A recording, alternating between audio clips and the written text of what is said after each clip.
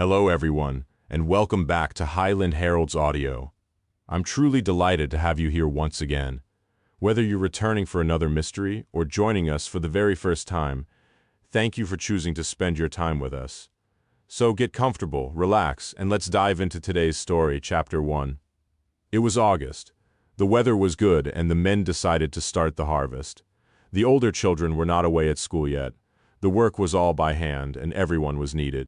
Later, the teacher and his wife came to help. Other islands in the group were using machines to do the harvest, but Kinnis was still using the old ways. There was a tractor. Alec had a tractor and they used that to carry the hay from the fields to the crofts. They worked on each person's land in turn, starting at the south of the island. Everyone except the very young and infirm was helping. Mothers brought their children with them. A baby slept in a pram in the sun. Toddlers played at the edge of the field. At midday, they all ate together outside where they were working. The islanders were not poor, but the harvest was always done this way. They worked quickly while the weather lasted. It was unusual to have such a long spell of good weather. Storms could come quickly without warning, and the harvest could be ruined. They wanted it finished by the time Jim brought his bride back in September. Some of them were going south for the wedding. So they worked quickly, and for a while, the rhythm of the harvest, the bending to gather the hay, to tie into stooks, the collection of the stooks together to dry, and the movement of the tractor from field to croft, ruled the island. Sarah wanted to get to the island as quickly as possible. "Why bother with a honeymoon?" she said as they were planning the wedding. "Why not go straight to the island? We'll have our honeymoon there." "There'll be no chance for a honeymoon once we're there," Jim said, and they decided on Cornwall. Sarah had never been to Kinnis. She had arranged to go once to see it and meet Jim's family, but then her father had been ill, and she was forced to cancel the trip. She was quite determined, though, that they should live there once they were married. Where else would they live? When she first met Jim, he was working as assistant manager on a big farm in Cheshire, and she was a student midwife in Liverpool. They had met at a party in the rugby club where her brother was a member. Jim had just joined, and seemed detached from the rowdy good temper of the other young men. It seemed to Sarah that he was more mature than they were, but a little lonely. He treated her with old-fashioned politeness. In those first few months of their relationship, he drank a good deal but gave nothing of himself away. This aroused Sarah's curiosity and presented something of a challenge. She had just attended a course in psychiatry and thought that he was repressed. He had not told her at first where he came from. She was English and did not recognize his accent. Later, she was grateful for that. She would not have known if he had told her, whether she was attracted to him or to the romantic idea that he belonged to the island. By the time he told her where he had spent his childhood, she was convinced that she loved him. She had heard of the island because it had been featured in one of the color magazines of a Sunday newspaper. The pictures of the crofts and the cliffs, the detailed description of the life there had caught her imagination. She especially remembered the faces, wary and cheerful, which stared out of the pages at her. The piece had been called A Study of Paradise.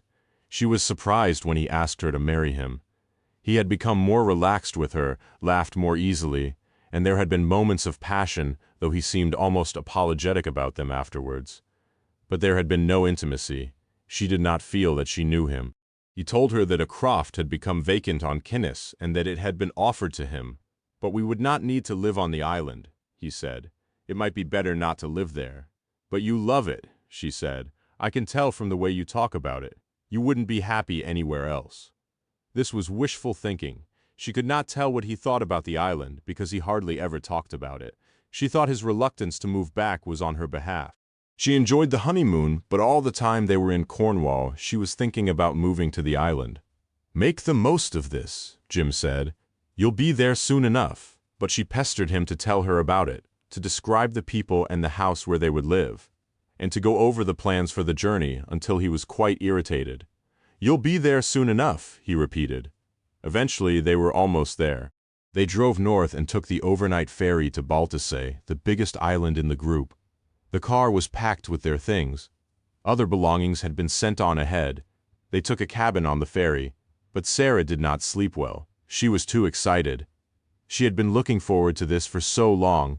She wished that she could share her excitement with Jim, but he slept on the bunk above her and did not answer when she called out his name. The ferry pulled into the harbor on Baltasay very early in the morning. It was just as she had imagined. The harbor was full of fishing boats and gulls, and the gray and white houses were crowded together around the water. The streets were narrow and cobbled. Jim stood by her on the deck and pointed things out to her, his old school and houses where friends had lived. She was sure that he was pleased to be back. They had breakfast in a cafe overlooking the harbor, then drove to the south of Baltasay to catch the boat to Kennis. Once they were out of the town, the landscape was bleak and windswept. There were no trees even around the crofts, and there were black scars in the hillside caused by peat digging. The road was new and good. They came upon occasional pockets of development, an enormous oil terminal and a modern concrete housing estate which looked like a prison. She tried to persuade herself that she was glad it was so bleak and so strange, and that made the trip even more exciting, but she felt disturbed and a little frightened. The boat, the Ruth Isabella, belonged on Kinnis and came to Baltasay once a week for mail, provisions, and passengers. Its base on Baltasay was a deep bay called Lutwyck. There was a jetty there, but nothing more. Sarah had expected a village, more gray and white houses, perhaps a hotel where they could wait in comfort, but found only a corrugated iron shack, a telephone box, and a pebble beach. They were the first people to arrive at Lutwyck. Later, when the boat appeared on the horizon, a mail van came down the road and parked by the hut, and then an old lady driving a delivery van with fresh meat, fruit, and vegetables. Inside the hut, a tray of bread stood next to some of their furniture, which had already been delivered. On the jetty there were drums of diesel and Calor gas cylinders. The boat seemed to approach very quickly, and Sarah's high spirits returned. Baltasay might be bleak and ugly, but Kinnis would be different. Hadn't the newspaper said that it was paradise? As the Ruth Isabella drew nearer, the clouds parted and the sun came out. Sarah put her hand to her eyes to shield them from the reflected glare. Soon she could see every detail on the boat. Someone came out of the wheelhouse onto the deck and waved. The old lady got out of the van and began to unload the goods inside it. The skin on her face was as tough and red as that of an old Swede. The postman did not move, and she began to complain to him about how heavy the boxes were. But he did not take the hint and get out to help her. He wound down the window of the van and looked out at the boat. The old woman nodded at Sarah, who was standing some distance away. "That'll be Sandy Stennett's new daughter-in-law, then," she said to the postman. He grunted in reply. "I think it's terrible sad for a young girl like that to be stuck on Kinnis, especially coming from the south. You'd think she'd want more from life than that." "I went there once." The man spoke after a pause which gave the impression of considerable thought. "I didn't think a great deal of it. They say that they're terrible inbred," she said, inviting gossip. But the postman had made his contribution. He climbed slowly out of his van and swung 2 sacks of letters behind him, without bothering to answer. The boat was pulling into the jetty. A middle-aged man was at the wheel, and 2 younger ones were acting as crew.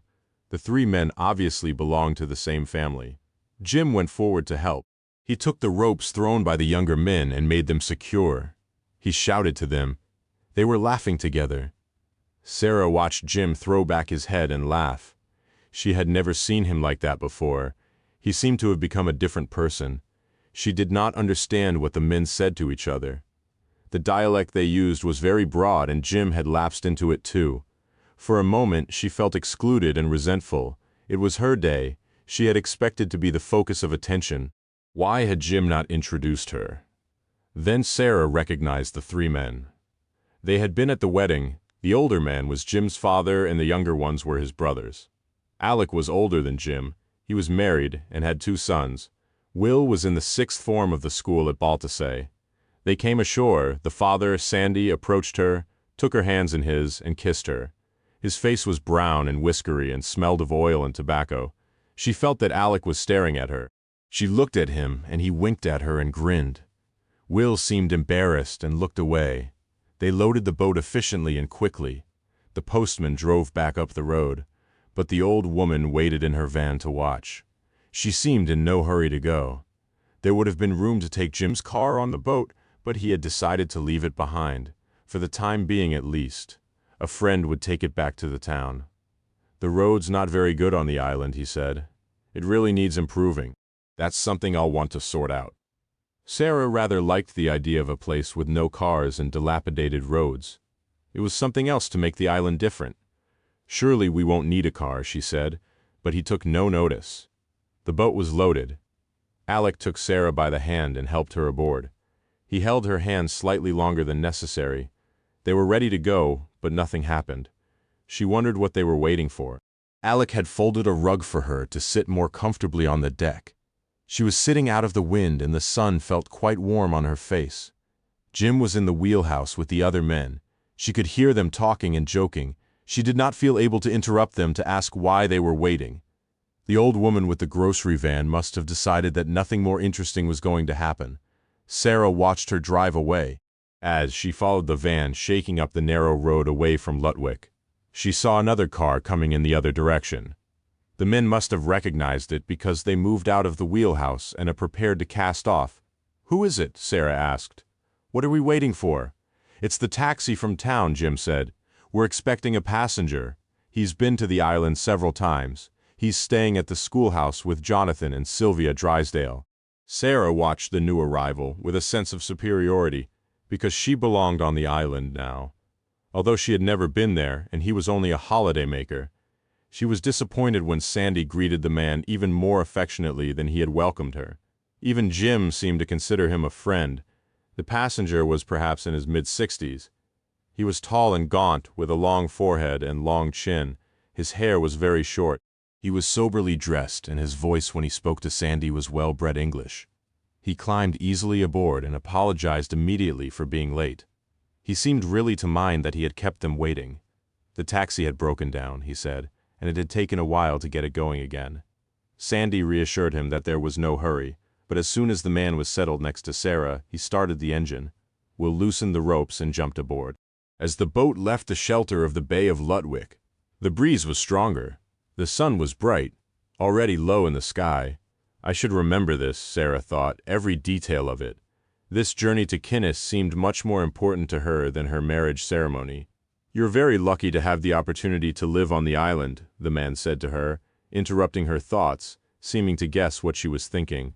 "Sandy writes to me occasionally to keep me in touch with what is going on. He told me about you. Naturally, he is delighted. Do you go to Kinnis often?" she asked. "Not as often as I would like. Jonathan, who teaches in the island primary school, was at university with my son. Jonathan shares my interest in ornithology and invited me to stay with him. You're not a bird watcher, are you?" She shook her head. "What a shame. Kinnis is very good, you know, but it's desperately underwatched. I think it would rival Fair Isle if it were properly covered." She did not know what he was talking about. She wanted to savor every moment of her journey to Kinnis and did not ask him to explain. It took nearly 3 hours to get there. Sarah wanted to capture the essence of it in her memory. She knew that she would never again feel such anticipation and excitement. But after the first sharp pleasure as the boat moved away from the jetty and she thought, "This is it, the start of a new life for Jim and me," she became only sleepy and a little sick. The long, monotonous rolls of the boat, and the sound of the engine and the meaningless jumble of words in the wheelhouse made her drowsy.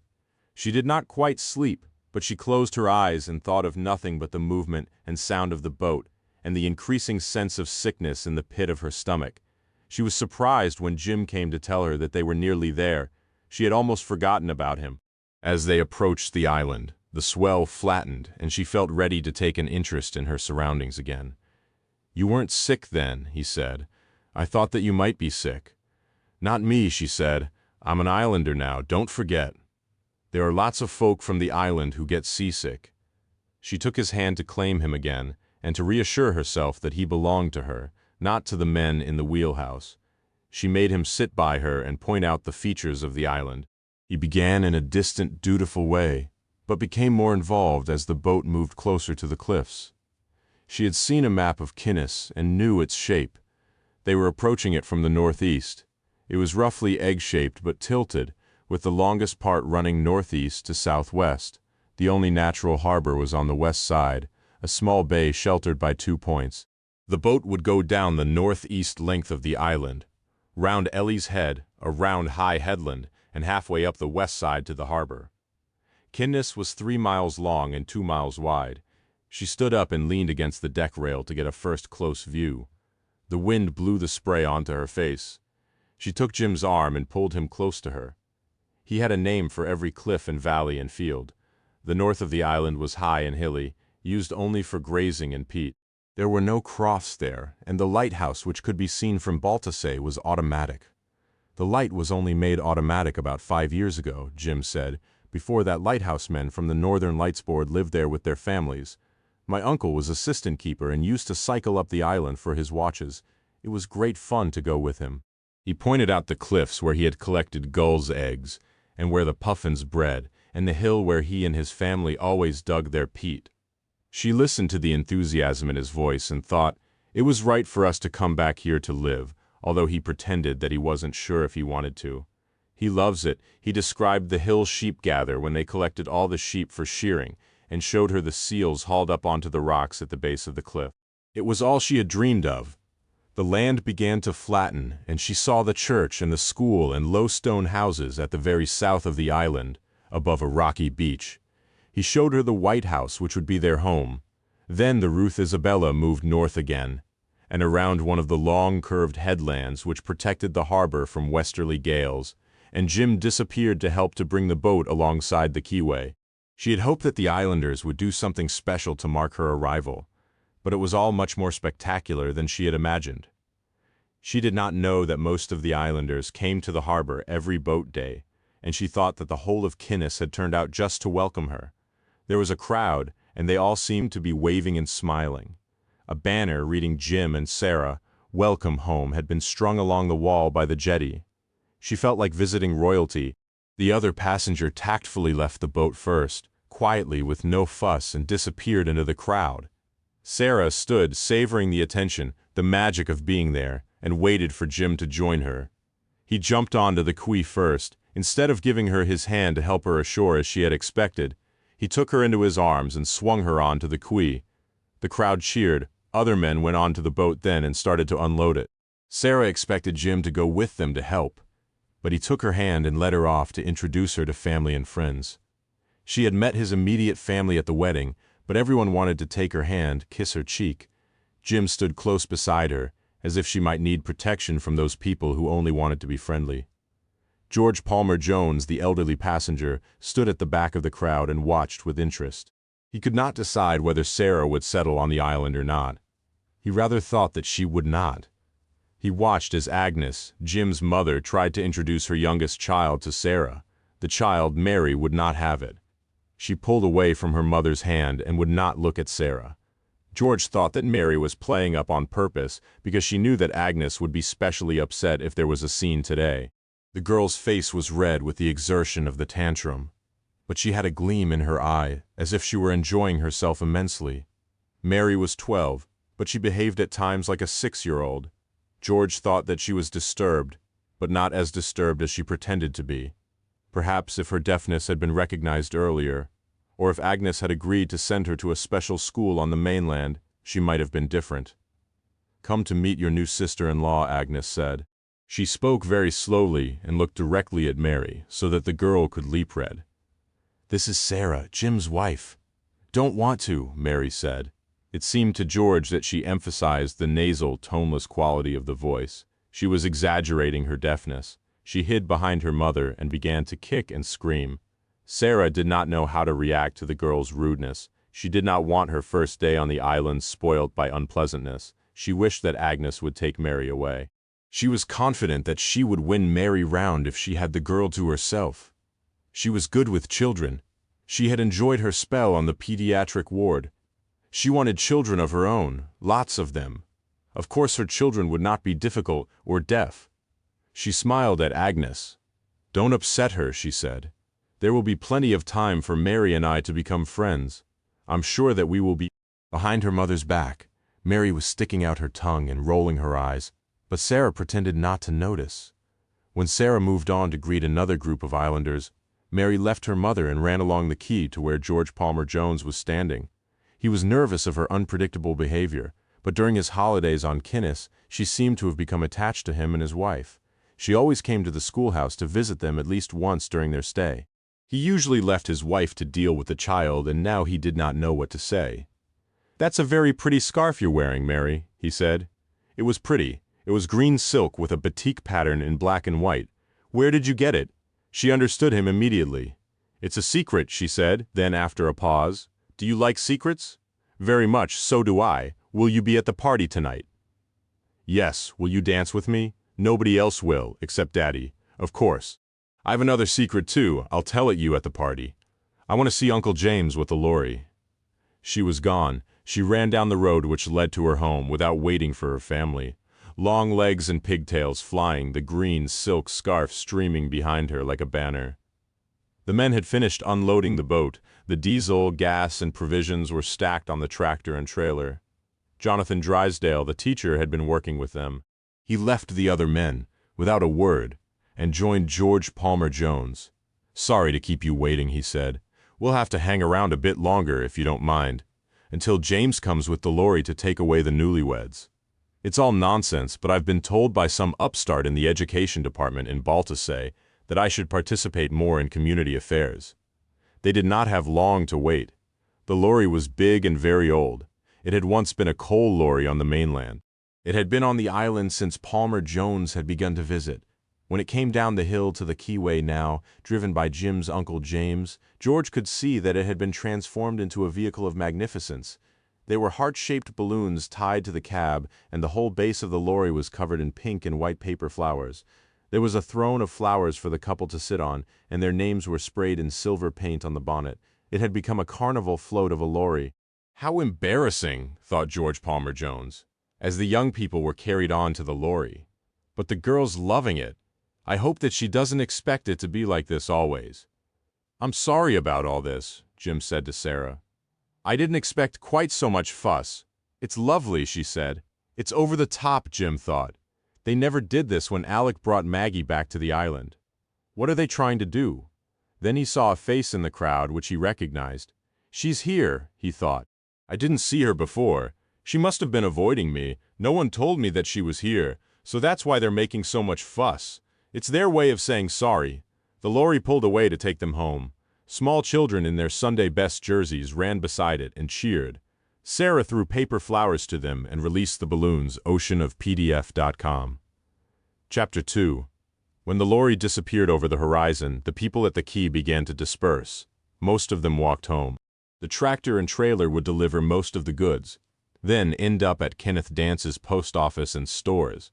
He would sort the mail and deliver it later. An old man and his sheepdog perched on the back of the trailer to get a lift down the island. The women and children walked back slowly together. The children were excited and dragged the balloons on strings behind them, but it was the same as every boat day. The women were talking about the preparation for the wedding party, but there were dances and parties throughout the autumn. The unloading of the boat had taken longer than usual.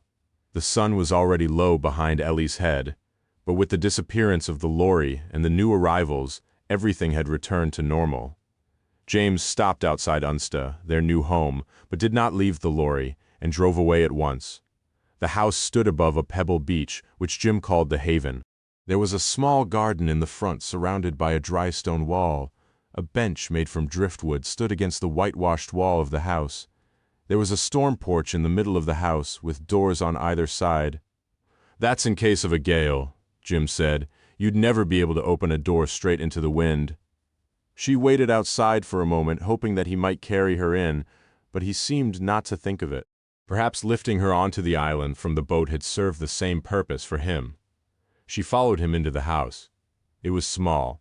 There's no bathroom, he said immediately. I explained to you that there's no bathroom.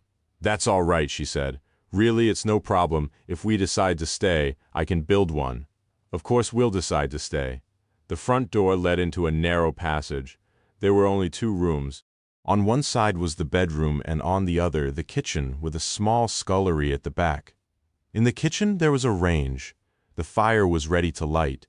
Sarah suddenly felt chilled and tried not to shiver. There was a little essential furniture in the room, a kitchen table, a couple of chairs, but it looked cold and bare. Alec and Maggie gave us this, Jim said. For the time being, the old man who was here moved to the mainland to live with his sister, and he took everything with him. Alec will bring our things on the tractor and trailer later. It'll be fun to start from scratch. Everything was spotlessly clean. But the net curtains which hung at the windows were frayed and tatty, and the lino had lost all its color. "It's lovely," she said. "Really, it's lovely." He took her hand and led her towards the bedroom. He stopped her at the door, picked her up, and carried her inside. George and Jonathan walked back slowly to the schoolhouse. Jonathan had lingered at the quay, looking out at the gannets, fishing over the sea, until the islanders had gone. George felt awkward. He had made friends on Kinnis, and would have liked to walk down the island with them. "How's Sylvia?" he asked. "Fine." He had never found Jonathan easy to talk to. Every time he visited Kinnis, he felt that he was in the schoolhouse on sufferance. Drysdale was polite, but George felt that the politeness was an effort. Yet each year the invitation came, and after he left there was a warm and friendly letter saying how much Jonathan and Sylvia enjoyed Palmer Jones' visit. "Did you have a good spring?" George asked. Jonathan considered. "Not bad," he said in the end. "I broke my record for ringing oaks. We didn't have any very special migrants." He had a clipped, rather affected accent, which George found irritating. He must have been 35, but he still looked and sounded like a public school boy. Molly, George's wife, thought that Jonathan was shy, but that had never seemed to George a reasonable excuse for rudeness. "I've been invited to the party tonight," George said. "Sandy wrote to me specially. Will you and Sylvia be going?" "We've been invited," he said. "Everyone on the island's been invited. I suppose that we'll have to go. Sylvia's very keen, and as I said, I've been told to participate in community affairs." The schoolhouse was in the middle of the island. The classroom was in the same building. The house was gray, two-storied. They could see it from the road which wound round from the harbor. Nothing else broke the horizon. To the left of the road, built into the hill, beyond a locan smooth and round as a mirror, was Kell, the croft where James Stennett lived. It was immaculate, freshly whitewashed, with a neat pile of driftwood stacked by the back door. Then the road fell sharply past the low marshy area known as the Loons. In the spring it was covered with long grasses and flowers. Beyond that were the green folds of the cliff top and the sea. George forgot that Jonathan irritated him and enjoyed being on Kinnis. Sylvia had seen them coming and was at the door to meet them. For the first time since his arrival, George felt welcome. She had long chestnut curls and a warm, wide smile. There was tea made and hot scones and a fire in the grate in the living room. "It is so nice to see you," Sylvia said, and she approached George to be kissed. Her hair smelled of the hot scones and the fire. She led them into the living room. It was light, a mix of traditional island croft and modern comfort. Sylvia sat on a sheepskin rug by the fire and gestured the others to sit down. "Isn't it lucky," she said, "that you could make it in time for the wedding party?" She began to chat about the preparations for the evening. Jonathan got up and stood by the window. He said nothing. Elspeth Dance sat in her parents' home at the post office with her son on her knee. They were in the kitchen. Kenneth was sorting the mail on the table. Anne was putting the final decorations on the cakes which she had promised for the party. "No one has told him that I'm back," Elspeth said. "He was surprised to see me." "Does it matter?" Kenneth said. "Surely not after all this time." "It matters to me," Elspeth said. "Someone should have told him. He should have been given the choice." "What choice? Do you really think it would have made any difference?" "I don't know. We were so close." Annie looked up from the cakes she was decorating meticulously. "You're making too much of it," she said sternly. "It's all over. It was over years ago. Don't you go stirring it up again." "Should I go to the party tonight then?" "Of course you'll go. You mustn't disappoint Ben." Annie looked tenderly at her grandson. "Do you think Jim knows what happened?" Elspeth sounded frightened. "How could he know?" "I'm warning you," Elspeth said. "There'll be trouble. Should I go over and see if they've everything they need?" Alex said, "No, they've only been married a week. They surely want to be on their own. They've got everything they need. I've never seen such a fuss." Maggie was sandy-haired and sensible. She had been an infant teacher on Baltusay before they married. They had been to school together. She had no illusions about Alec or about the island when she moved to Kinnis. "We didn't have all that carry-on when we were wed," she said with a touch of regret. "Would you have wanted it? We had the party. I wouldn't have had it any different. Where are the boys in the garden playing? I'll bring them in right at the last minute to get them changed and ready. Otherwise they'll get dirty again." Do you think that they'll settle, the boys? No, Jim and Sarah. I expect so. Given time, we did. Why? If they moved off, there'd be nothing to stop me buying the Unsta land. We need more land if we're going to make any sort of living. She had heard it all before. Your father managed, and he has less land than us. Things have to change. Things will change. Sandy and Agnes won't be able to stay at Sandwick forever, especially when Will goes. Then they'll need someone to work their land.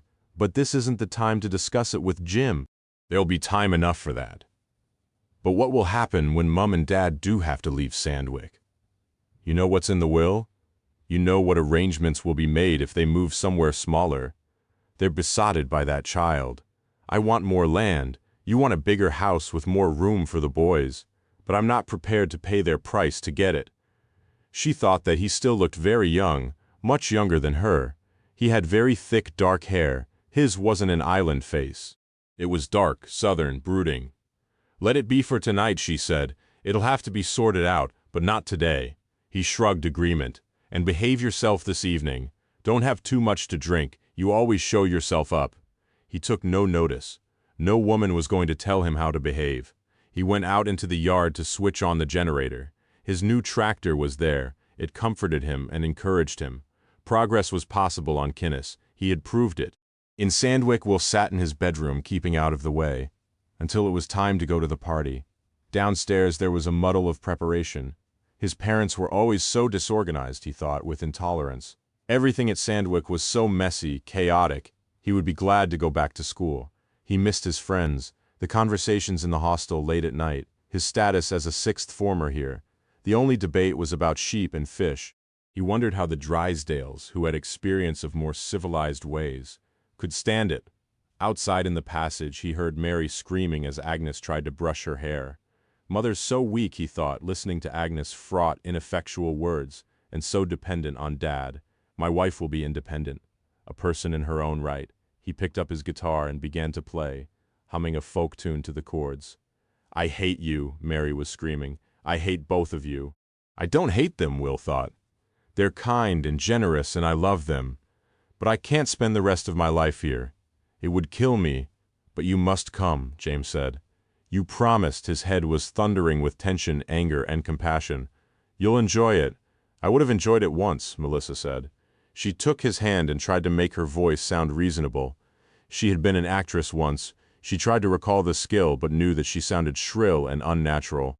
Look, she said. I have tried. I did want to come. But you can't understand the panic. When I think of all those people in the hall, I can't face it. They won't miss me. He gave in immediately. He knew that there was no point in trying to persuade her. At first he had been sympathetic about her moods and depressions. There had been cause enough, miscarriage after miscarriage, and she had been so desperate for a child, but that had been years ago. She had not come from Kinnis, not from any of the other islands. That had been part of the problem. When he first met her, she had not seemed to have come from anywhere. She was getting off the big boat at the harbor on Baltasay. He was on his way home after national service. She was very small and frail, wrapped up in a big coat. She had plenty of money. What brings you to the islands? He had asked. She had been waiting on the quay, looking lost and unhappy.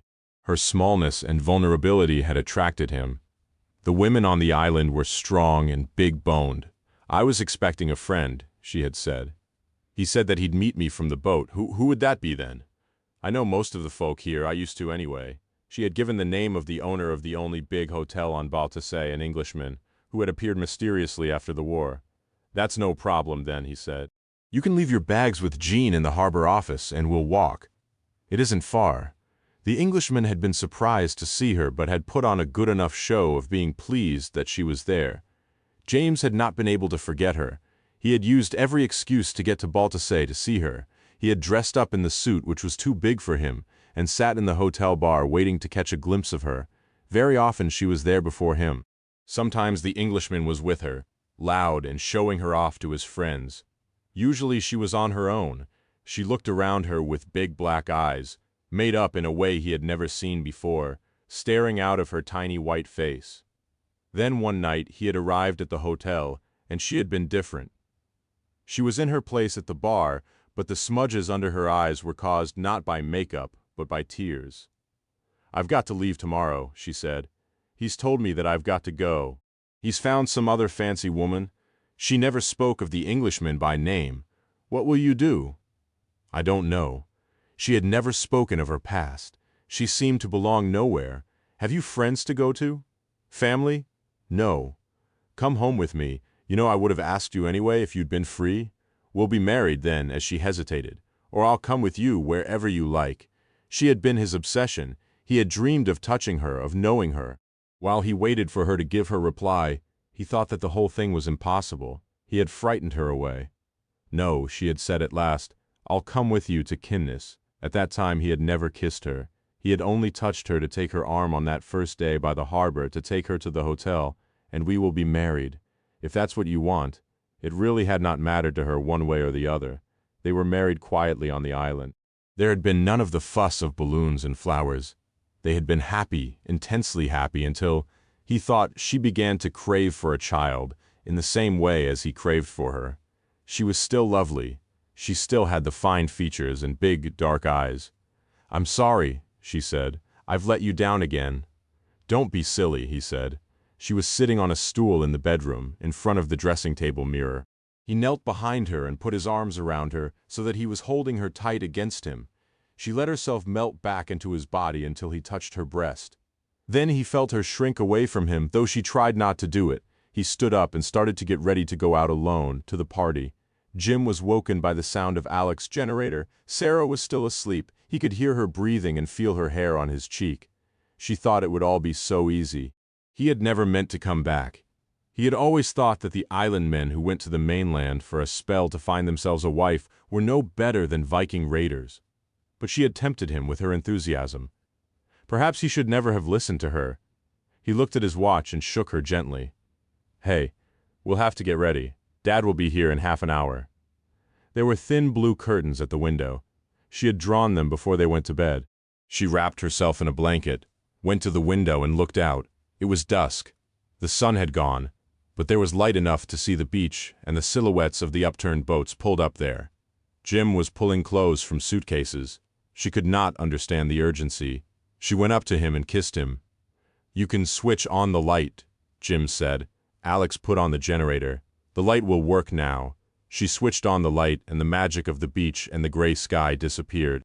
"I'll heat some water for washing," Jim said. "Maggie said that your dress is in the wardrobe. They cleaned it for you. Apparently one of the seams had split. She got someone to mend it for you."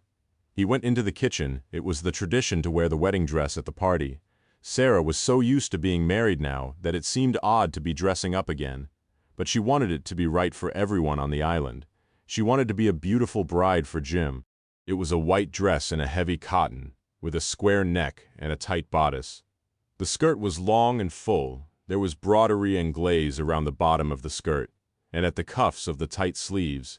It had been beautifully laundered. All the pin tucks in the bodice had been carefully ironed. She took the dress out of the wardrobe and laid it on the bed. As she did so, she saw that there was a pin still in the hem. She lifted the skirt to take it out. It had not been used in mending the dress.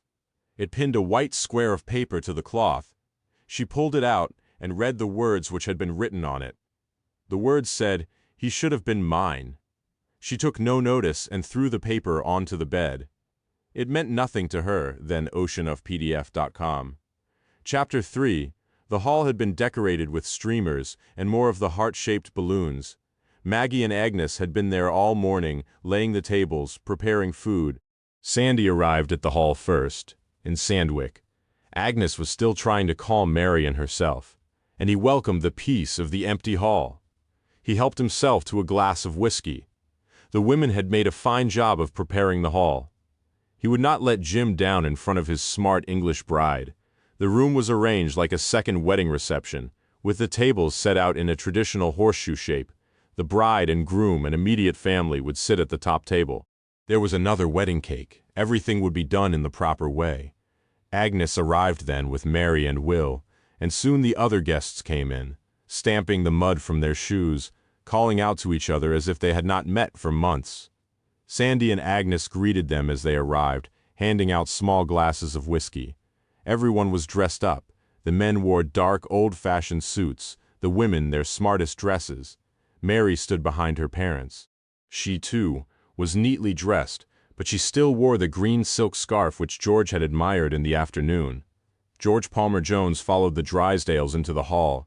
He had been put to sit with them at the end of one of the tables, a small group of outsiders. As they waited for Sarah and Jim, Sylvia gave him her full attention. Jonathan might not have been there. He felt flattered by her interest and found that he was putting into words ideas which he had discussed with no one else, not even his wife. "How are you enjoying retirement?" Sylvia asked. "You seem to be busy." "Yes, I'm always very busy, but not in a particularly satisfying way." "What do you mean?" he considered. "I think that I miss the structure, the discipline of work." "Are you thinking of going back to work then?" She smiled at him in a sympathetic, encouraging way. She was leaning over the table towards him, and the copper hair fell over her shoulders, so that he could see the bare, creamy skin at the back of her neck. He remembered his work as a civil servant in the Home Office, part administrator, part policeman. "Not exactly. I was thinking of setting up on my own." He was distracted by the smooth neck, the touch of her ankle against his leg. He would not otherwise have confided in her. "How exciting! What as?" "Oh," he said vaguely, "as a consultant, to provide an advisory service in my own field."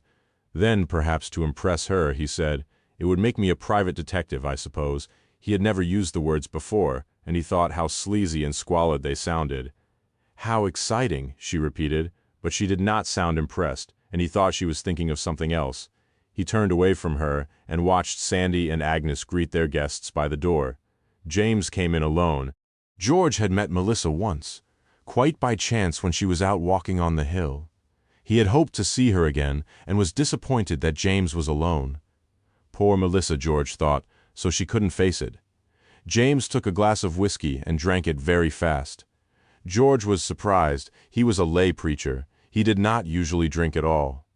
The guests all began to take their seats. The two families were separated as usual. The Dances sat on one side of the Horseshoe and the Stennets on the other. Nothing was meant by the separation, but everyone felt more comfortable that way.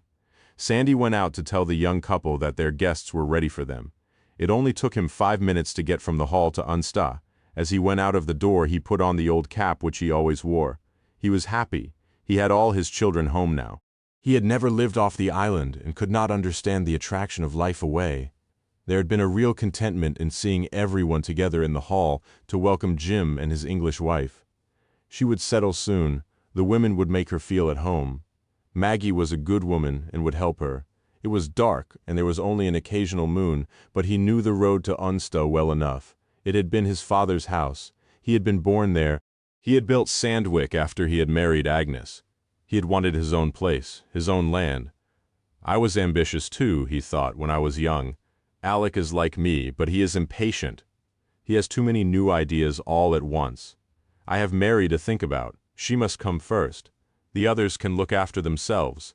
Maggie is a good woman, but she pushes Alec. He has ambition enough without her pushing him. I was lucky. Agnes was happy to leave the planning to me. He arrived at Unsta. The curtains were drawn, and he could not see in. He opened the porch door and was just about to go into the house when he stopped and knocked. I have never had to knock on this door, he thought. Well, everything has to change because he had knocked on the door for the first time. He saw and heard everything as if for the first time. An old oilskin was hanging in the porch and reminded him of fishing trips with his father. He heard the background sound of waves on shingle and the chug of the generator from its shed at Bunnis over the lane. The door opened and Jim stood there, scrubbed and spruce with the light behind him. "You didn't have to knock," Jim said. "Will you come in?" "Better not," said his father. "They're all there now and waiting for you both. You know what they're like. Waiting to get at the food and the dancing." Sandy nodded. Sarah heard them talking. "I'm just coming," she shouted. "I'm nearly ready." She came out through the bedroom door and stood in the hall. Jim moved out of the doorway and into the darkness of the porch, so that both men could see her framed by the light. Her long hair was loose, and she wore not a veil but a white shawl of local lace pinned to her hair, which fell around her shoulders. "Do I look all right?" she asked. "Will I do?" "You'll do fine," Sandy said. "You'll do just fine." He stepped into the house to take her hand, and she could see then that he was beaming. He looks like a furry animal, she thought. With his round face and round nose and big front teeth, she realized that he looked just like an illustration of Ratty in an edition of Wind in the Willows which she had loved as a child. She took his arm and the three of them walked together up the road to the hall. It was on some high ground in the middle of the southern bulge of the island. Sarah could see it almost as soon as they left Unsta because of the long lit windows and the light outside its door. As they approached, she could hear the talking and the laughing. "I'm nervous," she said. "I never thought that I would be." She had been talking to Jim, but Sandy replied, "There's nothing to be afraid of," he said. "Not here on Kinnis. You're home now. Besides, you don't have to do anything except look pretty." They had arrived at the door of the hall. Although it had been a warm day, it was colder now, with the sharp clarity of autumn. They hesitated. "What do we do now?" Sarah asked. She shivered. She was standing underneath the light fixed on the wall, and the shadow at her feet was strange and witch-like because of the long dress and the shawl. "Just give me a minute," Sandy said. "Then Jim knows what to do." He took half a bottle of whiskey from his pocket and took a swig, then pushed open the door into the hall. It swung back on a heavy spring almost immediately, before Sarah could see what was happening inside. But she felt a rush of warm air and she shivered again inside. They must have been waiting for Sandy to come back, because they were quiet at once and expectant. He must have been standing just inside the door, because when he spoke his voice was very loud. "Ladies and gentlemen," he said, "can we welcome Sarah and Jim?" There was a sound of chairs scraping against a wooden floor as they all stood up. Then the door was open, and she was in there with them. Jim took her hand, and they walked together around the room. The guests were clapping after waiting outside in the darkness. The lights seemed very bright. The room was very warm. Sarah wished that it was all over. She had expected to enjoy the attention, but she was overawed by the strange faces and the noise and the staring eyes. She supposed that they were looking at Jim too, but it seemed that everyone was staring at her critically and with interest. Eventually she reached her place at the table, but there were more cheers before Jim took his hand from her arm, and she was allowed to sit down. Then the guests sat too, and began talking to each other, so that they were no longer looking at her, and she began to relax a little. She looked down the table, avoiding curious eyes. There were plates of cold meat and dishes of vegetables for people to help themselves, thick cups and saucers and enormous institutional teapots. It was very different from the first wedding reception in the Smart Hotel in Chester, where the toasts were drunk in champagne. There was a professional photographer, and the waitresses were dressed in black. Jim interrupted her thoughts. "You must start to eat," he whispered. "They're all desperate to get at the food, but they won't like to until you do." She helped herself, and immediately there was a clatter of spoons against china. Plates and dishes were passed along the table, and the party began. As they ate, she could look at the people more closely. They concentrated so hard on their plates and the conversation that there was no danger that they would see her watching, return her stare. There were perhaps 40 people of all ages in the room. "Is everyone here?" she asked. "Everyone who lives on Kinnis?" "Everyone except Melissa." "Melissa? My Uncle James's wife. She's not very strong, she doesn't get out much." "That's sad. It would have been nice to have everyone here." "Yes, it would have been nice. We'll save her some cake." But he had begun to talk to Agnes, who was sitting on the other side of him. He was teasing his mother, and his voice had slipped into the accent which Sarah could not understand. Throughout the meal and the speeches she felt isolated because of her imprecise understanding of the dialect. Usually she could guess at the meaning, but then a word was used which was unclear, and she was left feeling that she had gained the wrong impression of the whole thing, and so had reacted inappropriately. "Will I speak like that one day?" she thought, and she found the idea frightening. "When I speak like that, I won't be me anymore. I'll be one of them, just another of the Kinnis folk." Then she thought, "My children will definitely speak like that," and unaccountably she found that idea reassuring. After the meal and the cups of tea, they drank toasts and whiskey to the bride and the groom. She cut her second wedding cake. The plates were cleared and taken to the kitchen, and they prepared for the speeches. Sandy spoke first, simply and briefly. "I have one beautiful daughter," he said, patting Mary's head. "Now I have two." Alec had been Jim's best man. At the first reception his speech had been short and restrained. He had been ill at ease. Now he enjoyed himself with a raucous, bawdy performance which had his audience yelling and laughing at him. At first Sarah thought that she was not understanding properly, but there was no mistaking the suggestive gestures, the obvious crudeness of the jokes. Then she was angry as she watched him leaning against the table, his black hair greased away from his face in a conceited imitation of an aging rock star. Why should I laugh, she thought.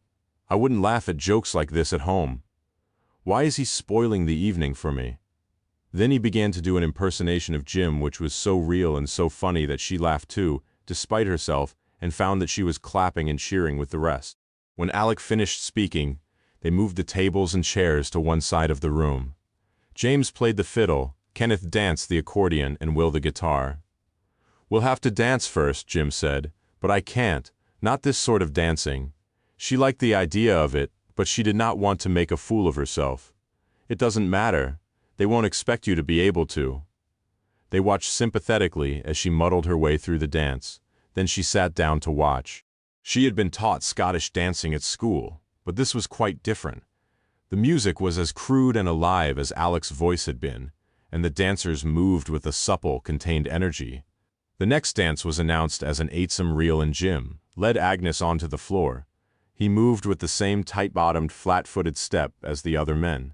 They danced in a square with 3 other couples. One of the sequences of moves involved the women dancing alone in the middle of the set, while the others clapped.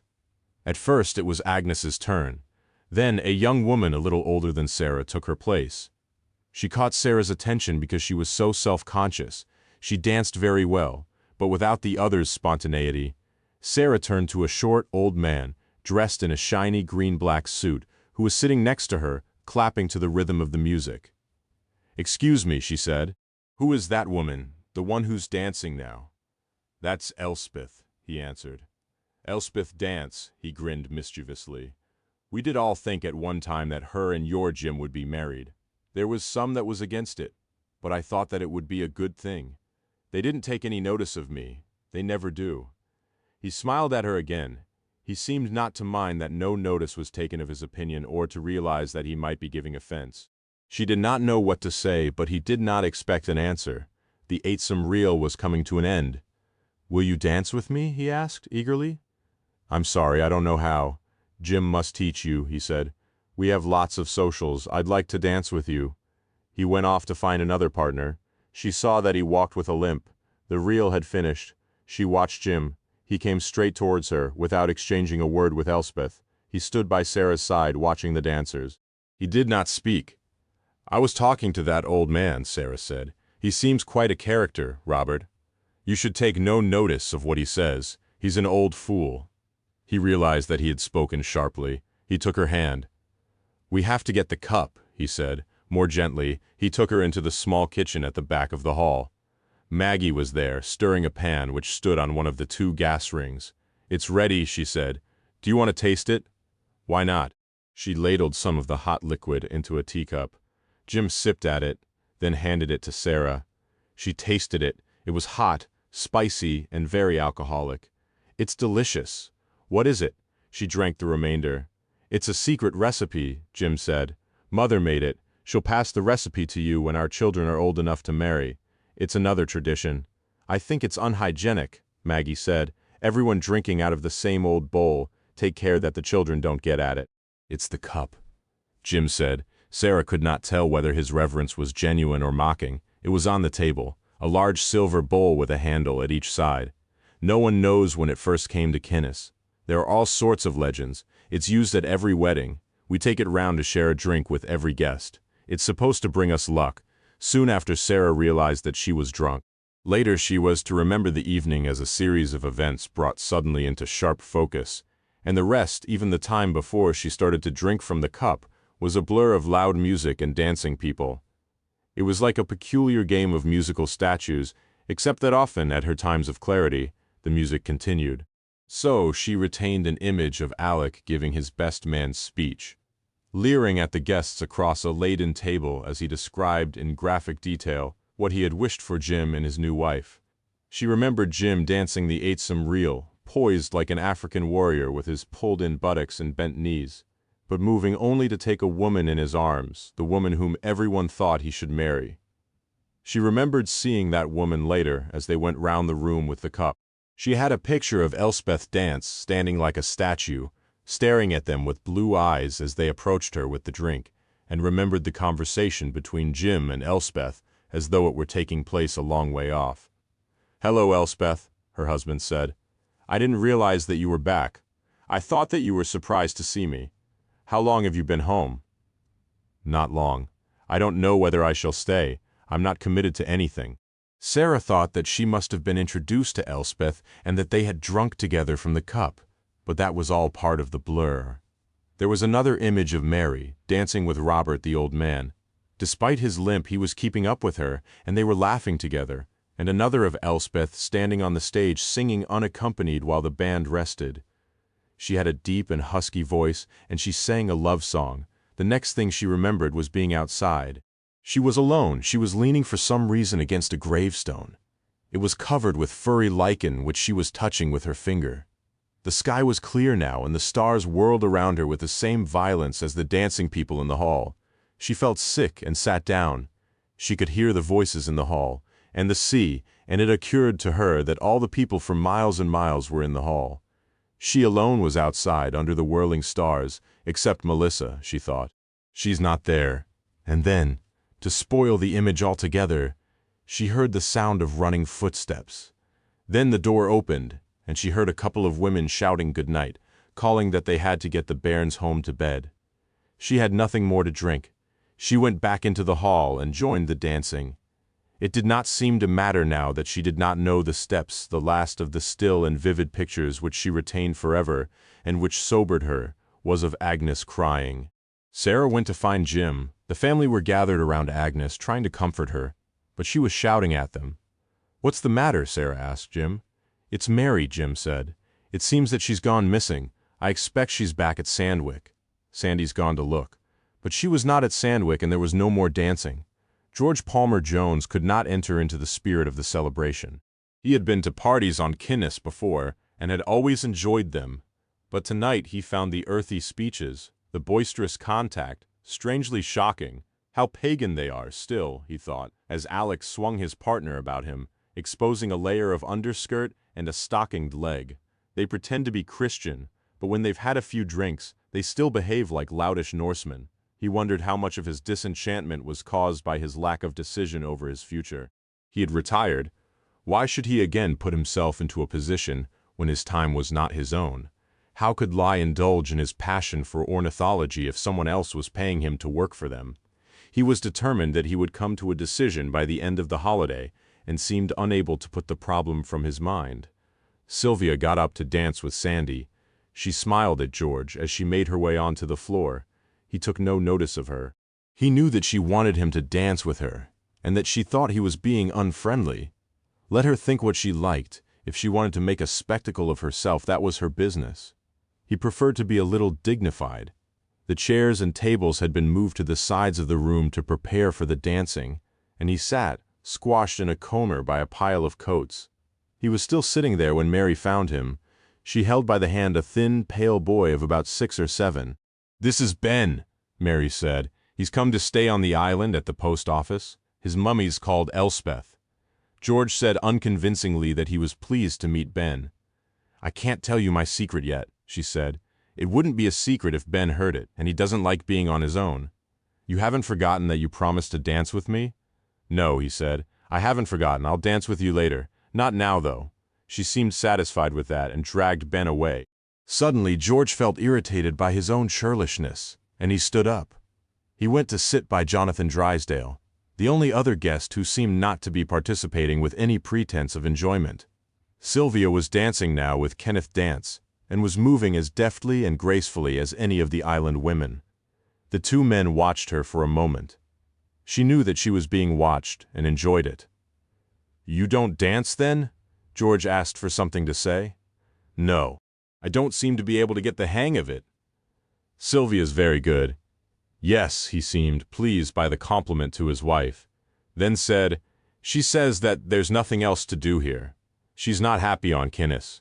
She was at first. She was the one who was most keen to live here. She's always been very interested in crafts. That was her subject, at art school. She had all sorts of notions of having a small workshop, perhaps with a loom, doing her own spinning and dyeing, but it never came off. Why was that? I'm not quite sure. There were a lot of obstacles. The islanders were very wary of outsiders. That was 7 years ago, and they were even more narrow-minded then than they are now. They thought that we were wicked because we wouldn't go to church. Things have changed a bit. At first I thought Maggie was quite enlightened.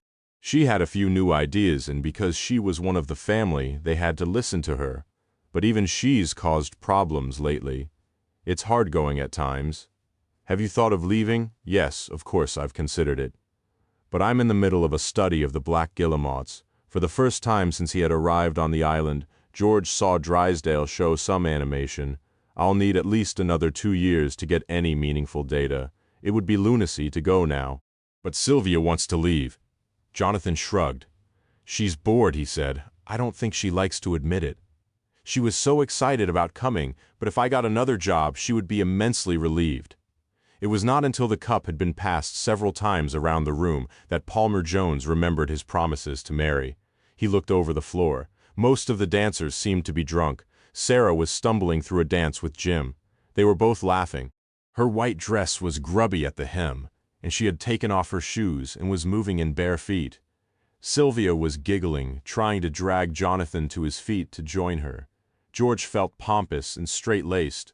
The band stopped. Then there was a break in the proceedings, and more homemade cakes and scones and biscuits were laid out on the table at the back of the room. George thought that perhaps Mary had been helping to prepare the food in the kitchen, and he went to find Maggie. "Have you seen Mary?"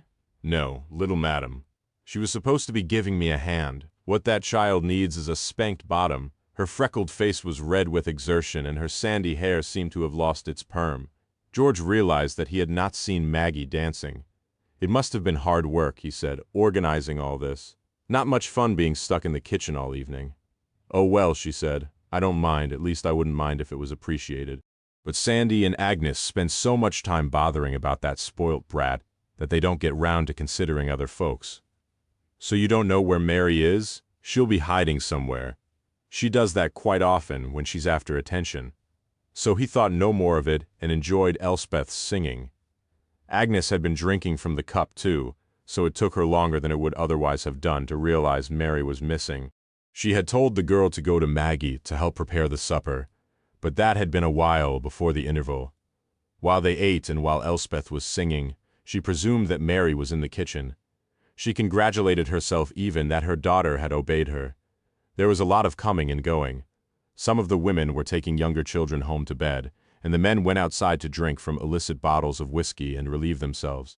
But later, when the dancing started again, and Maggie joined them and asked angrily why Mary had not been in to help, she began to get anxious. She began to ask if anyone had seen the girl, shouting to be heard above the music. When no one could tell her where Mary was, she went to find Alec. He was dancing with Sylvia Drysdale. It was a waltz, and he was holding her very close, but Agnes did not notice that. "Mary is missing," she said, prodding his back to get his attention. "You must go and look for her. I will tell your father you must both go." "Mother," he said, yelling with exasperation and to make sure that he was heard. "She's always going missing when no one's taking any notice of her. I'm not spoiling my evening to play her silly games." It was then that Agnes began to cry. "You don't care about her," she sobbed. "You've never cared for her. She's my daughter, and I'm proud of her. I love her. You don't understand. She needs all of your help, but you don't understand." They gathered around her. They thought that it was the drink that made her maudlin. "She's not used to it," they said. But because of who she was, they humored her. Sandy went to Sandwick to see if Mary was there. When he returned to say that she was not, the party broke up. They began to search the island. Kell was the northernmost croft on the island. It was a mile from the nearest house. At the back of the house rose the mountain where the skuas seemed to fight with sheep for land. The back of the house was always dark. Melissa sat in the kitchen. She was remembering the dance they had on the island when she came with James. They had been married on the island. They had been married in the church. She had told him that she had no faith, but he said that it did not matter. Everyone was married in church. He did not believe her when she said that she had no family to invite, but he did not press her. Sandy and Agnes had been married just a few years before and were very happy and light-hearted. They had made her feel welcome and wanted. They had been great friends, the four of them, Later, she and Agnes had become pregnant at the same time, and when she lost the baby, Agnes had been the person who had given the most comfort. It pleased her to know that life continued, and her sister-in-law's swelling belly was a sign of hope that she, too, could carry a baby again. But although there were other pregnancies, none of the babies survived, and as Agnes's family grew, Melissa became bitter and distant. She knew that she needed help, but who on Kinnis could give it? There was an elderly nurse, a spinster, who played the organ in the church and taught the children in Sunday school. Could she go to her and say, "Help me? I can't bear my husband to touch me"? The nurse had never been touched, seemed to know nothing of frustration or desire. In England, there would be places to go, people to see, sympathetic doctors, marriage guidance counselors. Once, a long time ago, she had suggested to James that she should go south to seek advice, but he had been hurt. "I can look after you," he had said. "I can care for you. You don't need other people." Now he would be glad for her to go, but it was too late. She was frightened to go to the south of the island where most of the houses were gathered. How could she get on an aeroplane and go to England? "I'm ill," she thought. "I live too much in the past." She heard the door of the storm porch banging. She hoped that it was the wind, but she knew it was James. He was still holding the powerful torch he had been using to search for Mary. She blinked and covered her eyes with her hands. "What are you doing, sitting here in the dark?" he said. As usual, irritation and concern were mixed. "The engine's still on. You could have put the light on, besides. It's very late. You should be in bed." "Yes, I didn't notice the time." "She's getting worse," he thought. "I must do something. Get a specialist from the mainland, maybe." But the last doctor from the mainland had given her tranquilizers, and she had not taken them. She stood up. She was wearing a dressing gown, and as she stood up, it fell open, so that he could see her neck and the top of her breast. Her skin looked very white in the light of the torch. She saw him looking at her. "I'm sorry," she said. "I'm off out again," he said. "I've just come in to get changed into warmer clothes. Mary is missing. I doubt if she's strayed this far up the island. But I said I'd look on the mountain. Don't wait up or me. It'll take a while." But he was still looking at her. "I love you," he said, as he walked out of the door, and the chill air hit him. He thought, "It's not love I feel for her. It's lust."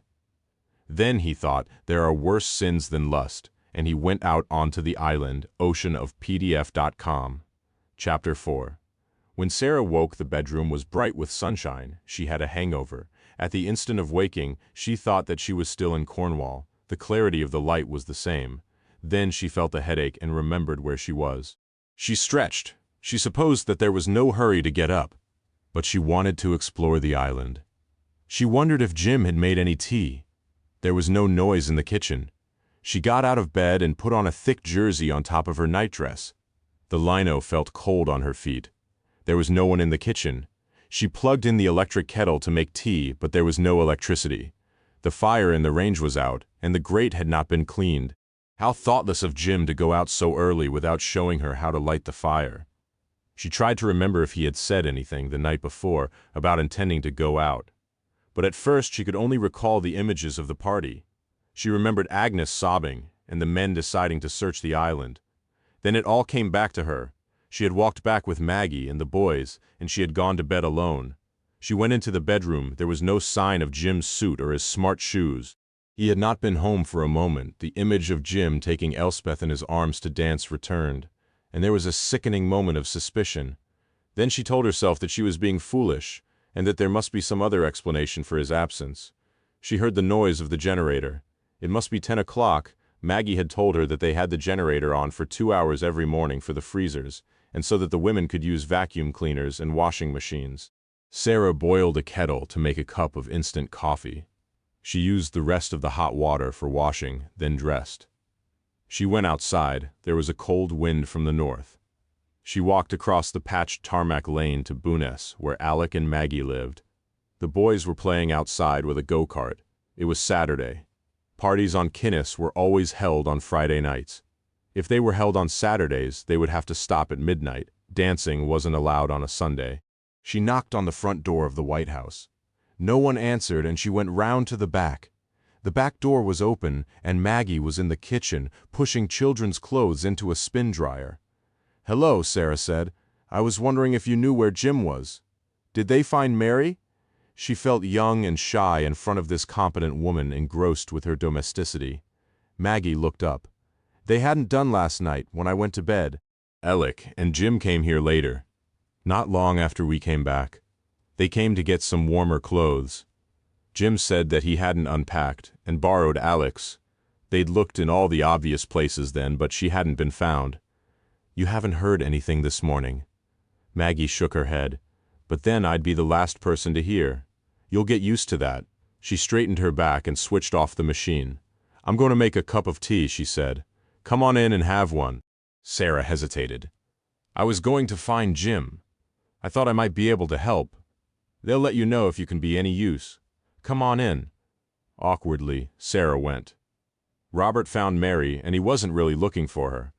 After looking in the empty buildings and Mary's usual hiding places, the men had stopped at Sandwick. Robert had followed them at first after the dancing had finished, limping after them, afraid of missing anything. But he wasn't invited back to Sandwick, and he went home and slept. He woke early and went looking for wood. Wood was precious on Kinnis, and had been more so when he was a boy and imports were unheard of. All the furniture on the island had been made of driftwood. Robert still hoarded driftwood. He did not use it so much himself now, but it pleased him when one of the younger men came begging for a plank to mend a fence or build a new gate. He scrambled down a rabbit track, sliding on his bottom with his stiff leg out before him to the rock and shingle at the base of the cliffs, and began to walk along the tide line. His dog was with him, as it always was. The fresh wind of the day before promised well. He found some small pieces of wood and began to make a pile above the tide line. He would mark the pile with his own sign, a circle of pebbles, so that anyone else scavenging would know that it was his. He would take it home later, a little at a time. He found the girl below Ellie's head, crushed like a doll on the rocks. She had landed above the line of the tide, and her clothes were hardly wet. He felt a moment of pity, but accidental death was not so unusual there. He went back to Sandwick to tell Agnes and Sandy, but before he did so, he marked his pile of driftwood with a circle of pebbles. They asked George to go with them when they went to fetch the body. There had been other accidents around the island. A climber had fallen once from the cliff, and someone had drowned after falling from a fishing yawl, and they knew that it meant official questions. If George went with them, he could answer the questions. He was an Englishman and had been a civil servant. He would know how to handle them. George took his camera and insisted on photographing the body before they moved it. They stood awkwardly while he did that, as if embarrassed by his lack of propriety, then lifted her onto a makeshift wooden sledge and pulled her along the shingle and up the rabbit track. He made a note in a small book of the clothes she was wearing. She was wearing the party dress of the night before and a warm jacket, but not the silk scarf. He was surprised at how calmly they took the news of her death. Perhaps they had been preparing themselves for it when they had not found her the night before. "She must have fallen from Ellie's head," Sandy said. "She must have run up there for some game. She probably thought that we'd notice sooner, that she was gone and chase after her. Then she must have lost her footing and fallen. I should have noticed that she wasn't there." He turned to George.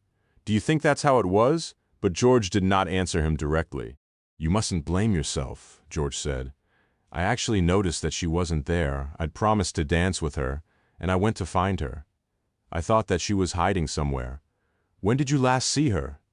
He spoke to all the men who were struggling to pull the sledge over the sharp rocks.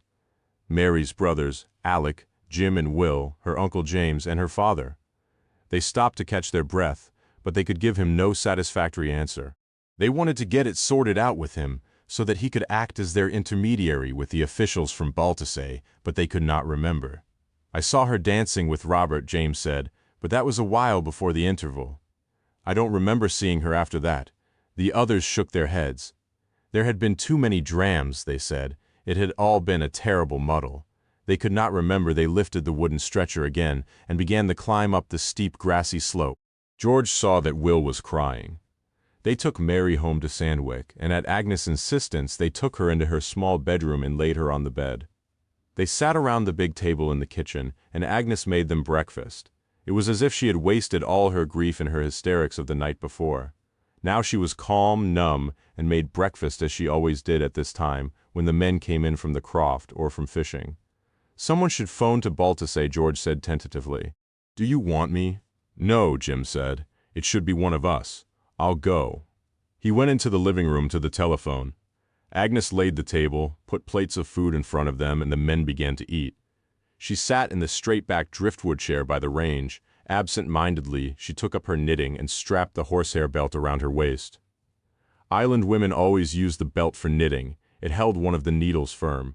The other began to move quickly as mindlessly she counted stitches and changed colored wools. Jim came back into the kitchen. It's all sorted, he said. Because of the way she died, there'll have to be formalities. They'll be coming in on the plane this afternoon. Who will? Alec asked. The police. It's routine, they said. They'll be taking the body away with them. Agnes looked up sharply. No, she said. She's to stay here. She's to be buried here. She can be. They said that we could make our own arrangements for the funeral, once the formalities are over. They were still sitting around the breakfast table when Sarah knocked at the door. Maggie had been friendly, they had drunk tea and talked about the children, Sarah's honeymoon, general plans for the future. Do you think that you'll like it here? Maggie asked at the end, just as Sarah was preparing to go. Of course I will. It's Jim's home. But will you like it? Sarah hesitated. Yesterday, she would have been certain. She would have answered immediately. Of course I'll like it. But today she hesitated. It'll take some getting used to, she said. But I want to make a go of it. I'm quite determined. As she walked up the road to Sandwick, the wind blew against her, and she was hot and breathless when she reached the gate. It was an ugly house, big by Kinnis standards, square and functional. The yard was ankle-deep in mud, and two mongrels barked at her as she approached the door. The effort of the walk, the remnant of the hangover, and the dog's muddy footprints on her coat made her angry. It seemed inexcusable to her that Jim had left her alone on her first morning on the island. The men sitting at the dining table heard the knock on the door, but they continued drinking tea, and it was Agnes who opened it. Sarah saw that she had been crying, and the anger disappeared. She did not know what to say. Come in, Agnes said. You'll be wondering what happened to Jim. I'm so sorry. She led Sarah into the room, where the men were still sitting. I didn't want to intrude, Sarah said. Is there any news? When she had first seen Agnes, she thought that there must have been a terrible accident. But now, seeing the men calmly at the table, the debris of the breakfast, she thought that she must have been mistaken. She's dead, Jim said. She fell from Ellie's head. She must have slipped. Sarah began to cry. She wished that she was alone in the room, and they would all stop staring at her.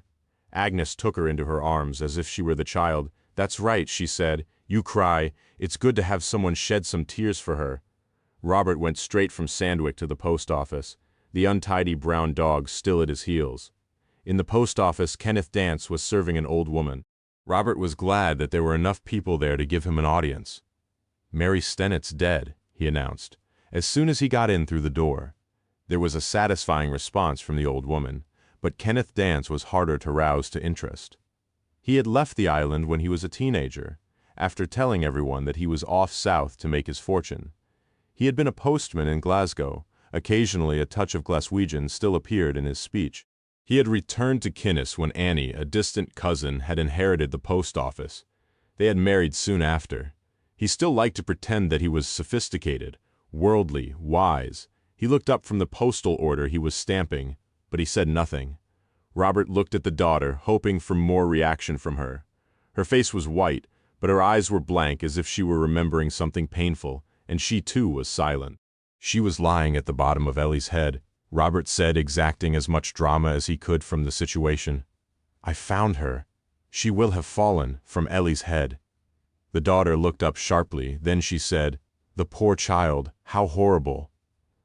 Robert thought that she was a strange girl, and wondered what had really brought her back to the island. Kenneth and Annie said that she had left her husband, but Robert thought it more likely that he had left her. She would be a difficult woman to live with. Do you know what they're doing with the body? I suppose that they'll telephone the police. Dance was mourning the introduction of the new automatic telephone system. Just a few years ago, he would have known the direction of all the calls. Robert did not have the opportunity to answer. Annie appeared in the shadow of the door which led from the post office into their kitchen. Did you say that the child has been found? She asked. Elspeth did not give Robert the chance to tell his story. At the bottom of Ellie's head, she said quickly, and again he thought how strange she was. "Isn't it a coincidence at this time of the year? You don't think she meant—" "No," said her mother firmly. "It will have been an accident. Poor Agnes. I will go to Sandwick later, and see if there's anything I can do. She was so fond of the girl." She disappeared back into the shadow and into the kitchen. Reluctantly, Robert left the post office. He stood for a moment out in the road, not quite sure what he should do next. He would have liked to go to watch the Stennett men fetch the body up the cliff, but he did not think that they would like it. A sudden gust of wind caught his cap and blew it from his head. He limped after it, swearing. She's right, he thought. It was this time of year, and it was a day like this. He could not remember exactly how many years ago it was, 60 maybe. Perhaps more than that. He had only been a boy that started with a gusty little wind from the north. Then in the afternoon it started to blow. He decided that he did not want to watch the men on Ellie's head. He was an old man now. He would go and sit in front of his fire, and later perhaps he would have a dram. In the afternoon the wind increased, so that there were doubts about whether the plane from Baltusay, chartered by the police, would be able to get in. After Sarah's arrival at Sandwick, George Palmer Jones returned to the schoolhouse. He walked up the island against the blustery north wind and enjoyed the vigorous, mindless movement. Jim had asked him if he would come up to the airstrip to meet the police, but he had refused. "It won't be a pleasant walk in this weather," he had said, "and I don't want to put Alec to any trouble by asking for a lift. I'll be in the schoolhouse if they want to see me." After the first exhilaration of walking, he began to think again about the accident. He tried to reconstruct it so that all the details would be clear in his mind, and he would be able to communicate to the police precisely what had happened. When he started, he was quite sure that it was an accident. Mary must have run out of the hall some time before the interval. He remembered her, as he had seen her the day before, running up the island with pigtails flying behind her. He supposed that some game of her own took her up to Ellie's head, or perhaps it was a desire to frighten the adults and draw attention to herself. But what about the secret, he wondered. She was so eager to tell him her secret. It was not like her to forget a thing like that, but she was so unpredictable that perhaps her new game was more important to her. So, she was on Ellie's head and she must have slipped. He tried to guess how she must have fallen. It was a clear night, and there was a moon. He had seen her before clambering about the rocks, and down the steep gullies, or geos as the local people called them. She was as sure-footed as a feral cat. Her deafness seemed not to have affected her sense of balance, and she knew every inch of the place. So how did she fall? Perhaps she had been drinking from the cup, he thought. That would impair anyone's judgment. If the police thought that it was necessary, they would order a post-mortem, and that would show whether she had been drinking.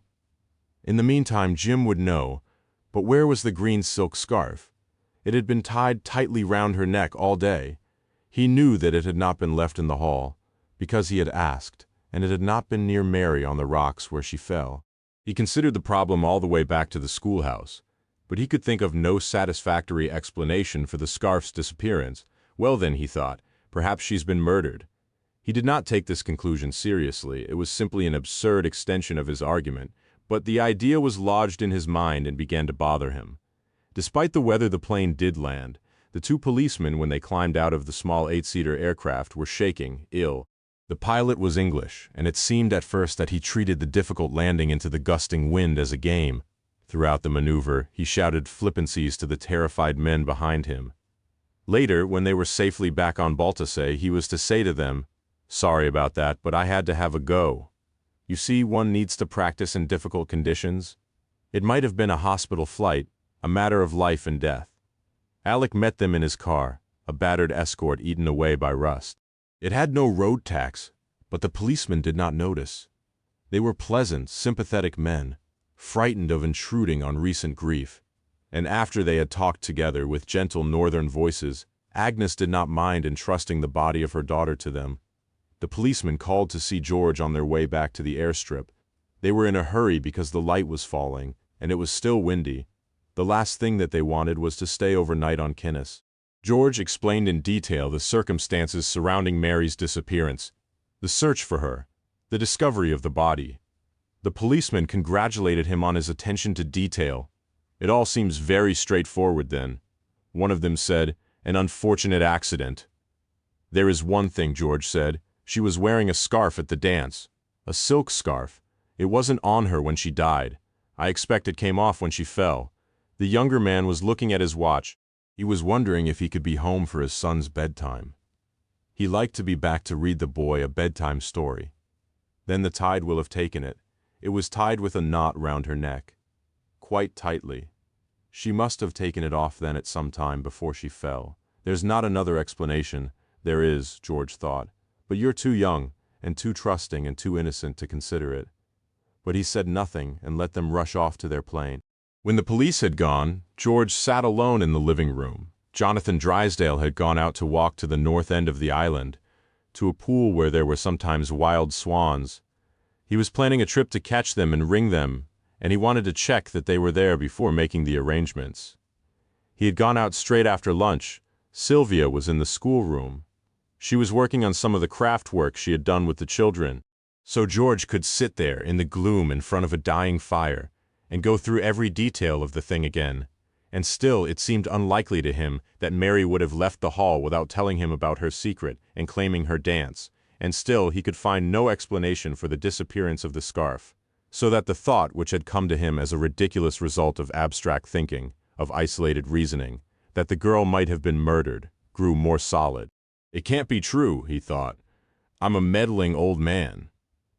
But he would not allow himself to escape the facts. Then Sylvia came in and switched on the light and threw a couple of logs onto the fire.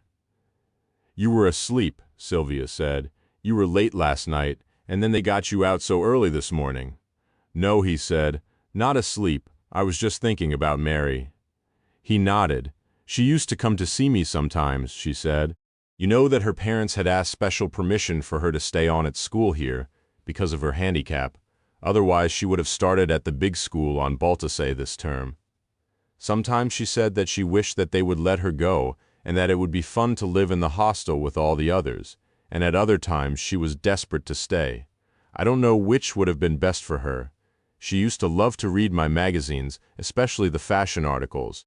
Once I caught her in my bedroom putting on the makeup which was lying around on the dressing table. I suppose that she was just a normal 12-year-old and she never had a chance to do that sort of thing at home. Agnes must have been 40 when she had Mary, so there was quite a generation gap between them. She still treated her as a very young child, and Mary reacted accordingly, tantrums and all. George had an idea. "That scarf that she was wearing all day yesterday," he said. "Do you know where she got it?" "Oh yes," Sylvia said. "It was mine. I gave it to her." Sarah stayed with Jim at Sandwick in the afternoon while they prepared to receive the police. Alec was there too, until eventually he went home to tell Maggie what was happening and to collect his car. Will was out all afternoon. No one knew where he had gone. "I'd better go home," she said when they heard the plane coming low over the house. "They won't want to talk to me." "No, I don't suppose that they will. You'll come back as soon as you can." Agnes kissed her before she went and thanked her for being there and sent her quickly home. She saw Will standing on the boulder beach below Unsta throwing pebbles into the tide. She almost approached him to offer him comfort, but he seemed absorbed in himself. Perhaps he wanted to be alone, and besides it was very cold. It was cold in the house too, although there was light. She found paper sticks and coal in a cupboard in the scullery. But when she tried to light the range, it hissed and went out. She had never tried to light a fire before. She felt helpless and incompetent. She had wanted the house to be warm and welcoming for Jim when he came in. She needed to prove to herself that she was a better wife than Elspeth would have been. She wondered if Will was still out on the beach, but when she went outside to call him to help her, he was gone. When Jim came in, the table was laid and the food was ready, but the house was still cold. He showed her how to light the range, but it seemed to her that he was distant and preoccupied. "I'm so sorry about Mary," she said. As a nurse, she had comforted grieving relatives, but that had been easier. They had been comforted by the uniform, the image of calm authority. She had not needed to think what to say. Now it was an effort, because she was thinking of Elspeth, wondering if he was thinking about her too. He turned the conversation to other matters, to the croft, the house, and neither Elspeth nor Mary was mentioned. oceanofpds.com. Chapter 5. In the morning they had an argument about going to church. "But you don't believe in it," Jim said. You said that it was all superstition. You never went at home. We should start as we mean to go on. If we go today, they'll expect us to go every Sunday. It's different here. Perhaps we should go every Sunday. Why? Why should we go? It's the custom. Everyone goes. I don't want to upset things. I want to belong. This is our home. It's not a bloody museum. We'll never be happy here if we start off by pretending. But we should go today. Your mother is so upset, it would hurt her, wouldn't it, if we didn't turn up? So he agreed that they would go today. They were standing in the kitchen. The wind had blown itself out. Jim had been out, and he held a mug of tea to warm his hands. Sarah was proud because she had managed to light the range. She was wearing jeans and one of Jim's rugby shirts. "Where have you been?" she asked. "To watch the milking at Boonis. It's all new since I was last here. They did it by hand before. Then I walked around our land just to get an idea of what needs to be done. I didn't get a chance yesterday. It's been left to run down. The fencing's in a dreadful state." "I'll help you," she said. "You'll have to tell me what to do, but I'd enjoy it. We can start this afternoon." "Not this afternoon," he said. "Not on a Sunday." "So you do care what they think." She thought at first that he was angry, but he laughed and caught her round the waist. "Do you want breakfast?" she asked. "No, I had some at Bunnis. They went into the bedroom to change for church." He put on his wedding suit. She was looking for a respectable dress when she stepped on something and bent down to pick it up. It was the pin caught in the square of paper which had been attached to her wedding dress. She looked again at the words. "He should have been mine." Now they had some meaning. She was quite convinced that the message had been written by Elspeth. Jim's back was turned to her. He was facing the mirror, knotting his tie. She quickly screwed the paper into a ball, took it into the kitchen and threw it onto the fire. As they walked to the kirk, the sun came out and lit up the water in the bay. The kirk was just beyond the hall, built of the same stone with a steeply sloping roof and a bell above it and a small open turret. The bell was ringing a single monotonous note. They walked past the hall, and nearby, just in a field and surrounded by a dry stone wall, was a graveyard. Sarah remembered the night of the dance. Sitting by a gravestone, thinking that everyone else was in the hall, and hearing the running footsteps. Jim's Uncle James was the preacher. Sarah had expected primitive religion, Old Testament Christianity, a rigid formality, but there was nothing of that. James spoke sadly and gently about Mary, about the difficulty of maintaining faith in the face of such tragedy. He gave no easy answers. Then the school choir sang a modern children's hymn accompanied by guitars and recorders. She found it disconcerting. Had she wanted the island to remain a museum, as Jim had said, old-fashioned and predictable, to satisfy her sense of the dramatic, it might perhaps have been easier. Melissa sat at the back of the church. She had arrived late so that she need talk to no one, but she would have to see Agnes before she and James returned to Kell. Agnes had lost a child now. They had something in common again. As she listened to the children singing, she began to weep, and she wondered if the sound of the sweet, high voices was having the same effect on Agnes. When the service was over, the worshippers stayed in their seats until James had walked down the kirk to the door so that he could greet them as they left. On the other side of the aisle from the Stennets, Kenneth Dance was talking to his daughter. She sat still and upright with her son close by her side. "I see that they haven't come from the schoolhouse today. You'd think that they'd make the effort this once." But she was not listening. She was watching Jim Stennett take the hand of his pretty young wife and hold it discreetly under the shelf, meant for hymn books and gloves. "Father," she said suddenly, "it's all been a mistake. I can't stay." "You don't want to go back to see Gordon?" he whispered. He was horrified. "No, not that. But I can't stay on the island." Annie had heard her. "You've nothing to go back to. Not now. You must stay." Robert was wondering if someone might invite him back to dinner. Agnes and Sandy did sometimes, but he supposed that the family would be there today. As soon as the service was over, and James had opened the door, he loped up the aisle to be there first, and stood there, in the sunshine, with a vacant, begging leer. They all knew what he was doing, but no one took pity on him. Melissa did not have to find the courage to approach Agnes, because Agnes came to her. Melissa was still sitting in the pew at the back of the church, and Agnes broke away from the rest of the family and sat beside her. "It was good of you to come," Agnes said. "I had to come today. Mary would have liked the service. She couldn't join in, but she liked to watch the children singing.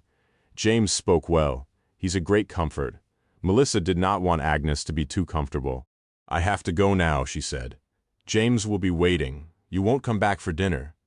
No, she could feel the old panic. She had to be out of the church. She had made the effort, and now she had to be away. She stood up. "Oh, well," Agnes said another time then. Melissa hurried outside and waited for her husband at a distance from the others, so that she would not have to speak to them. Outside they stood, talking together in the sunshine, the Stennets and the dances. But when they started walking away down the hill to the houses, they split into separate family groups, and each went their own way. At Sandwick, Sarah felt in the way. Maggie was helping Agnes in the kitchen, and her own offer of help was refused. The men were talking about sheep. It seemed impossible to her that they could talk about sheep after such a tragedy. In the end, she went outside and played with Maggie and Alec's children, until they were all called in for lunch. Then she felt childish and irresponsible over the meal.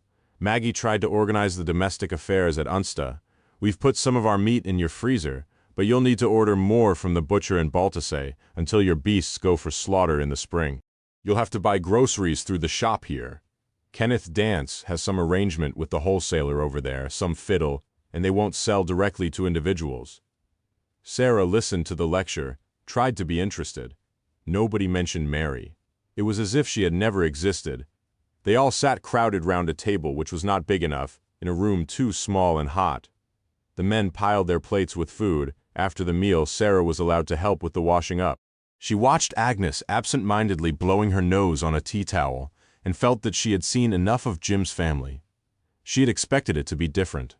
The short space of time on Kinnis had been as crowded with events as the Sandwick kitchen was with people. She needed to be on her own for a while. "I think I'll go for a walk," she said while it's still light. "Shall I come with you?" Jim was looking at plans with Alec. He would not have minded going, but he was interested in Alec's ideas, and he was pleased when she said she would go alone. When she left the house, she hesitated, uncertain of which way to go. She was used to sign-posted footpaths on her walks, and was frightened of damaging crops or offending people's privacy. She was beginning to find her bearings on the island, but decided to follow the road north towards the harbor, where they had landed the day before. In such a strange place, it was reassuring to take a road. She already knew.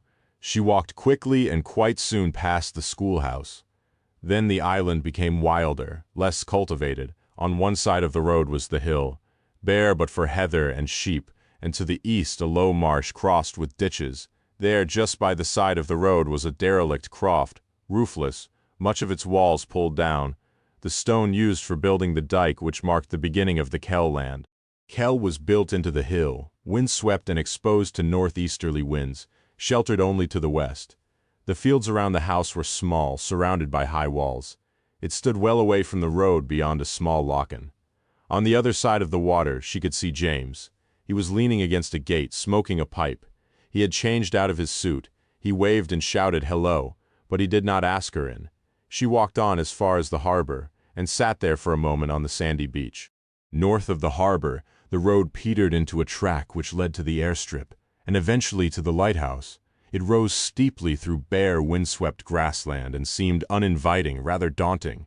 She told herself she must have something to explore later, and retraced her steps. Just north of the schoolhouse, the road forked. She knew that it joined again near Bowness.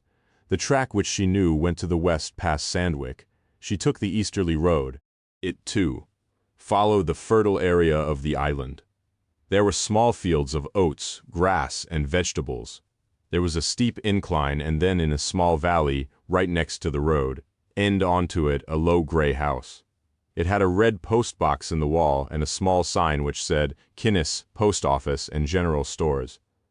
There was no display window. A small boy, Ben, was kicking a football against the wall with intense concentration. "Hello," she said. She liked children. He stared at her but said nothing, then scuttled indoors like a frightened animal. As she drew level with the kirk, the sun was beginning to set below the west cliffs. From every point on the island there was a sight of the sea. She walked off the road and up the hill to the church to get a better view. The pink light of the sun caught the gravestones in the small cemetery and threw long shadows so that they could have been prehistoric standing stones. She went over to them and began to read the inscriptions on them. Nearly all of them remembered Stennett's, Dance's, or Anderson's. With pleasure she read the old names, Jacobina, Jerome, Alexander, which recurred generation after generation. Then she saw a name which she recognized, and she stopped the idle movement from one stone to another without reading them carefully. The stone was in a corner near the protecting wall and seemed not to have weathered like the others. Elspeth, Dance, 1900, 1925, it said. Then, underneath, we remember her as she was once and forgive her. The shame is with us all, he should have been hers. The last phrase was familiar to Sarah. Elspeth must be about 25 now, she thought. What can have happened to the poor woman 60 years ago? Before she could think clearly why she felt that she had seen the last phrase recently, she heard someone coming up behind her and she fumed round, startled. For George Palmer Jones, it had been an unsatisfactory day. He had not slept well. In his mind he had repeated the details of Mary's death, looking for some other fact which might explain it differently. He had found none, and the problem, the need to come to a decision about his future, had not been replaced by the new one. As he tried to sleep, the two subjects became linked in his mind, as if the discovery of a logical explanation of the child's death was a test of competence. And if he failed at that, the new venture of his own business would be a failure. If I knew her secret, he thought. If only I knew her secret, then there had been the dilemma of whether or not to go to church. It was not that he had no faith. He was churchwarden in his parish church, and he had a strong though idiosyncratic commitment. It was a matter of delicacy. He was not sure that he would be welcome. Jonathan and Sylvia never attended services. He knew that when they first came to Kinnis they were under considerable pressure to go. Jonathan had even been expected to preach. They had seen it as a matter of principle and never went even when the children from school were performing. Sylvia did not appear for breakfast. The two men sat at the pine table in the small, immaculate kitchen, drank percolated coffee from expensive hand-thrown mugs. George felt a deep nostalgia for the large, untidy kitchen at home, for tea from a jumble-sale teapot, and for Molly. "I'm sorry that Molly couldn't come this year," he said. "So am I. Sylvia misses the company. She did want to come, but there was a crisis in the refuge for battered wives where our daughter works. One of her staff is sick. Molly said she'd help for a while. I'm not sure that she's settled to retirement. Nor have I," he thought. He said, "I thought I might go to church this morning." Jonathan was disappointed, offended. "I was planning a walk," he said. "See if the wind brought in anything interesting." "I'll come with you then. It was easier that way." He was the Drysdales' guest. He supposed that Jonathan enjoyed his company on these walks around the island. It was hard to tell. The previous visits to Kinnis had been different. Molly mixed with everyone. She had made them all laugh. There had been a sense that they were on holiday. It occurred to him that he was there under false pretenses. He had only been invited in the past because of Molly's ability to make them happy. The least he could do was to go bird-watching with his host. He must be unsettled, he thought. He never usually needed an excuse to go bird-watching. It was a depressing walk. There were no birds. "It's like this sometimes," Jonathan said. "Then the wind goes southeast, and something unusual turns up. Of course I miss a lot. It must be difficult to get an accurate record when you're on your own here. Impossible. I've tried to get Sylvia involved, but she doesn't seem interested. Then the big falls of birds always seem to happen during the week while I'm at school. When does term start again?" "It's already started. The older ones were supposed to go out on the boat 2 weeks ago, but they were allowed to stay on because of the party. The crew are doing a special run to Boltasay tomorrow to take Will Stennett and the others out. That will make covering the island more difficult, too. Will is quite keen on natural history. He's more of a botanist than an ornithologist, but he knows all the regular migrants and he's improving all the time. He helped a lot with seabird ringing earlier this season. He's very handy to have on the cliffs. An excellent climber." They were back at the schoolhouse in time for lunch. Sylvia was spreading a floral print cloth over the dining room table. The house smelled of English Sundays. She was wearing a soft white wool dress. She had done her hair differently.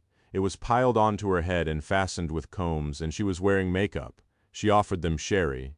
"This is very civilized," George said. "We don't entertain very often. I like to make the most of it when we do. It isn't worth making the effort for John. He only cares about Ox." "What did you say?" Jonathan had gone straight to his bookshelf and had taken down a copy of Birds of the Western Palearctic. He and George had been discussing snowy owls, and there was something he wanted to check. He had not been listening to his wife. Sylvia laughed, went over to her husband and kissed him lightly on the forehead. "You see, he's incorrigible. What can I do with him?"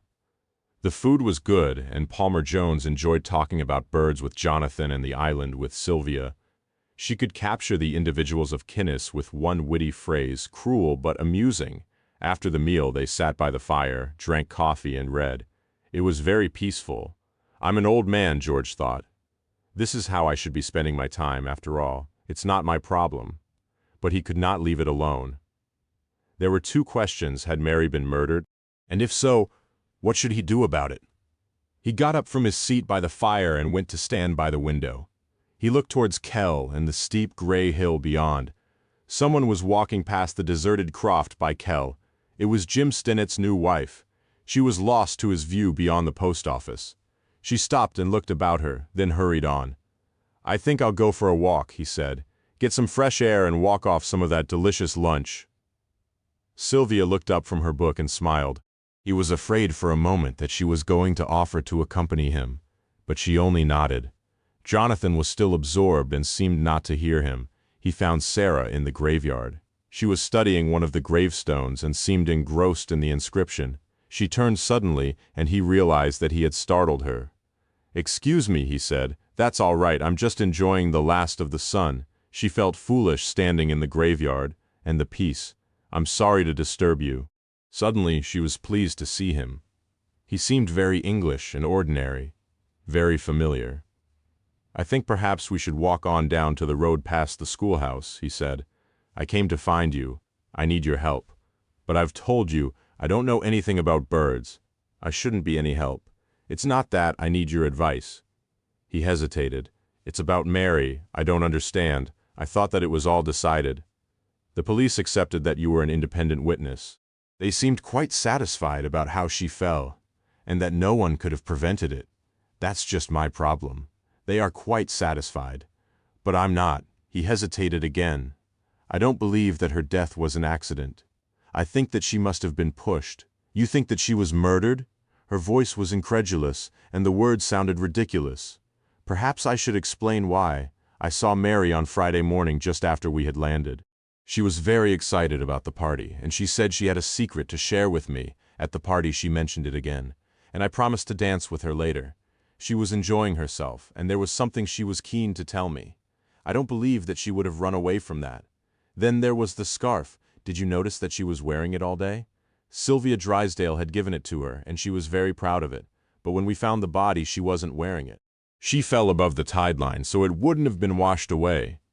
I had a look for it yesterday at the top of Ellie's head and around the hall, but I haven't found it. If it was taken from her either before or after she fell, it means that someone else was implicated in her death." He turned to her. "Did you notice whether she had anything alcoholic to drink at the dance?" She considered carefully. "I don't remember very well," she said. "I'd had quite a lot to drink myself, but I don't think that she can have done. We didn't allow the children to get at the cup, and they all had orange squash for the toasts. So how did she come to fall? There was a moon on Friday night. I've seen her climbing around the cliffs like the other children after gulls' eggs, and she was more sure-footed than any of them. She was not at all convinced. 'I don't believe it,' she said. 'Those all seem such little things. They can't mean that someone murdered her. It seems melodramatic, silly.' 'I can't change facts,' he said quietly. 'I have tried to find a different way of explaining them, but I haven't succeeded yet. There may be another explanation. I came to talk to you to ask if you think I should try to find it.' 'What do you mean?' 'The police are satisfied that Mary died accidentally. Perhaps I should leave it at that. But if you believe that she was murdered, you must do something about it.' 'I'm not sure,' he said. 'This is a special place, precarious. If I meddle, I might endanger its survival.' 'But it's not a museum,' she said, repeating the phrase yet again. 'I'm not at all sure that you're right about Mary's death. But just because someone's been born on Kinnis, or is married to someone who was born here, they're not above the law. Surely the same moral code applies here as anywhere else.' She knew that she sounded pompous, and realized in a moment of insight that she was trying to convince herself. She had wanted Kinnis to be like a museum, dramatically different from anywhere else. That had been the attraction. Now she was here. She had to think again. She did not want to be a church-going, submissive, housewifely museum exhibit. She felt very confused. If you believe that Mary was murdered, she persisted, you must do something about it. But what I did try to explain my doubts to the police, but they were as skeptical as you are. What would you do if you were on the mainland? I'd talk to everyone, ask a lot of questions, understand what had happened myself until I had sufficient evidence to take to the police. You seem used to this sort of thing. Yes, before I retired, I worked for the Home Office. I worked very closely with the police. You must do the same thing here, she said.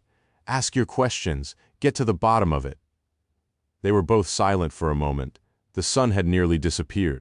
The island seemed very calm and very beautiful, caught in the orange light. Perhaps you're right, he said. I shall have to think it through for myself. Be certain in my own mind first. I know that I've not convinced you, but if I decide to go ahead, will you help me? I have to, don't I? She said. I can't give that sort of advice if I'm not prepared to follow it myself. Do you know of anyone who would benefit from Mary's death? No. I've been thinking about opportunity. Who could have left the hall without being noticed? It wouldn't have taken very long to follow her up to Ellie's head, push her off, and run back. To fit in with your facts, the murderer must have arranged to meet her there. He or she must have given her a good reason for leaving the party. Yes. She shook her head. It could have been anyone, she said, especially in the interval when the band stopped playing. People were coming and going all the time. I came out for a breath of fresh air, and no one seemed to notice that I'd gone missing. She stopped suddenly. I heard footsteps while I was outside, she said. Running footsteps. Did you? You don't know what time that was? No. She put her hands in her jacket pockets. It's getting cold, she said. I'd better go back to Sandwick, find Jim. The church bell began to ring for the evening service. George Palmer Jones walked with her and stopped at the gate by Sandwick. Don't put yourself in an awkward position with the family, he said. There'd have to be a compromise anyway, whoever you married and wherever you lived. This is a special place and I don't want to spoil it for you. You won't, she said, despite her Sunday best dress. She climbed the gate and ran through the mud to the house. She seemed almost excited. Sylvia and Jonathan were still in the same positions by the fire. George felt brisk and energetic coming in from the cold, and he had an urge to rouse them from their lethargy. He had told Sarah that he would find out what had happened to the child by asking questions. He could start now. Did you have a pleasant walk? Sylvia asked lazily. She stretched, and George thought that she looked like a big, voluptuous chestnut cat. Yes, thank you. I'll go and make some tea. No, he said. Not yet if you don't mind. She seemed surprised but curled back into her chair. When did you give the green scarf to Mary? On Friday afternoon. School finished early so that the children could go to welcome Jim and Sarah, and she came in immediately afterwards. Jonathan was still in the classroom. She had admired it several times, and she wanted something pretty to wear to impress her new sister-in-law. It wasn't expensive, not real silk. So I gave it to her. Is it important? I think so. I think that her death may not have been an accident. What do you mean? I think that she may have been pushed. He realized that he had avoided the word murdered. Oh, George, are you sure? It doesn't seem very likely. The people here are far too boring to do anything like that. She could not take him seriously. She was laughing at him, accusing him of senility, of an obsession with crime. He did not answer her. Jonathan looked up at last from his book. Are you sure, George? He asked. No, but I'm not satisfied that it was an accident. He explained why he could not accept the theory that Mary had slipped over the cliff. Yes, Jonathan said. I see, it does seem strange. He continued to give George his full attention. His eyes did not stray back to the book on his knee. George went on. Mary was going to tell me a secret. I was wondering what it could be. You know all the Kinnis scandal, Sylvia. Has anyone got any deadly secrets? We all have secrets, she said brightly. But I don't think any of them are deadly. Really, George, aren't you imagining it all? She put aside her book and stood up. Now, she said, I'll make some tea. They heard her in the kitchen, and she came in again soon after with a tray. She put it on a small table, but did not sit down. She stood where she was in front of the fire. In the firelight, she seemed flushed. "I thought that I might go out on the boat tomorrow," she said, "and stay on Baltasay for a few days. I could come back on Friday. I need some time away from Kinnis.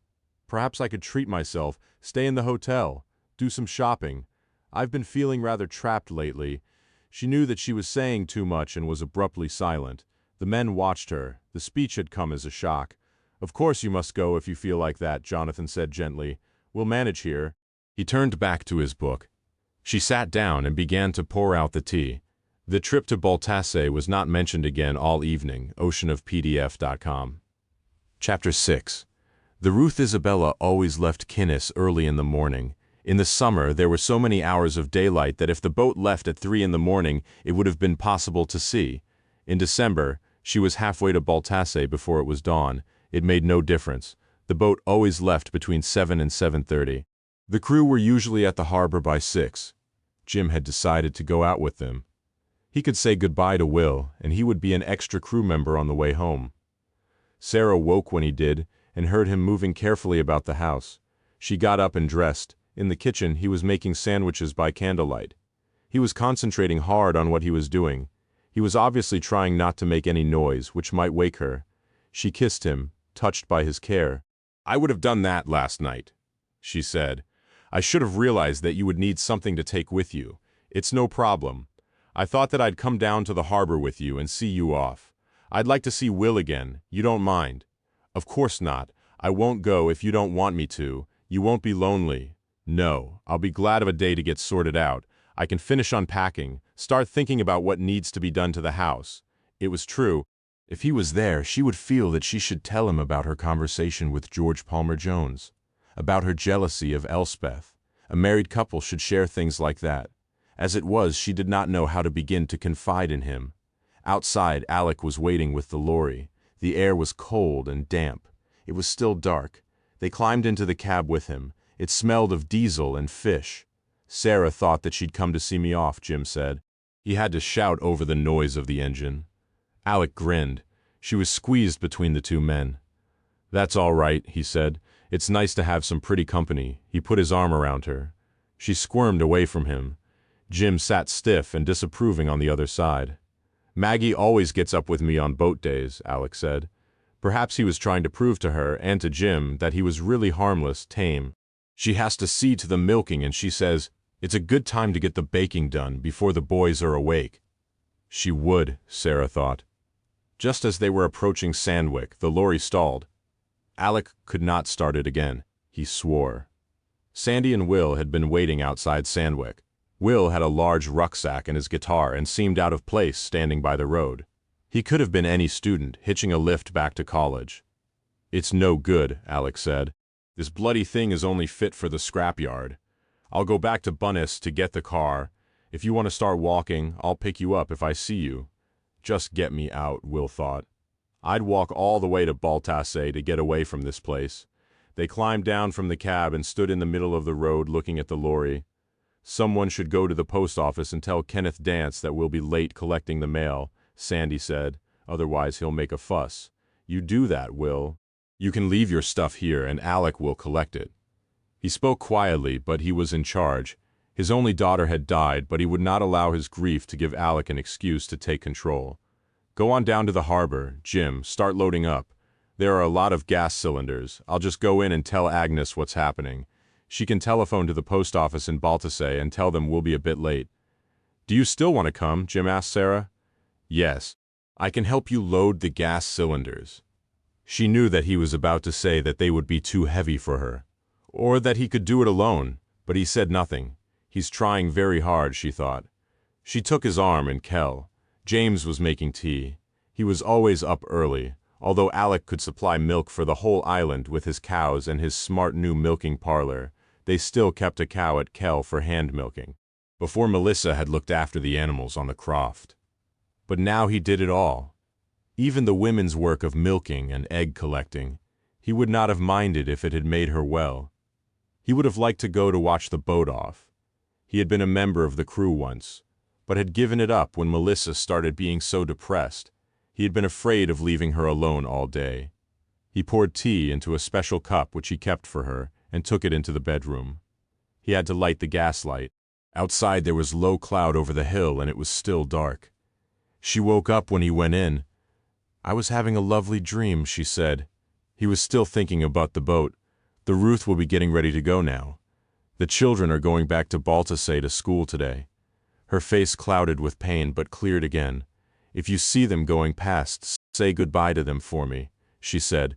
"I'll get up soon and have breakfast ready for you when you come back." She lay back in bed until she heard the front door bang, and she knew he was outside. In the post office, Kenneth Dance was angry. If he did not have the mail ready when the lorry stopped outside, Alex Stennett was banging on his door and yelling at him. He had been waiting now for half an hour and there was no sign of the lorry. It would be just like the Stennetts to cancel the extra sailing without telling him. There was a tap at the door. Will stood outside. Dance glared at him. "Yes," he said aggressively. "The lorry's broken down. Alec has gone to fetch his car and he'll collect the mail in that." "Will he then? Well, he can load the sacks himself. I'm back to my bed." Kenneth Dance shut the door on the boy and went upstairs. He noticed that Elspeth's bedroom door was open, but thought nothing of it. He went into the bedroom where his wife was still asleep, but he did not undress. Robert heard the lorry starting from the two-roomed house where he had lived alone since his mother had died 20 years before. He had never lived anywhere else, had never been on the mainland. Then he heard the lorry stall and listened to the choking splutter as Alec tried to start it again. He was already half-dressed, and he pulled on warm outdoor clothes and his heavy black boots. He had to bend his back uncomfortably to lace the boot on his bad leg. But it never occurred to him to wonder what might happen to him when he could no longer bend like that.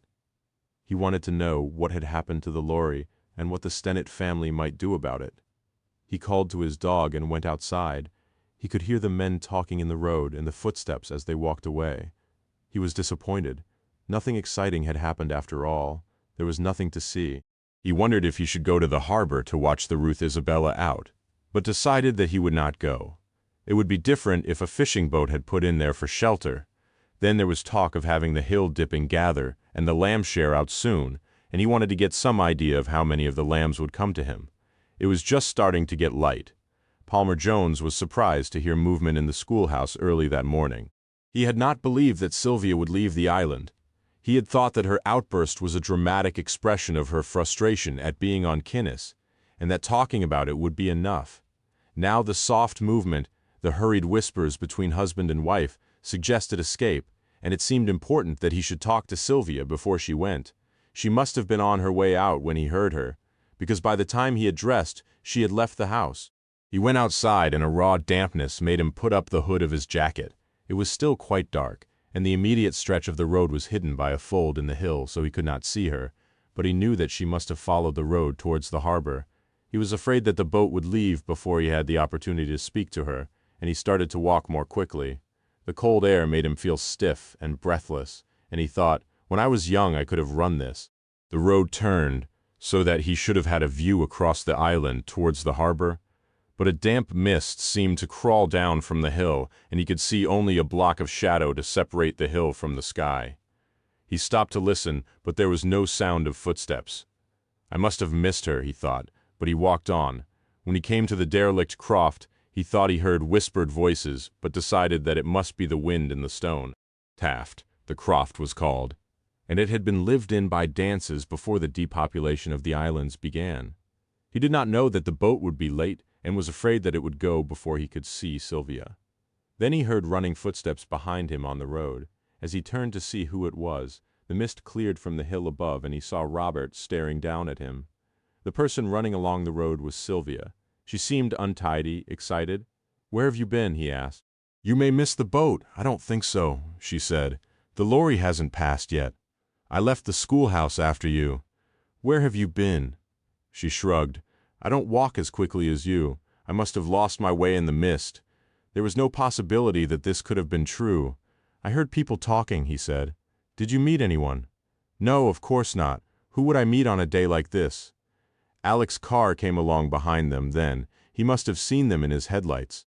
The car stopped and he shouted, "Do you want a lift down?" Before she could answer, George called back, "No thanks. We're nearly there now." Alec was about to start off again when she said, "Don't leave without me. I want to come to Baltusay." He nodded and drove away. George turned to her, took her arm. "You know Mary's secret, don't you?" he said quietly. "You must tell me, you know." "I'm sorry," she said. "I really can't believe Mary's death was anything but an accident. And in that case, there's nothing to tell." As they walked down the hill and approached the harbor, the mist cleared and the sky grew lighter. George could make out the horizon of the headland beyond the harbor and the Ruth Isabella in the water. Alec was pulling a sack of mail from the back of his car. Jim, Sandy, and Will were already aboard. A mother and father were calling goodbye to teenage daughters. "Why are you leaving Kinnis?" he asked abruptly. "What are you frightened of?" "Nothing," she said. "Why should I be frightened?" "Don't go," he said.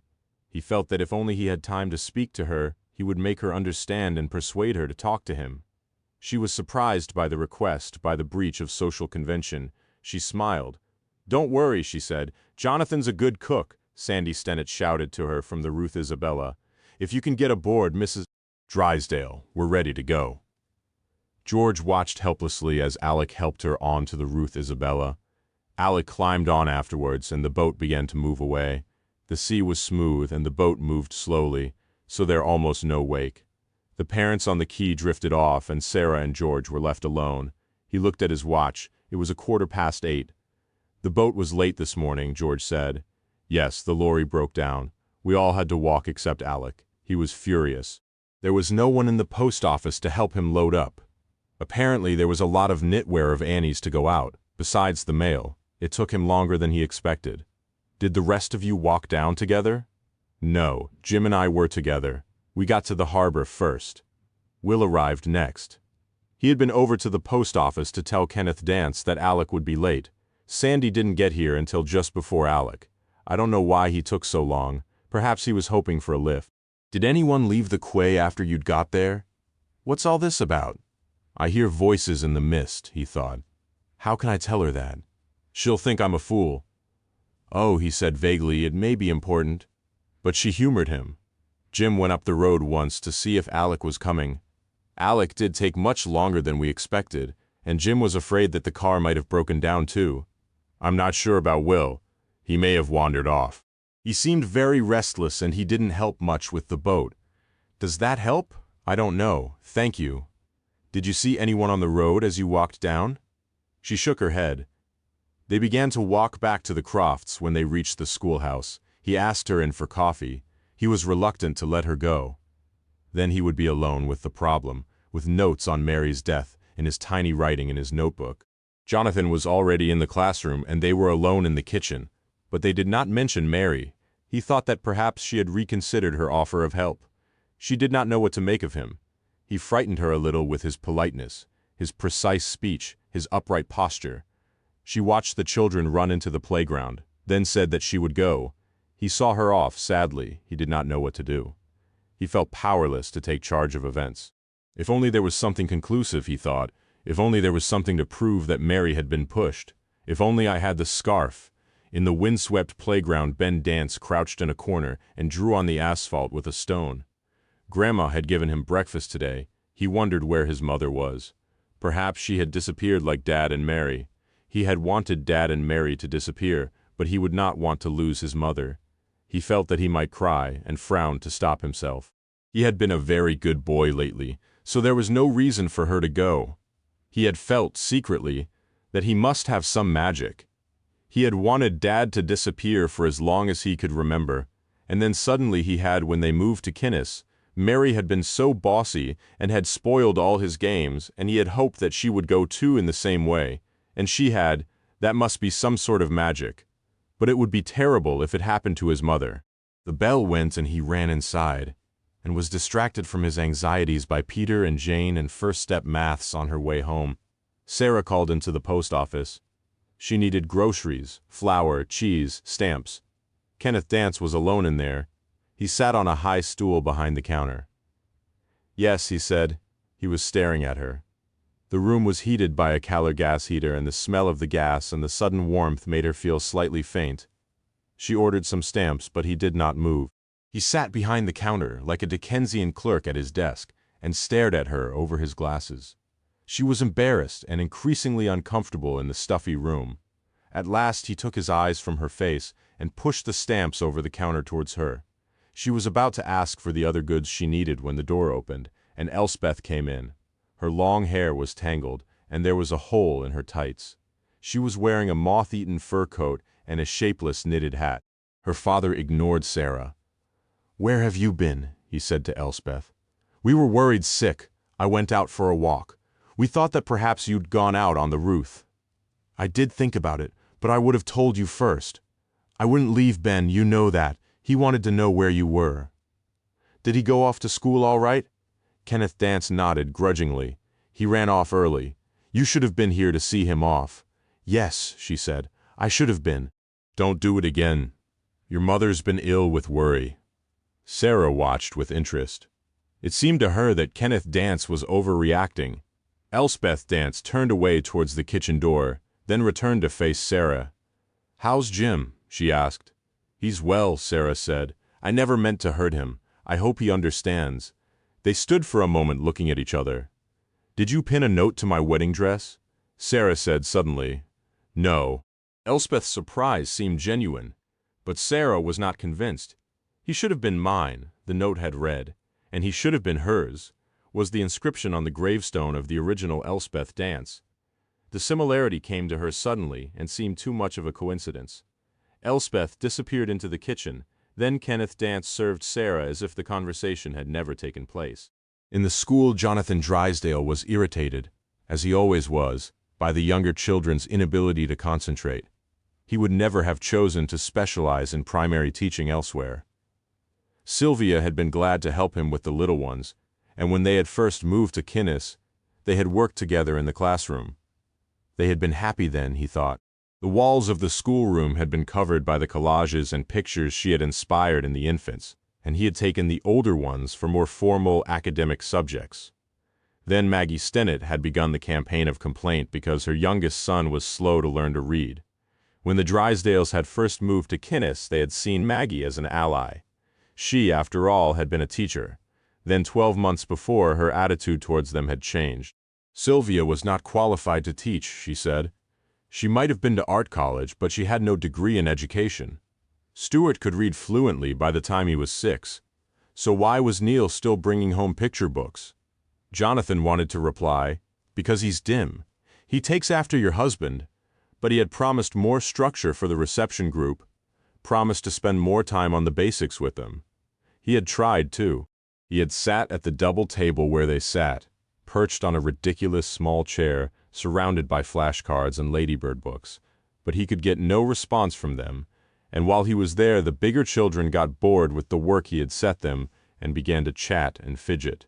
He had longed at times to be in a large city school with classes streamed according to age and ability.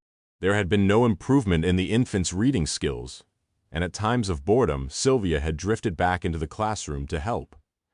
Neil miraculously had begun to read, but Maggie continued to complain. Now she said that the Drysdales did not participate fully in island affairs, did not encourage the children to understand their own history. He had rekeyed a warning letter from the education department on Baltusay. Maggie had started complaining there. Jonathan walked to the infants' table and started them copying letters in a print workbook. He set a series of arithmetic problems on the blackboard for the older group, then sat at his desk. He began to think of Sylvia again, but knew that would lead nowhere, so he returned to his favorite subject. He imagined his black Guillemot paper, illustrated with immaculate diagrams. The argument followed through with perfect logic, and the credit he would receive when it was published in a respected academic journal. Sarah returned to Unstad determined to put Elspeth from her mind. Jealousy was ridiculous. Elspeth was obviously a spoiled, neurotic woman, and there was no competition between them. She would not mention her conversation with Elspeth to Jim. If he did not want to discuss his former girlfriend, she would respect his privacy. Elspeth was someone to feel sorry for, and pity made her safe. In this strong, confident mood, she began to make plans for the house. She did not want to bully Jim into building yet that could wait for the spring, but she could make Unsta more civilized. They would need carpet, new units for the kitchen, fresh paint, curtains. She walked through the house from the kitchen to the bedroom, imagining how it would be, irritated because she could not start at once. She could start in the garden, she thought. It had been cultivated until recently, but it was full of weeds. She wanted to dig it over before the frost came. She went to Bunnis and borrowed a spade and fork. She worked all afternoon and imagined Jim's pleasure when he saw how much she had achieved. At 3:30, Maggie called over the wall at her. "I'm going to collect the children from school. Then I'm going on to meet the boat. Will you come?"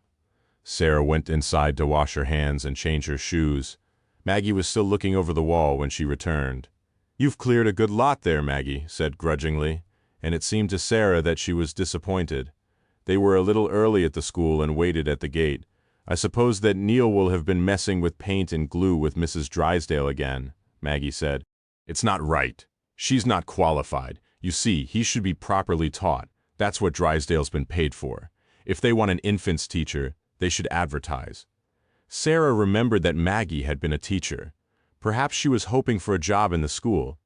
"She won't be there today," Sarah said. She went on the Ruth Isabella. "Did she then? I wonder how long she'll be away for. They should both leave for good. Neither of them fits in here." It occurred to Sarah then that there was a more personal animosity between Maggie and Sylvia. She remembered suddenly how Alec had waltzed with Sylvia at the party, holding her very close, and realized that she recognized a note of jealousy in Maggie's voice. The school bell rang and the children ran out. As the Ruth Isabella approached the harbor, Sarah watched Jim with pride. He seemed so sure-footed, so competent. He saw her and smiled. She wished that some outsider was there so that she could have pointed to Jim and said, "That's my man. He belongs here, and so do I." She looked around for George Palmer Jones. He would have done, but he was not there. She assumed that he was embarrassed about his foolish allegation that Mary had been murdered. His silence that morning proved that he had changed his mind. She turned back to the boat and waited for Jim to come ashore. Ben Dance did not go home immediately after school. He wanted to hurt his mother because she had not been there in the morning to have breakfast with him, or to see him off to school. He followed the other children down the road towards the harbor. But on the way he was distracted and played alone until long past tea time. On Ellie's head, George searched the rocky outcrops and peered down the geos looking for a cheap green scarf. Then he climbed down the rabbit track to the beach below, moving the shingle with his Wellingtons and scouring the rock pools, until it was too dark to see oceanofpdf.com. Chapter 7. Sandy Stennett and Kenneth Dance decided together that they would have the hill gather. They met like elder statesmen on neutral territory by the church early in the morning and looked at the sky and lifted fingers to the wind. The fine weather would hold, they decided. They would share responsibility for holding the hill gather. All summer the hill sheep had been left to wander. Now they had to be collected for dipping, and each family would be allocated their share of the hill lambs. It was a formidable task to round up the sheep. The hill covered an area of nearly 2 square miles. The men and dogs would stand at the north end of Kinnis, near the lighthouse and over the hill in a line, driving the sheep before them. Just north of Kell, a stone wall had been built from the road to the west cliffs. The sheep would be driven down that and collected into one of Kell's fields. There they would be dipped and sorted. Alec had mended the lorry and collected all the men, Stennetts and Dances, and took them to the lighthouse. Sarah was the only woman there. They allowed her to come because she was new and she had no other responsibilities, no animals at the croft or children. But some of the older men grumbled at her presence. It was felt to be not quite lucky. The lorry stopped by the schoolhouse, and Alec went to the door and asked George Palmer Jones if he would like to help. The operation depended on having enough men to cover the hill, and with Will back at school, they would be short of people. In previous times, the school had been closed for the hill gather, and they had used the older boys to fill the gaps, but no one approached Jonathan Drysdale to ask for his cooperation. They were certain that he would refuse.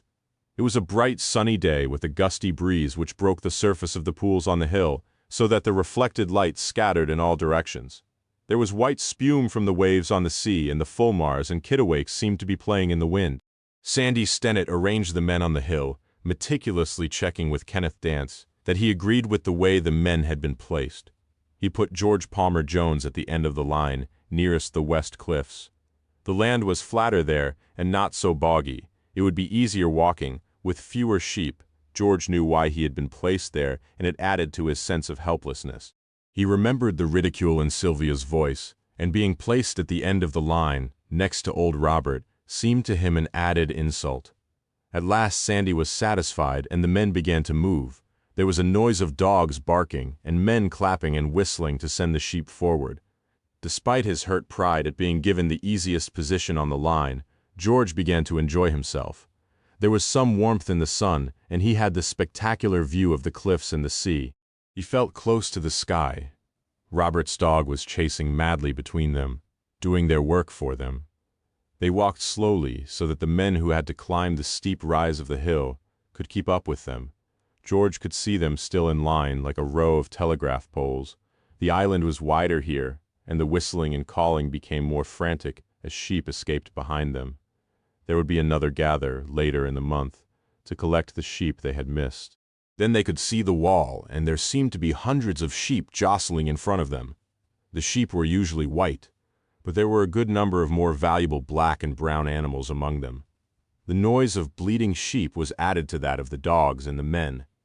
As the sheep hit the wall, some of them ran west towards George, and he ran towards them shouting and waving his arms like the other men. As he approached the wall, he saw someone walking along the cliffs on the other side of it. It was Elspeth Dance. He recognized the tangled curly hair, the fur coat. He recognized, too, the green silk scarf which she wore around her neck, and which the wind caught and blew out like a streamer. George waited for her at the wall. The sheep were easier to control now. They were already running down the side of the wall, and some had reached the field at Kell. He was no longer needed. When she saw him, she began to turn away as if she wanted to avoid conversation. But he climbed over the wall, proud of his agility in front of her, and he joined her in her walk back along the cliffs. "You don't mind if I join you," he said, in such a way that she could not refuse. She did not answer and seemed so preoccupied that he wondered if she had heard him. "Would you mind telling me," he said, "where you found the scarf?" "Do you know who it belongs to?" she asked. "My son gave it to me. He promised that he hadn't stolen it. You don't recognize it?" She shook her head. "When did he give it to you?" "Yesterday. He was late home from school. It was a kind of peace offering." "Did he tell you where he found it?" "No, he wouldn't say. It was Mary's," he said. "She was wearing it at the party just before she died." She seemed bewildered. "Then why did he have it?" "I don't know. Would you mind if I asked him?" "I told the police that I was worried because the scarf hadn't been found. It would tie up all sorts of loose ends if I could clear it up." "I don't know." She did genuinely seem to want to help. "He's been through a lot lately. I wouldn't want to upset him. I would be very gentle. I have a grandson of about his age." She seemed reassured. "Very well then. He'll be at school now, but if you meet me at the schoolhouse at 3:45, you can see him then." He would have been happy to walk down the island with her, but she seemed to want to be on her own. "Could I keep the scarf?" he said before she went. "I'm sorry, but the police may want it." "Ben will be sad," she said. "He was so proud to have a present to give me." She removed the scarf and handed it to him, then said goodbye and walked off along the path by the cliff. Sarah was enjoying herself immensely. This was what island life was all about, she thought. A communal effort for the good of the whole island. She walked over the hill beside Jim and felt excited as the sheep approached the wall and were driven into the field. She joined in the cheers as the gate was closed behind them. This is better than working inside. In a hospital ward, she thought, wondering how she could ever have doubted that she would settle on Kinnis. But as she walked past Kell with Jim on her way home to Unsta for lunch, she saw Melissa's sad, frightened face at a dark window, and suddenly she was not quite so certain. Once Elspeth was out of sight of George Palmer Jones, she stopped and sat on the spongy soil at the top of the cliff, where the puffin holes and rabbit burrows seemed only to be held together by the roots of the thrift. She thought of the story of Ellie, her namesake, who had died by jumping over the cliff in 1925. If I were going to commit suicide, she thought, that's how it would be. There must be an exhilaration in the act of jumping in the speed of the air. It must be like flying, but she knew that it was impossible for her to think of dying. She had Ben to care for, and he had lost enough. She looked at her watch. It was nearly lunchtime, and her parents would be worried about her. She should try to do more for them, she thought. Help in the shop. She owed them that, at least. If she had married Jim, everything would have been different. She remembered the letters she had written to him from Glasgow. All the lies. It had been the kindest thing to do, but that wouldn't have worked either. She had been right in deciding that. When she got back to the post office, the windows were open. She could hear her parents talking. "It's not natural," Kenneth Dance was saying. "She's my only daughter, and I love her, but there's something wrong with her. What happened in Glasgow wasn't natural, and nor is this wandering round the cliffs on her own all day. She should snap herself out of it. She should think of the child after all he's been through." "We must be patient," Annie said. "We can't know what it was like there in Glasgow with no one to turn to." "She could have turned to us," he shouted. "She had only to pick up a phone and we would have helped her." Why didn't she do that? Why didn't I? Elspeth asked herself. She had asked the same question 100 times. Tears began to fall down her cheeks, and she had to compose herself before she went in to join her parents.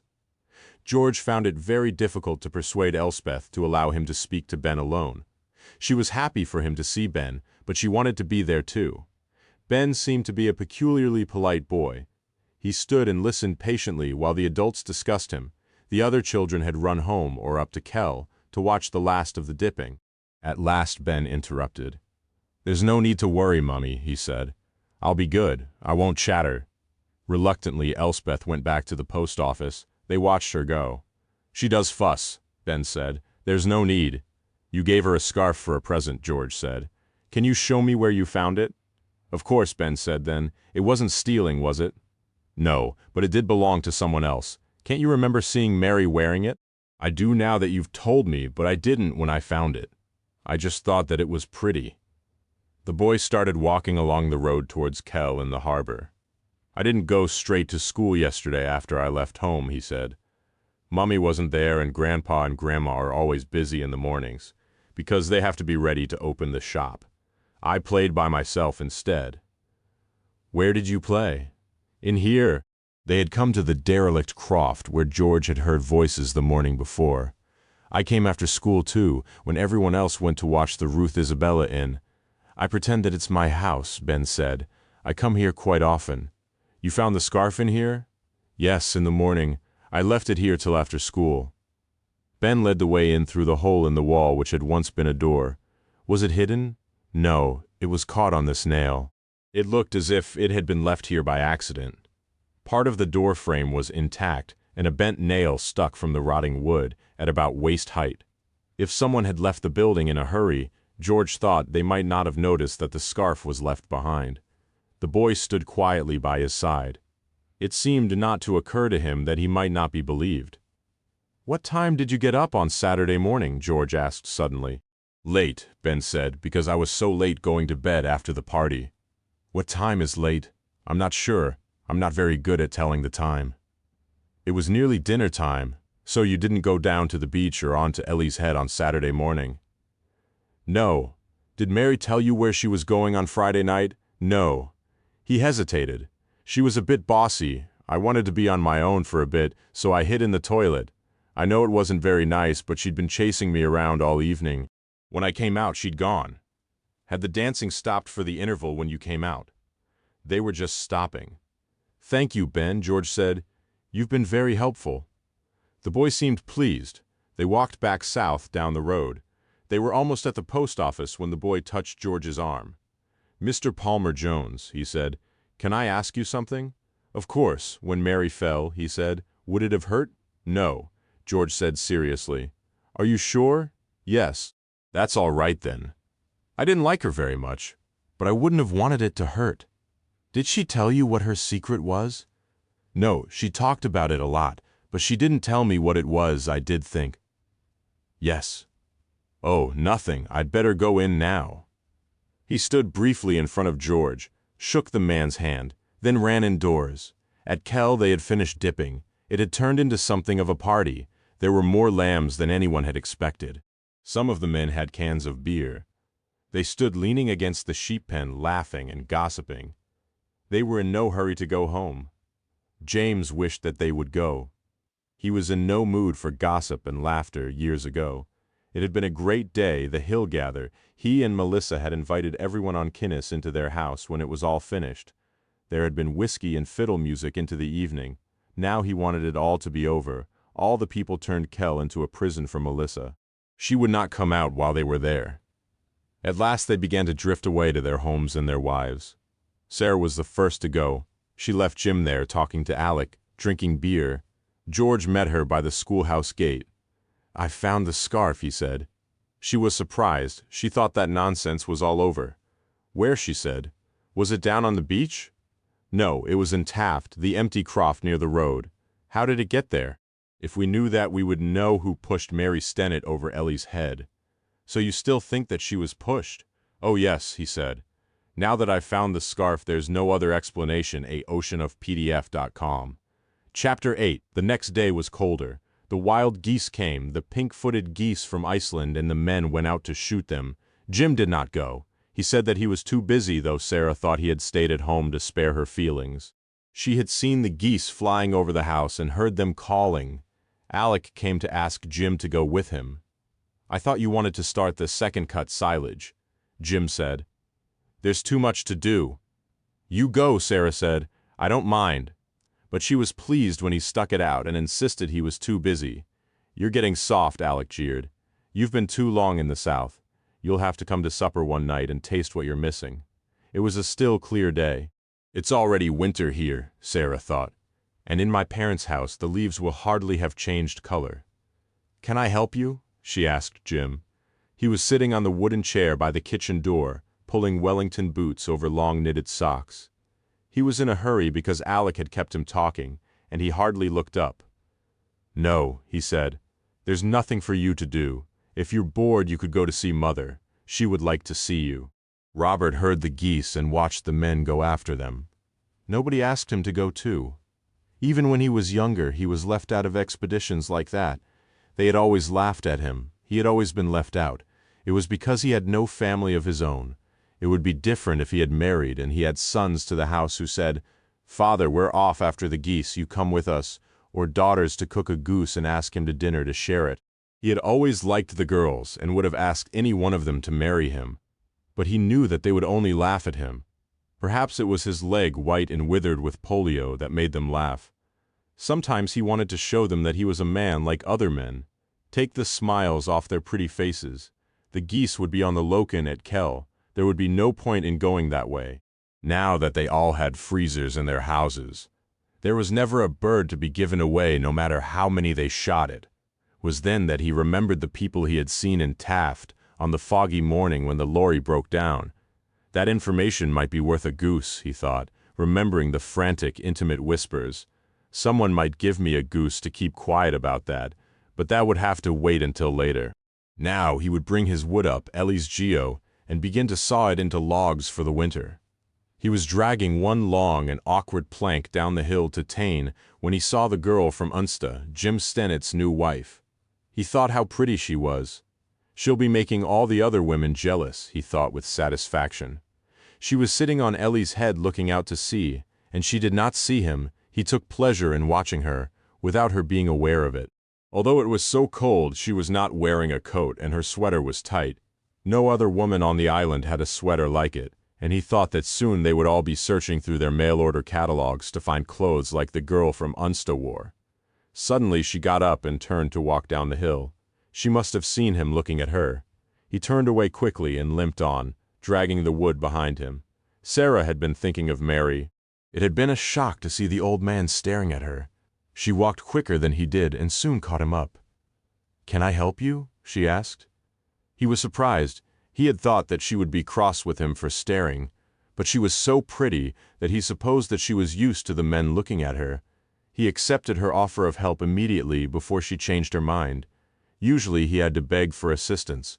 Help on Kinnis was only freely given to family. She took one end of the plank and they walked together, carrying the wood between them, towards Tain. He did not speak. She was surprised by how strong he was. Several times she had to ask him to stop so that she could rest. When they got to the house, he showed her where they could leave the plank. He stood and looked at her, smiling, twisting his flat cap between his hands. It was a peculiar smile, frankly admiring, almost innocent. He was, Sarah thought, a little strange. "You'll take some tea?" he asked. "Or a dram?" "I'd like some tea," she said. He hopped into the house, followed by his dog, and held the door open for her to go in. He was obviously pleased that she had accepted his invitation, but he was awkward now and a little shy. He showed her into a small, dark room which could not have changed much since he was a child. Under the window was a square table covered with oilcloth. A black cast-iron stove jutted into the room from one wall. On shelves at either side of it were some religious books, an ugly wooden clock, an ornamental plate showing the coronation of Queen Elizabeth, and an assortment of glass animals. Two high-backed chairs made from driftwood in the island pattern stood by the stove, and in one corner was a spinning wheel. The room was tidy, but dusty. The window was dirty and allowed in little light. When Robert came in from the scullery after filling the kettle, she was still looking at the spinning wheel. "That was my mother's," he said. "She was a fine spinner. She kept the wool as even as can be and never broke the yam." He put the kettle on the stove. The dog, which lay on the black sheepskin hearthrug, did not look up. "I make the best tea in Kinnis," he said proudly. "It's the Tane water." She had to concentrate to understand him. He made no concession in his speech. She sat in one of the chairs. He took the other. "It'll take a while to boil," he said. They looked at each other for a moment in silence, and then he began to talk. "I was sorry about the lassie," he said. "It will have spoiled your wedding party." "I was sorry," she said, "but not because of that. Wasn't it peculiar that it happened on the same day as the storm, and that she fell over Ellie's head? The storm? That was all that it took for him to start the story. It was as if he had rehearsed what he had to say. It came out as a set piece, remembered by heart, and recited when an audience could be found. Perhaps it was like that. Certainly he had told the story before, to American tourists and to a lady from the Baltasay Museum, who came with a tape recorder, but it seemed to Sarah that he specially wanted to tell it to her. "I'm the only one left who remembers it," he said. "I was only a boy. The men saw some French boats out to the south, and thought that they could trade with them. They would take out chicken, mutton, dried fish, and bring back tea, salt, perhaps even brandy. Trading like that happened often in those days. All the men went out. They preferred to be out with the boats to staying here and working on the harvest. The harvest was late that year. It was thought to be women's work. Even boys of my age went with them, but they wouldn't let me go, and I had to stay with my mother and my sisters. It was a fine day. We watched the men row off towards the ships. They were all in good spirits, thinking of the drams they would have there and the brandy they would bring back. I wanted to be with them. We were in the field, stacking the sheaves into stooks to dry. We were working all afternoon. Then, all of a sudden, there was such a wind that all the stooks were blown flat. I have never known a wind like it, coming out of nothing. It blew all night, and it was so fierce that we were frightened to go outside. Our henhouse was blown right away with all the birds inside it. The men did not come home. The wind blew the next day as strong as ever. Eventually the boats started to come back, but most of the men were lost. My father was drowned, and my uncle and my brother. Some boats had just one man alive inside. Most were washed up empty. It was a terrible time. Most of the men that came back alive were Stennets, and the Dances who were left said that the Stennets let their men drown to save themselves. I think it was just chance, they say, that the Stennets and the Dances have never been friendly since, but myself, I don't think that was caused by the storm. I remember rows between them before then. There was a lot of bad feeling when Ellie Dance went sick in the head. She was engaged to be married to Stuart, her first cousin, and he was one of the men that were lost. Perhaps it was because there were no other young men left for her to marry that she went so mad. She never seemed to sleep. She was so mad that they had to lock her up in the post office, and she howled like a chained dog. I can still remember the howling. Then one night she got loose and threw herself over the cliff. That's why it was named Ellie's Head. At first, Sarah could not believe what he was saying. It was just a good story. "She's buried in the graveyard," she said. "When it says he should have been hers, it's talking about Stuart." Yes. She thought again of the note on the wedding dress. He should have been mine. Perhaps the Stennets had prevented Elspeth marrying Jim, just as the Dances believed that the Stennets had been responsible for the first Ellie not marrying her Stuart. "Jim never told me about the storm," she said. "He will know about it all the same. There's still ill feeling between the Stennets and the Dances, isn't there? But that couldn't have had anything to do with Mary's death. No, he said, almost regretfully, because it would have been such a good story that most just have been coincidence. Kenneth Dance says that the Stennetts could run the boat better and that the freight charge is too high. The Stennetts say that Kenneth Dance charges too much for the things in his shop. That's how it is now. It's money that comes between them. He paused, then continued slowly. Kenneth and Annie did name their daughter after the poor girl that went mad. That seemed an unlucky thing to me. He got up and poured boiling water into a small china teapot. When she got back to Unsta, George Palmer Jones was already there, waiting for her. He was sitting outside on the wooden bench. She was not sure that she wanted to see him, but she let him in. He took the green and white scarf from his pocket and put it on the kitchen table between them. "I'm going to see Sandy and Agnes," he said, "to tell them that I've found the scarf, and to ask their permission to investigate their daughter's death. I'm going to give them the responsibility for the decision," he thought. "It's too much for me now." "Have you any more idea what can have happened?" she asked. "Whoever pushed Mary took the scarf, either before she died or afterwards. We don't know why. On Monday morning before the boat went out, Sylvia Drysdale was talking to someone in the derelict croft next to the road. She decided to leave the island suddenly, when I asked her about anyone here who might have a secret. Later the scarf was found in the croft. It looked as if it had been dropped by accident. It could have been left by Sylvia, but more likely, I should think, by whoever she was talking to." "You couldn't recognize the voice?" "No. It could have been a man or a woman. It's difficult to tell with a whisper." "Did any of the boat crew mention having met Sylvia that morning?"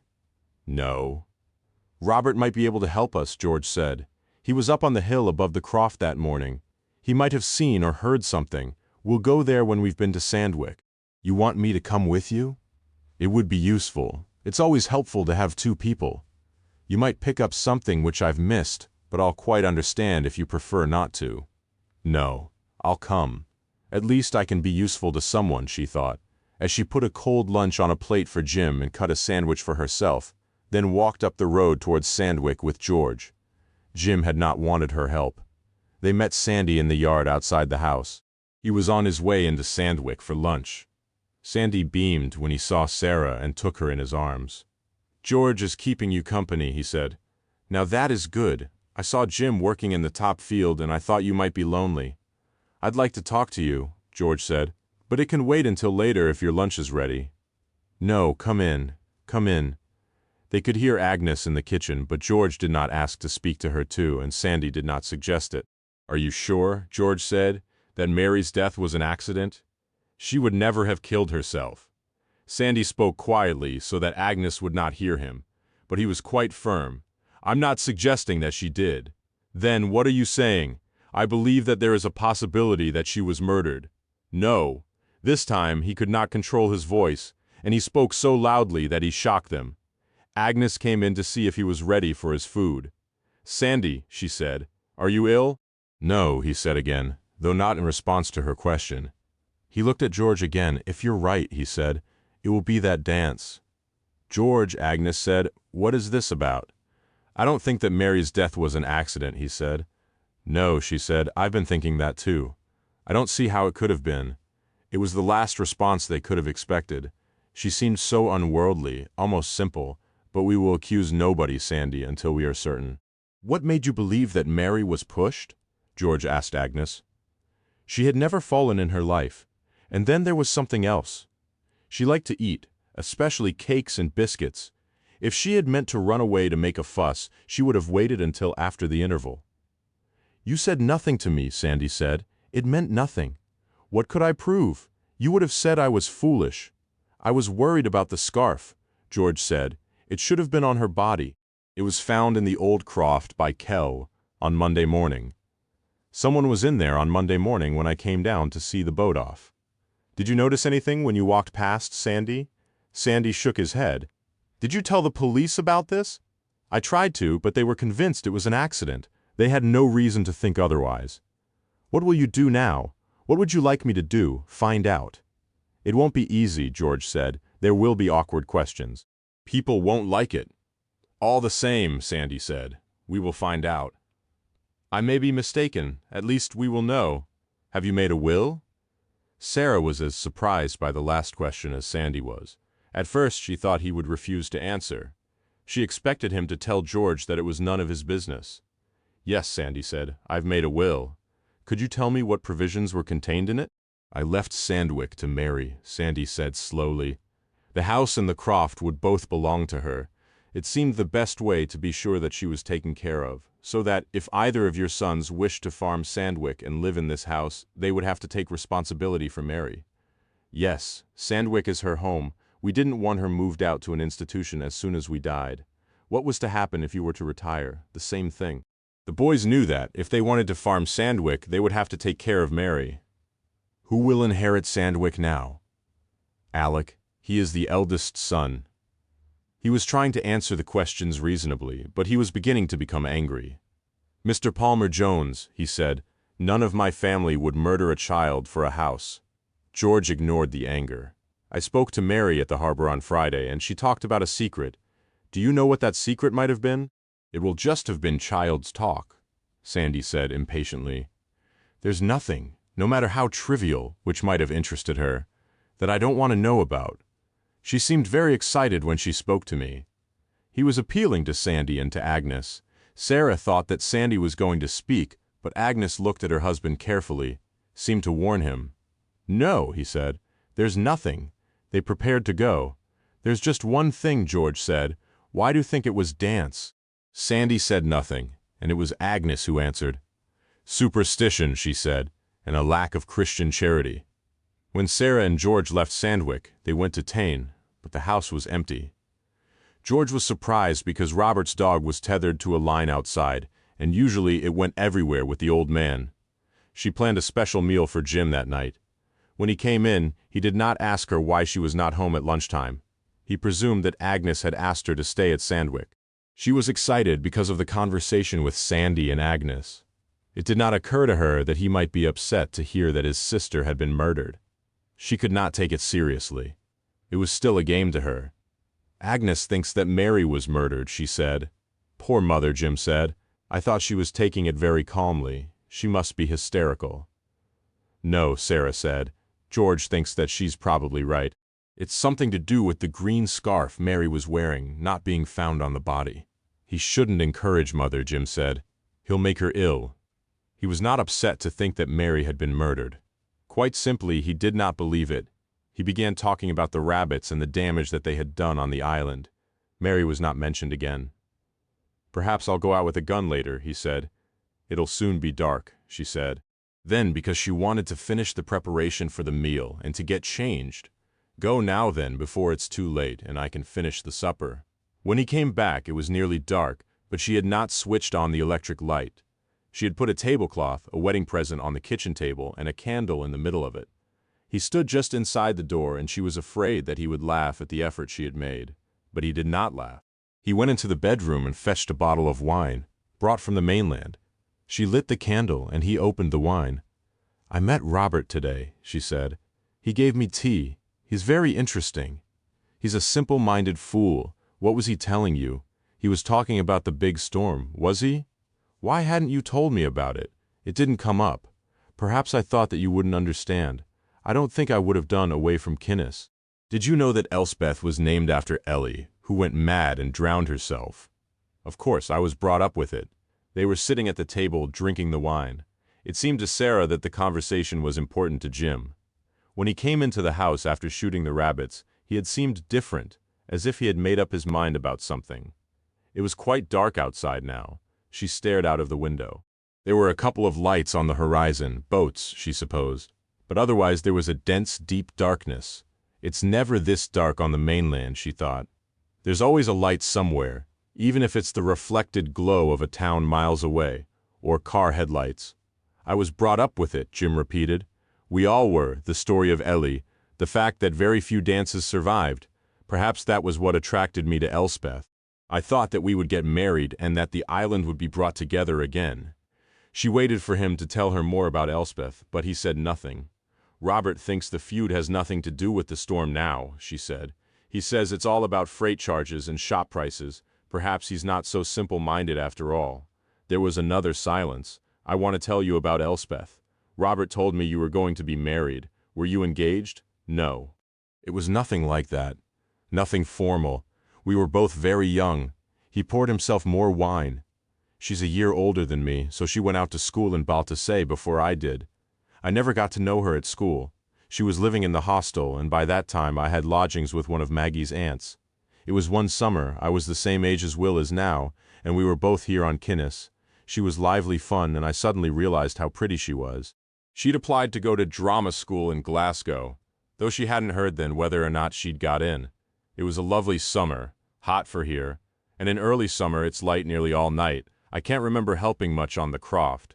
Every day I was out with Elspeth. We swam and walked and talked for hours and hours.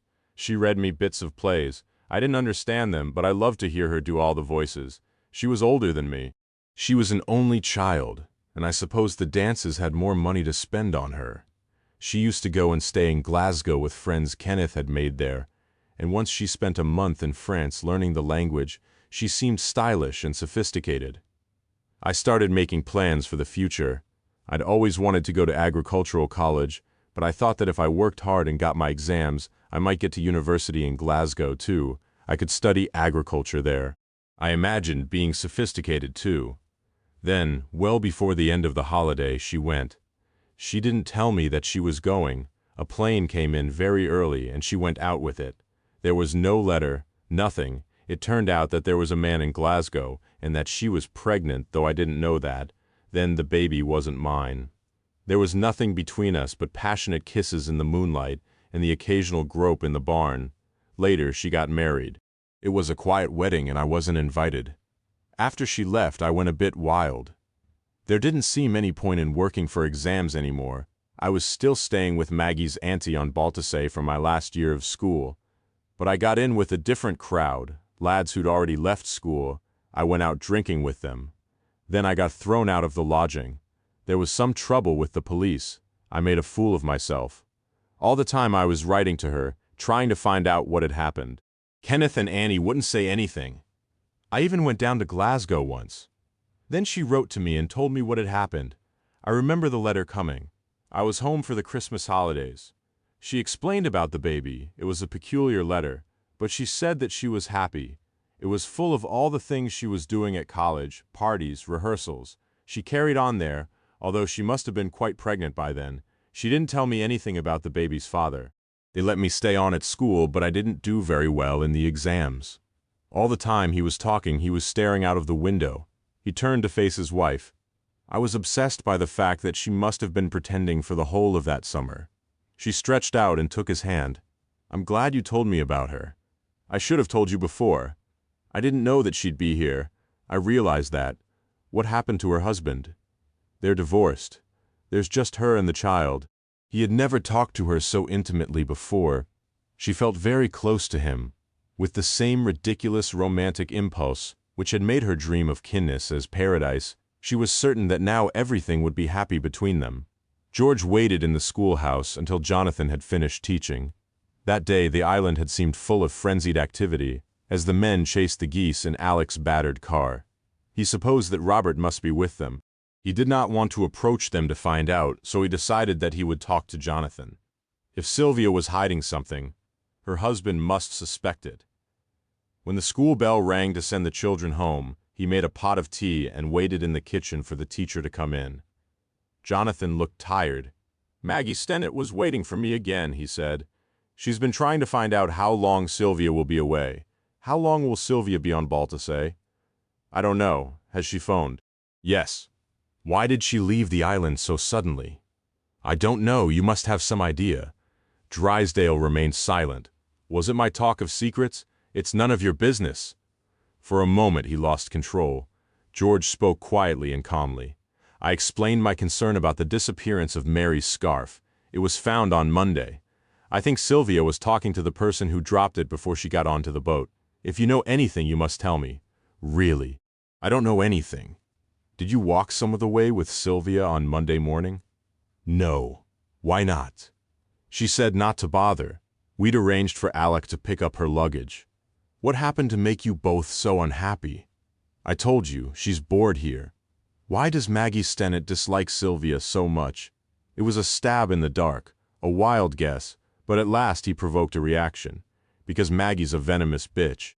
It's not Sylvia's fault that Alex Stennett chases every woman under 40 on the island. Was Sylvia having an affair with Alec? No, he was shouting. She flirted with him. I've told you, she was bored. She flirted with every man on Kinnis.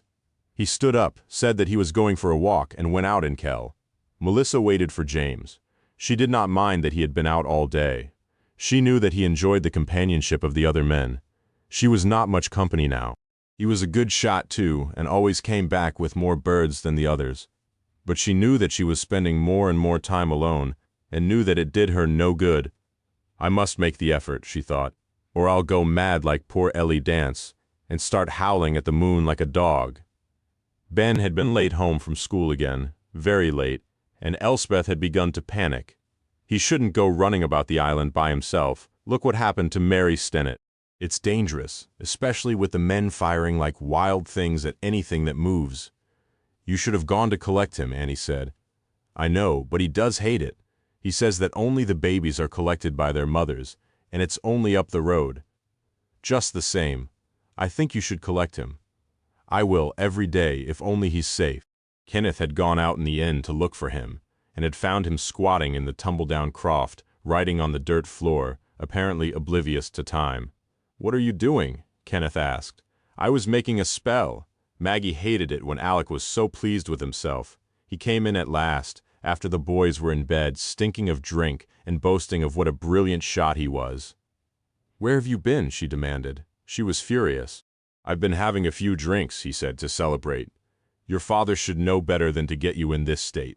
There'll be time to celebrate when you've cut the silage. What have you got to celebrate? Alec sat down carefully. He's talking, he said, about retiring. George Palmer Jones went to bed early. Jonathan Drysdale had come back from his walk in a peculiar, feverish state and had talked all evening about whooper swans. He had been up to Silver Water, and the whooper swans were there. This year he was determined to ring them. They would do it soon, and George must help him. George found the frightened, relentless conversation sad and exhausting, and went to bed to escape it. At first he did not sleep, and when the generator went off he was still awake making plans for the next day. He must eventually have slept, because the howls of the dog pierced his dreams, and when he woke, he thought he must still be dreaming. It was a horrible, chilling noise, and it sounded very close to the house. He could not believe that Jonathan was sleeping through it. It continued, high-pitched and disturbing. He tried to go back to sleep, but it was impossible. He thought that perhaps the dog had been hit by a stray shot, and finally, he got up and dressed and went outside. There was a very thin moon, but he needed a torch to see. The noise came from the low, boggy area of the loons. He splashed across the drainage ditches and swore as the water trickled into his Wellingtons. The whole thing was foolish. He should have stayed in bed. Then he saw the dog. It had not been shot, but Robert, lying beside it, had been dead for hours. He lay on his back and his face, and the dog were covered in blood. There was no clean bullet wound. He had been killed like the geese with a shotgun. The dog, which had accompanied him everywhere, had broken free from his line and found him at last. It was a shock, of course, and quite terrible, but George felt relief, too. I was right, he thought. The child was murdered. This proves it. Oceanofpdf.com, Chapter 9. The next morning, as soon as it was light, the police flew in. George borrowed Jonathan's car and went to the airstrip to meet them. There were the same two officers who had come to Kinnis before. They were confused and unhappy. They did not want the responsibility of coming to a decision about violent death, but George soon lost patience with them. They would not agree that Mary and Robert had been murdered. He took them to the body. It was still where he had found it the night before. He had woken Jonathan, and together they had covered it with tarpaulin, but they had not moved it. The elder policeman, the inspector, was near to retirement. He had a mainland accent. Perhaps he had moved to Baltasse for the peace. So they were shooting geese here yesterday, he said. Yes, all day, on and off. I heard them in the morning and again in the afternoon at about 3. The inspector turned to his colleague. I suppose it couldn't have been an accident. The younger man had been born on Baltasse. It could have been, he said, but someone would have seen it happen. Why not report it? Try to get help for the old man. It couldn't have been an accident, George said. Robert had information about Mary Stennett's death. This was too much for them. They were convinced that Mary Stennett had fallen accidentally. They had put in their reports to that effect. When was the old man last seen? The constable asked, quickly changing the subject. I know that Sarah Stennett was talking to him yesterday morning. We went to his house yesterday afternoon, but he wasn't there then. That would tie in with the accident theory then. If he was away from home when the men were up here shooting, he was murdered, George said, with such certainty and authority that they deferred to him, accepted his judgment. It certainly seems that way, the inspector said, but it's not the sort of decision we can make on the spot. We'll have to take a statement, of course, then report back to headquarters.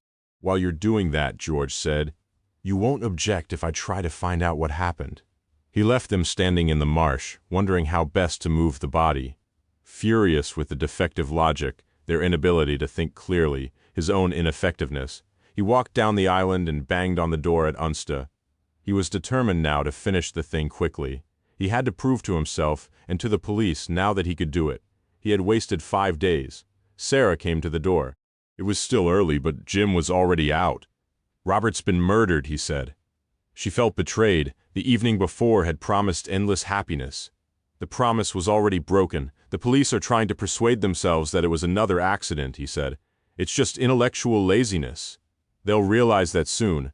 I want to ask some questions before they start taking statements. Will you come with me? He was compelling. He made her feel that it was her duty to go with him. He seemed to have a new energy and power. When they walked, she found it hard to keep up with him. Yet he had had no sleep. He was unsure why he was so reluctant to ask the questions alone. When he was working as a civil servant with the Home Office, there had been no opportunity to share responsibility. His independence had been the aspect of the work he had enjoyed most. Perhaps he had become too accustomed to sharing problems with Molly. He knew that an extra perspective would be invaluable. I wouldn't want to put you in an awkward position. No, I'd like to come with you. I think I should. His power and authority attracted her. I thought that we'd start at Kell and move south. I understood that visitors weren't welcomed at Kell. His sudden burst of anger surprised her. We won't behave like the foolish policeman, he said. We're doing the thing properly. If you prefer, you can opt out now. No, I want to come. He talked continuously as they walked, communicating his thoughts to her and ordering his ideas, so that he would know just what questions to ask. Robert found out Mary's secret, he said. He saw or heard something, or he worked it out for himself. He saw the person talking to Sylvia Drysdale, but that might mean nothing. We must remember it, but not give it undue importance. If we knew the secret, we would know the identity of the murderer.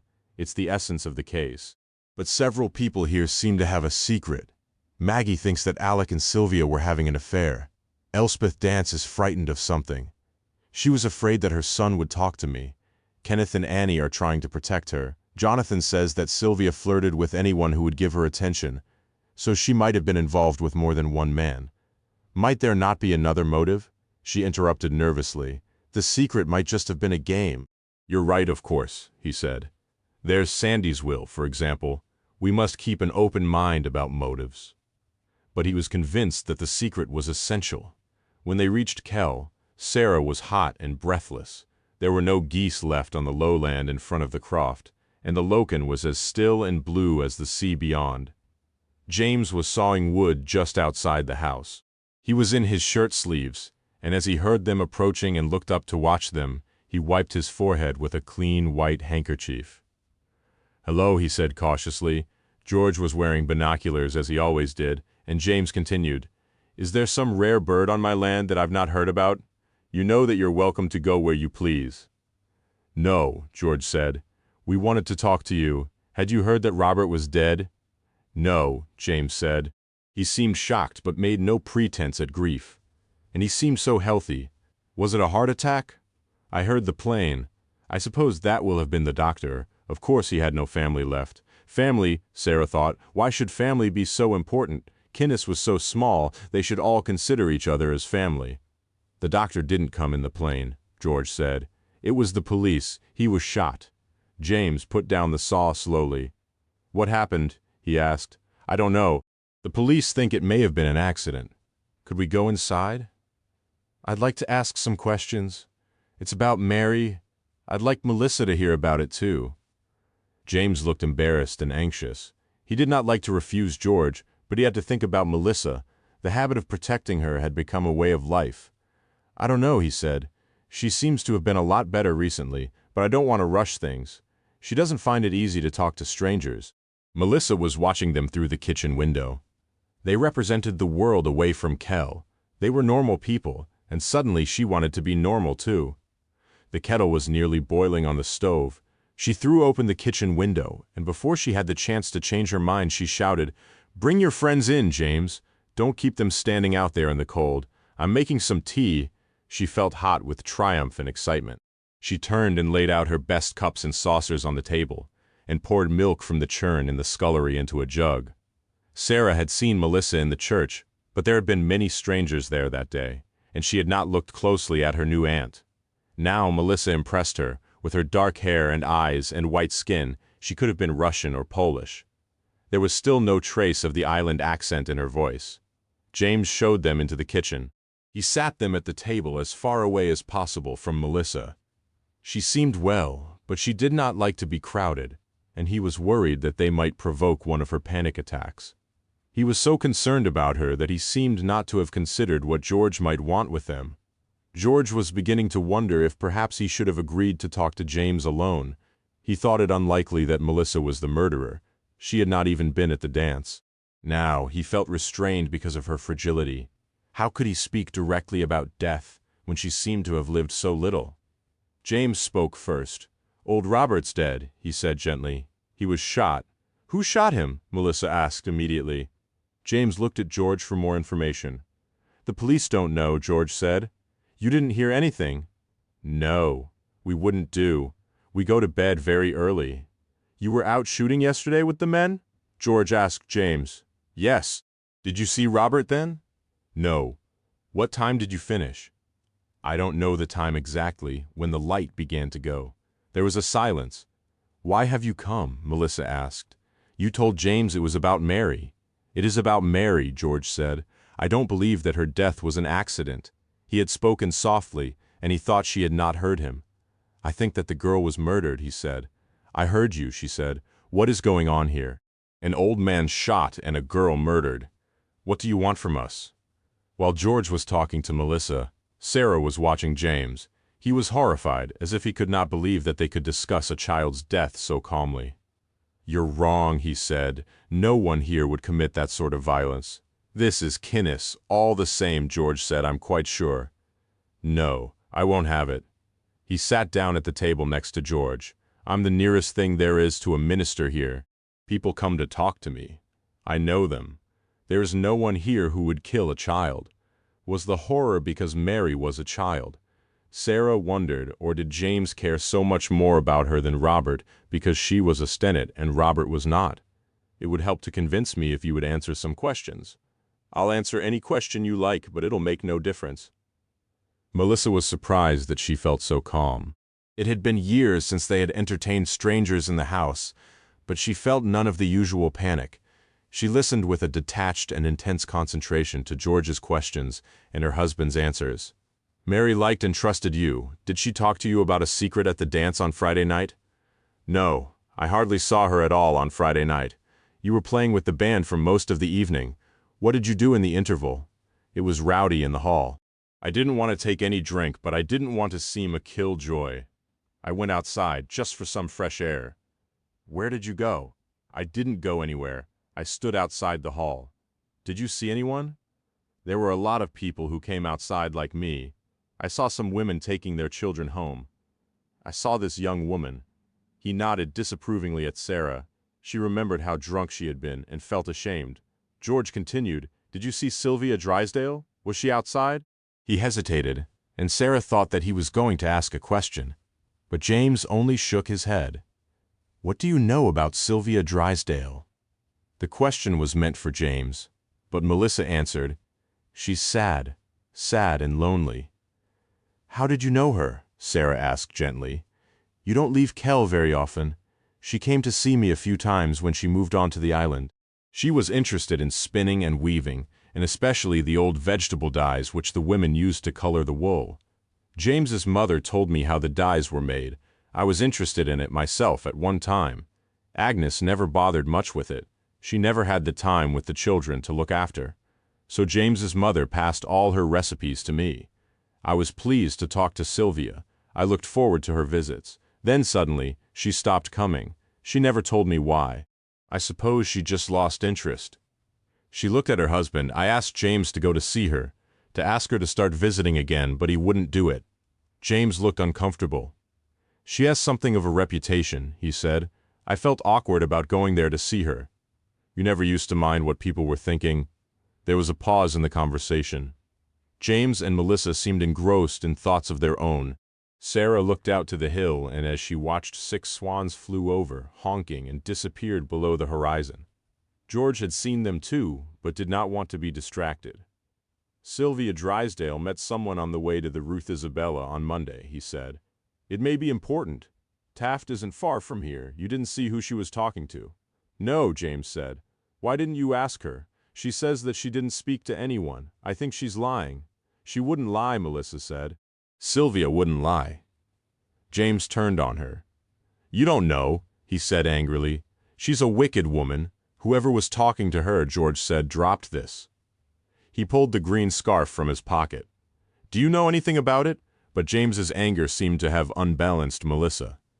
She started to breathe very quickly, as if she were short of air, and she was pale. She seemed not to be listening. You've upset her, James said. You'll have to go. Melissa was fighting for control. She had begun to weep. George stood up. I'm sorry, he said. You have helped us. Sarah spoke directly to Melissa. I'm interested in spinning and weaving, she said. If you feel like talking to me, tell James to let me know, and I'll come and visit. James was desperate now to get them out of the house. He walked with them into the yard. You shouldn't have come, he said. I knew that you would make her ill. His face was gray with anxiety. Please don't come back. In the kitchen, Melissa stood up and walked to the window. She stood watching the 3 people in the yard, and her breathing became more regular. She was furious with her weakness.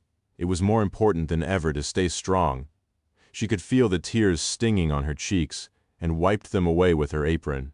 James came back into the kitchen and turned to face her. He looked anxious and apologetic.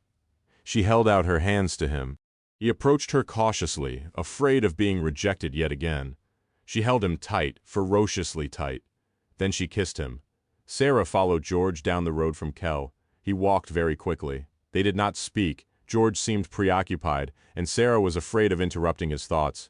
The interview had shaken her. She had been shocked by Melissa's sudden spasm of panic. Alika's car was parked on the road near Robert's body, and George supposed that the policeman had sought his help in moving it. He hurried past, worried that the police might detain him. When he and Sarah were out of sight, he stopped, took out a field notebook, leant it against a dry stone wall, and wrote in it. I can't rely on memory, he said, and I find it helps to put things in perspective. I'm sorry, she said. I don't understand what you would need to write down.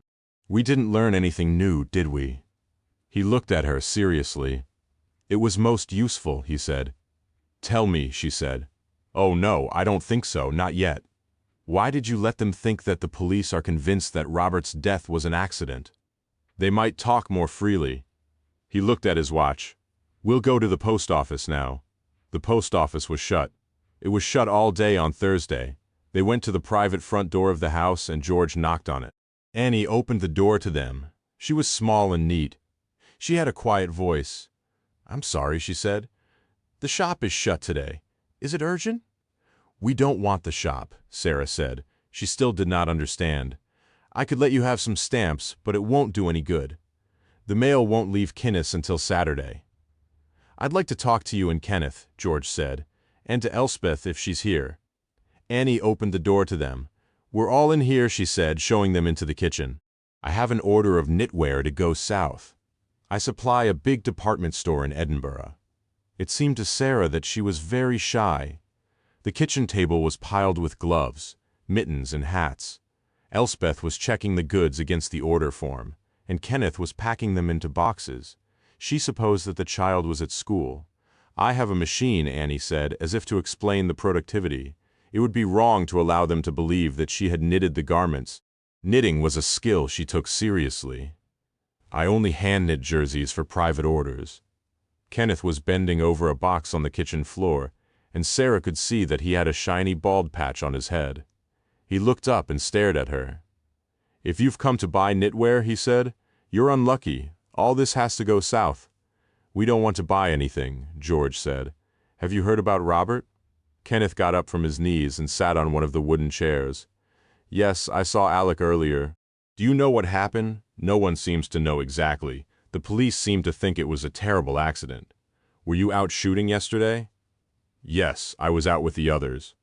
But I didn't see Robert. I don't know how anyone could have come to hit him." "Nor do I," George thought. "I went to talk to you about Mary Stennett," he said. "I think that she was murdered." "Is that what they're saying now, that she was murdered?" Dance almost spat out the words in his scorn. He turned to Sarah. "And who do they blame for this murder?" "The Stennetts accuse no one for her murder." George had raised his voice and interrupted Dance. There was silence. He continued, speaking more softly. "She was pushed from Ellie's head. I will discover who did that. I want you to help me." They seemed stunned again. There was no reply. Elspeth was playing with a lock of her curly hair. She was watching them intently like a child watching adults, waiting for them to reach a decision. It seemed to Sarah that she was frightened. "How terrible," Annie said. "The poor deaf child. Did you see her leave the party on Friday night?" Once again, George's words demanded their attention. He looked at them each in turn. Annie shook her head. "I remember seeing her dancing and thinking how she was enjoying herself, but I didn't notice that she was missing until Agnes started to cry." George turned to Elspeth. "Do you know why anyone would have wanted Mary dead?" he asked. "Why do you ask me that?" The answer was unexpected, peculiarly defensive, as if he had accused her of the crime. "I wouldn't harm a child. I have a child of my own." "How long have you been back on Kinnis?" George asked with quiet interest. Elspeth was behaving so strangely that she became a focus of interest in her own right. Any information she had about Mary's movements could wait, about 6 months. "Your son is at school here. Do you plan to stay?" "I don't know. I'm not committed to anything." She spoke quickly and her eyes moved from George to her father. "What's that got to do with anything?" Kenneth Dance demanded. "That's nothing to do with Mary Stennett. No, it has nothing to do with her." He turned back to Elspeth. "Did you see Mary at the party? Did you see her leave?" "No," she said. "I didn't." "Ben was with her at the beginning of the evening. Then Agnes asked me to sing in the interval. I didn't see Mary again. So you can't help me?" "Not really. I can't. I would help you if I could. I'm sorry." The answer was too emphatic, but George turned to her father. "Did you notice the child at the party?" "I probably saw her, but I was playing with the band." "What did you do during the interval?" "Nothing. I fancied a can of beer, but there was none. I had a cup of tea. You didn't leave the hall then?" "No, I've told you again." Elspeth's eyes flickered towards her father. George watched them, convinced that they had something to hide, wishing that he could penetrate their mistrust. Sarah found the silence awkward. It was obvious that they were not wanted. She stood up, and reluctantly George followed. She went through the door first, but she still heard Kenneth Dance say to George in a low, conversational voice, "I shouldn't go prying into other folks' affairs if I were you. You might get hurt." Outside, in the bright, cold light, George made no reference to the threat. "My wife used to be a social worker," he said. "I miss her expertise at times like these. Elspeth's very unhappy, don't you think?" "Yes," Sarah said. "Very." She asked George to unstuff for lunch. "Jim will be there," she said. "You can talk to him. I don't want to intrude. It won't be an intrusion. Besides, he was out yesterday evening alone with a shotgun. He said nothing." She would have preferred some reassurance, an insistence that Jim could not be under suspicion. Jim was washing his hands in the kitchen sink when they arrived. He was angry. The police had spoken to him. They had implied that the islanders were negligent in their use of firearms, that they were trigger-happy, that someone had been shooting in bad light, and that Robert had been hit without anyone noticing. "It's impossible," Jim said. "Everyone here knows what they're doing." "I agree," George said. "It's impossible." Sarah put on the kettle and began to fry bacon and eggs. The men sat at the kitchen table. "Did you see Robert when you were out yesterday?" George asked. "Yes. I was up on the top field and you can see Tane from there. He walked north up the road." "You were shooting rabbits?" "No, not then. That was later. What time did you see Robert?" Jim shrugged. "Soon after lunch." "Did you see anyone when you were out with your gun?" "No." Jim leaned back in his chair. "I didn't kill him," he said. "I stayed on my own land. I didn't go near to the loons." "Do you know what secret Mary had?" George asked suddenly. "She mentioned it at the harbor and again at the party. It wasn't a child's game, forgotten in 5 minutes. What could it have been?" "There's no privacy here," Jim said. "The most trivial thing a person wants to keep to himself becomes a secret. Sarah was carrying plates of food to the table. What about you?" she asked. "Do you have a secret?" "No," he said. "Not me," as they ate. George asked Jim the questions which had become routine. When had he last seen Mary at the party? Had he left the hall at any time? Had he noticed anybody else leave the hall? Had he seen anyone talking to Sylvia Drysdale on boat day? Jim answered courteously, but he had nothing to add. He was no real help. As soon as the questions were over, George was impatient to move on. If the policemen were moving down the island, there was a danger that they might get to Bunnes before he did. Jim watched impassively as Sarah rushed to clear the plates and followed George out. When they arrived at Bunnes, Maggie was baking. Alec was still out. She had wanted a proper kitchen separate from the living room, and it had been built on the back of the house. It was long and thin like a corridor. She was kneading bread dough and her plain freckled face was red. Sarah remembered that Alec had said that Maggie was up early on the boat morning to bake, and thought she must spend very little time out of the kitchen. When they knocked on the kitchen door, she called them in without stopping the stretching and pressing of the dough. George remarked politely that the bread would be good when it was cooked. She cut it into 3, rolled it in flour. "I bake all my own bread. I wouldn't buy from the shop the prices he charges. I'll be finished just now, then I'll make some tea." She covered the loaves with a tea towel, rinsed her hands under the tap, then led George and Sarah into the living room. It was intimidating in its tidiness. Every surface was highly polished.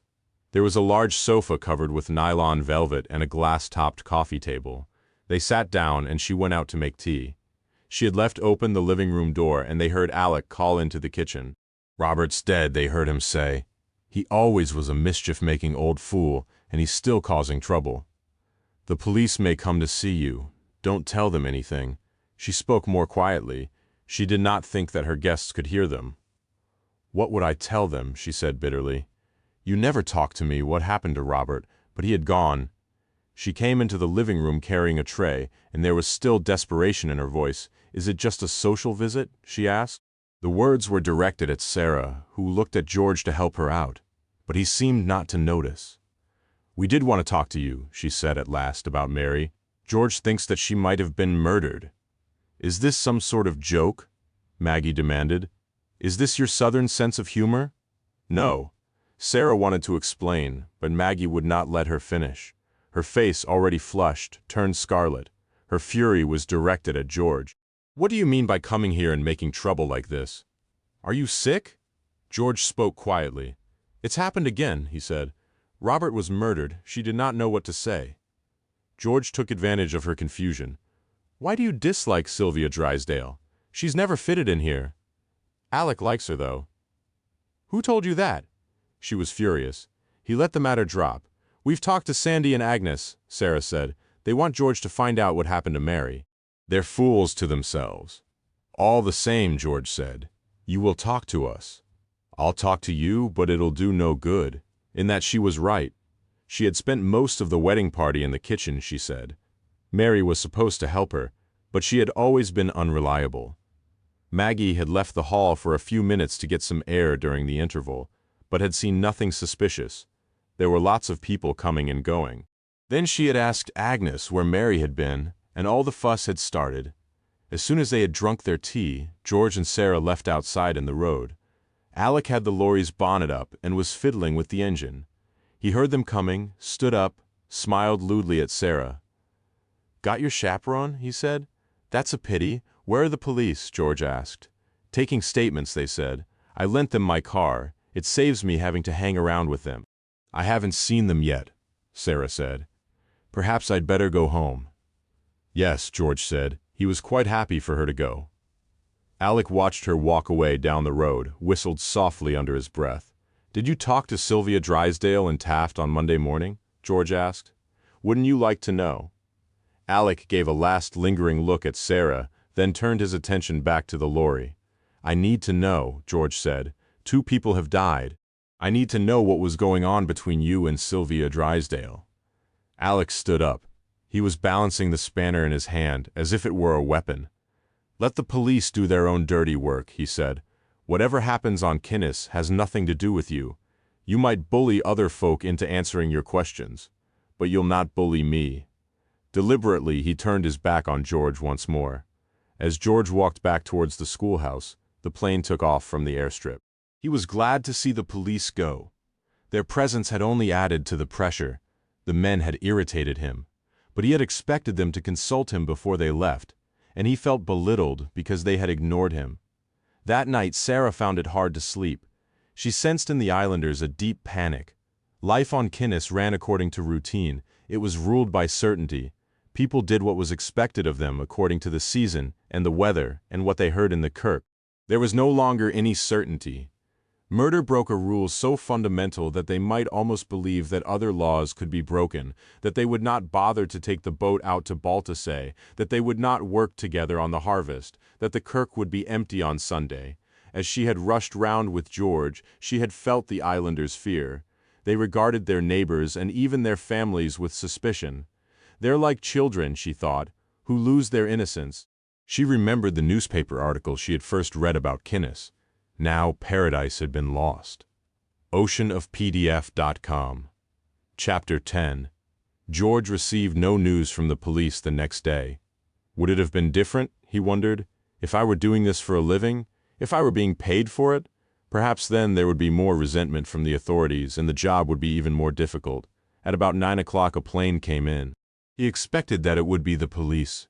And when Alec's car went past the schoolhouse towards the airstrip, the theory was confirmed.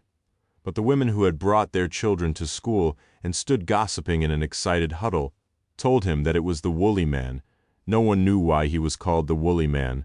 None of the clothes he brought into the island were made of real wool. Perhaps the islanders thought he must come from Woolworth's, because that was the only cheap department store many of them had heard of. He was Sikh. No one knew his real name, and he seemed not to mind. He arrived in his chartered plane every autumn, laden with goods to sell, as in old days traders from the East must have arrived in Europe with silk and spices. In his boxes and suitcases there were denim jeans, cheap jersey dresses, nylon underwear, and machine-washable sweaters, but to the islanders they seemed just as exotic. He hired the hall and piled the trestle tables with his wares. He put a screen in one corner to make a changing room, because he knew that he would sell none of the skirts and dresses unless the women could try them on. He had a Glasgow accent and a slick patter laced with good-natured humor as he tempted his customers to buy the cheap, gaudy things. If anyone other than Robert had died, the woolly man's visit would have been cancelled. Mourning was taken seriously on Kinnis. But Robert had no family left to ensure that the proprieties were observed, and no one else felt able to take responsibility. In many ways it was as if the death had never happened. There was no one left to grieve for him. And perhaps they were comforted by the visit. This was one law which had not been broken, and they clung to that. The woolly man came every autumn to Kinnis, so everyone went to the hall as they always did, even those who had no intention of buying. The woolly man brought a touch of excitement, a flavor of a different world. Some of the mothers had kept their children away from school just so that they could see him. They brought their offspring to the hall to see the woolly man as if he were Father Christmas in his grotto, then sent them back to their lessons. Will Stinnett sat in the aeroplane next to the woolly man and felt foolish. He had always believed himself to be independent, yet he had allowed his mother to persuade him to return home without argument. He had been away for less than a week and had just begun to enjoy the social life at school again. She had telephoned to the hostel the night before and told him she had arranged a place for him on the woolly man's plane. To be summoned home now was the worst kind of deprivation. He would have to make it clear to his mother immediately that he did not intend to stay, but he knew that the task would be difficult, and he felt sulky and resentful. Sandy and Agnes went with Alec to meet the plane. Agnes was desperate to see Will again. She wanted all her children near her. Robert's death seemed to have shaken her calm and stability. She knew that it was illogical, but she wanted Will at Sandwick so that she could see that he was safe. The house was so empty with Mary gone. It felt unnatural. She wanted a child to mother. Alec thought that his mother was being ridiculous. "You're mad," Alec said, glad to have something to shout about. "There's not enough work on Kinnis for the men who are here." "Your father will retire soon," she said. "Will can work the Sandwick land." "That's crazy. He doesn't know anything about farming. He doesn't care. He's only interested in birds and books and music. He doesn't want to live on Kinnis. He wants to go away to college. It would be disastrous." But Agnes had persuaded herself that Will wanted to live on the island, and it was only the lack of work and opportunity which had prevented him. Sandy felt miserable. He wanted to see Will at home, but he did not feel ready to retire. He still had plans for Sandwick. He thought that Agnes was making a big mistake. The plane arrived almost immediately. Sandy watched as Agnes leaned out of the car window, trying to get the first glimpse of her son. Then she was out of the car and hurrying over the short grass to meet Will. Sadly, Sandy got out of the car and followed her. The three of them stood making awkward conversation, stamping their feet. Because although the sun was shining, it was very cold. While Alec helped to unload the plane, there was not enough room for all of them in the car, so Alec drove away with the woolly man and his wares, leaving them on the windswept, sheep-grazed hill. Will slouched gracelessly and scuffed the grass with his boots. He had intended, as soon as he arrived, telling Agnes that his stay would only be a short one, but the depth of feeling in her welcome had thrown him off balance. "Shall we start walking?" he said. "It's cold hanging about." He wanted to ask them about Robert's death, but he was afraid of a new rush of embarrassing emotion, and they walked in silence. They walked down the track and had almost reached the road by the time Alec met them. Maggie was the first customer in the hall. She had come out to escape from Booness. The conversation with George and Sarah had worried her more than she would admit to herself, and she felt unwell with a piercing headache above one eye. At home, she had felt restless and trapped. She was confused by this. Usually the house gave her power. It was her domain, and she loved being there without the house, and her role in the family she had no importance. She felt her confidence crumbling. She wondered what Alec was doing. He had been in a foul temper since coming home the afternoon before. She had asked him if he had seen George. Alec had sworn at her and accused her of sending folk to spy on him. She had wanted to discuss things calmly so that at least they could agree on what they should say if there were any more questions, but he had refused to talk to her. She had remained silent at breakfast because the boys were there, and immediately afterwards Alec had gone out without telling her how he was planning to spend the day. She was used to Alec's bouts of childish temper and usually ignored them as she did her children's tantrums. But now she wondered if his present mood had a more sinister significance. At the sale, she was a discriminating customer. She hunted through a pile of clothes for a real bargain, checking every seam and hem, feeling the quality of the cloth between thumb and fingers. She realized as she held the cheap cloth to her cheek that she was frightened. James heard the plane, and at Melissa's insistence he telephoned Kenneth Dance to find out who had arrived on the island. "It's the woolly man," he said, expecting her not to be interested. He had gone to the sale in the past, but she had not seemed to like the things he had chosen to bring home for her. "Shall we go?" she asked. He was astounded. Usually a panic attack affected her for weeks, but since George Palmer Jones had left them alone, she seemed altogether stronger, more determined. It was as if she had something to fight for. "Shall we go?" she repeated. "I would like to. Are you sure?" "Yes, we'll show them." He did not understand. He was pleased by the change in her, but it worried him too. It was all too sudden. Everyone on Kinnis was frightened of change. "We'll go then," he said. "But if you want to leave the hall, you must say, I won't show you up." He could not remember the last time they had walked out together, arm in arm in the sunshine. He felt that it should have been a Sunday. Kinnis couples often walked out like that on Sunday afternoons when he and Melissa had stayed in the house. He supposed that there was work he should be doing in the croft, but this was more important. He could feel her body close to his as they walked. With every step she swayed against him, and the sharp bone of her hip touched his leg. The closeness made him feel breathless, like a young boy out with a girl for the first time. When they approached the hall, her arm tightened on his, but she did not hesitate. "Are you all right?" Yes, we'll go in then. Yes. He held the door open and she walked ahead of him into the hall. Her back was very straight. People turned towards her, smiling. She smiled and smiled all morning and thought how clever she was to keep it up, because she knew that she had nothing to smile about. Elspeth did not want to go to the sale, but her parents persuaded her. There'll be nothing worth buying there, she said, knowing that it was only an excuse. If you're staying on here for a while, Ben will need more things for school, her mother said. Hard-wearing things. Island wool's good for Sunday best, but it doesn't wear well. Do you want me out then? Elspeth knew that she was overreacting. She wanted to cry. I know that you're ashamed of me too. That's foolish, her father said gently. You stay until you want to go. We want you here. You want to keep an eye on me. You don't trust me. That's foolish, he said. He and Annie shared the conspiratorial, slightly superior look of doctors coming to a decision about a difficult patient, which Elspeth recognized and resented. There's no point opening the shop this morning. Everyone will be in the hall. We'll all go. So she agreed to go with them because if she had refused, she would have been thought neurotic and ungrateful. They hardly let her out of their sight now. She longed to be alone. She had hoped that her time on the island would bring a kind of peace. She found it occasionally when lying on the short grass at the top of the cliffs watching the seabirds. She was drawn to the cliffs and never spent as much time there as she would have liked. Her parents filled her day with chores and visits, and she had little time to herself.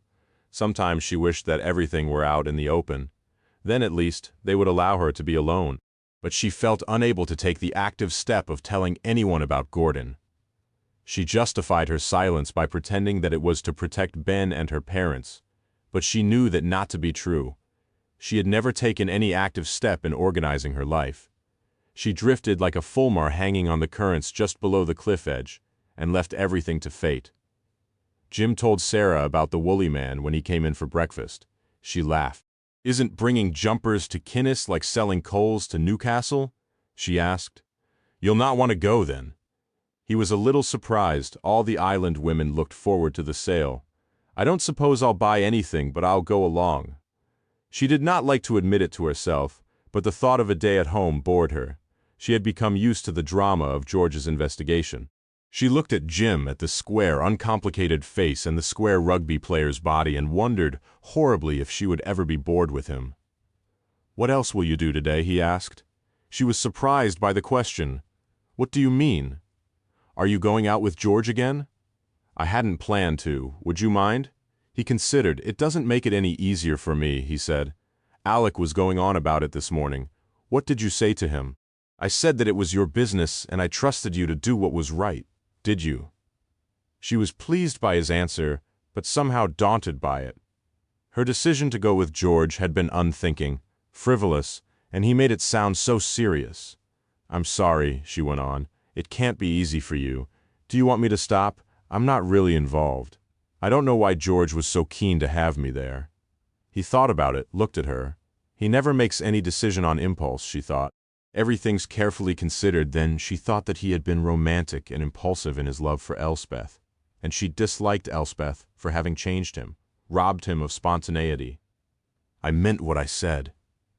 He stood up, prepared to go out again. I do trust you. Carry on if you feel you have to. George Palmer Jones had no intention of going to the sale until Alec's car drove past the schoolhouse, and he saw Will's moody, teenage face at the car window. Will had been living at Sandwick when Mary had died. He was closest to her in age. Perhaps she had confided in him. Perhaps he knew her secret. The children were out to play, and he walked round to the schoolroom to tell Jonathan Drysdale where he was going. It's like a glorified jumble sale, Jonathan said. Everything he has to sell is trash, but they'll all be there convinced that they've got a bargain. I think I'll go and see what's going on. I might buy you a present. Drysdale was not amused. He went into the playground and rang the school bell with a bitter ferocity. Will sat outside the hall on the grass, leaning against the outside wall of the graveyard. He knew that it was a churlish and ineffective gesture to refuse to go into the sale, but he felt manipulated and frustrated. It was quite clear that his mother expected him to live on the island forever. He would have to tell her that it was impossible and there would be a scene. He felt, too, that some important information was being kept from him. Robert's death had not been mentioned, and when they spoke of Mary, it was with anger. They expected so much of him, but gave very little in return. He was wearing binoculars and began to look at the skylarks at the edge of the stubble field below him. For a while, he forgot his family and became absorbed in watching the birds in the sharp, clear light. He stared at a smaller, more compact bird, which attracted then held his attention. He was still there when George came along. George had only seen him a few times on previous visits to the islands, but the common interest in natural history was strong enough to allow the sort of easy conversation which usually comes with friendship. The boy heard him approaching, looked up, and smiled. "I think I've just seen a short-toed lark," he said. "I was wondering if I should go up to the school and tell Jonathan. He might want to see it in his lunch break." "No, don't go," George said quickly. "I'll tell Jonathan when I go back." They watched the bird together. George confirmed the identification. Then there was a relaxed and friendly silence. "Why did you decide to come home?" George asked. "I didn't decide. It was decided for me." Will put down his binoculars. "What's going on here?" The question came out in desperation. "Did your mother tell you about Robert? She said that he had died in a shooting accident. I don't think the police even believed that it was an accident. He was murdered, like Mary. Mary fell over the cliff. She was pushed." George thought that Will was going to cry. It was all too much for him to take in. His arrogance had disappeared, and he seemed very young. "Why didn't they tell me?" Will said. He was angry and upset. "Why did they hide it from me? I'm the only person who is certain that it was murder. Who did it? I don't know yet. I need your help." Mary had a secret. She knew something about someone on the island, which would have caused so much embarrassment that she had to be prevented from telling it. I believe that Robert found out about it too, so he had to die. "No," Will said. "It can't have happened like that. Tell me why." Will struggled to find the words to explain what matters is appearance. The whole island might know of something going on, but as long as no one admits that they know, life can continue as usual. It's the only way, I suppose, that people have managed to live on top of each other for all these years. But if Mary were to discover a secret like that, she would make a fuss about it. No one would be able to pretend then that they didn't know. "But you don't understand," Will cried. "The secret probably wasn't terrible at all. It was probably a little thing. Certainly nothing to commit murder for. It might be a major scandal here if the teacher refuses to go to church or someone kisses someone else's wife after having too much to drink on Friday night. But it's not a matter of murder." George spoke quietly. "You believe you know Mary's secret, don't you?" "Yes." He put his head in his hands. "Is it about Sylvia Drysdale and Alec? How did you know?" The boy felt cheated of the drama of revelation. He was surprised and annoyed. "As you said, it wasn't a very well-kept secret, but no one else is prepared to talk about it. Can you tell me in confidence what was going on between Sylvia and Alec, and what the island, especially Maggie and Jonathan, thought about it? What does it have to do with you?" Will had recovered his poise, adopted again the pose of cool experience. "Does it matter? Do you want to protect a murderer?" The words were sharp, and Will had no defense against them. "I'll tell you," he said, trying to pretend that the decision to speak was his. "It won't do any good, but I'll tell you. Do you want to go somewhere more private?" George looked towards the hall. The people coming and going directed their attention to each other, and the goods for sale, and the turbaned woolly man. If anyone saw them, it would be assumed that they were bird-watching. "No, this will do." "When did it all start?" "I don't know exactly. Of course I was out at school until July. There was a big picnic the first fine weekend we were home. There always is. And then a dance afterwards. I didn't notice anything. Sylvia looked lovely, but she always does. The women here say that she shows off, but it's the way she is. She danced a lot with Alec, but they're both fine dancers, and they enjoy dancing together. She danced with other men too. Maggie left early to put the boys to bed, and later all the family came back to Sandwick for coffee and a dram.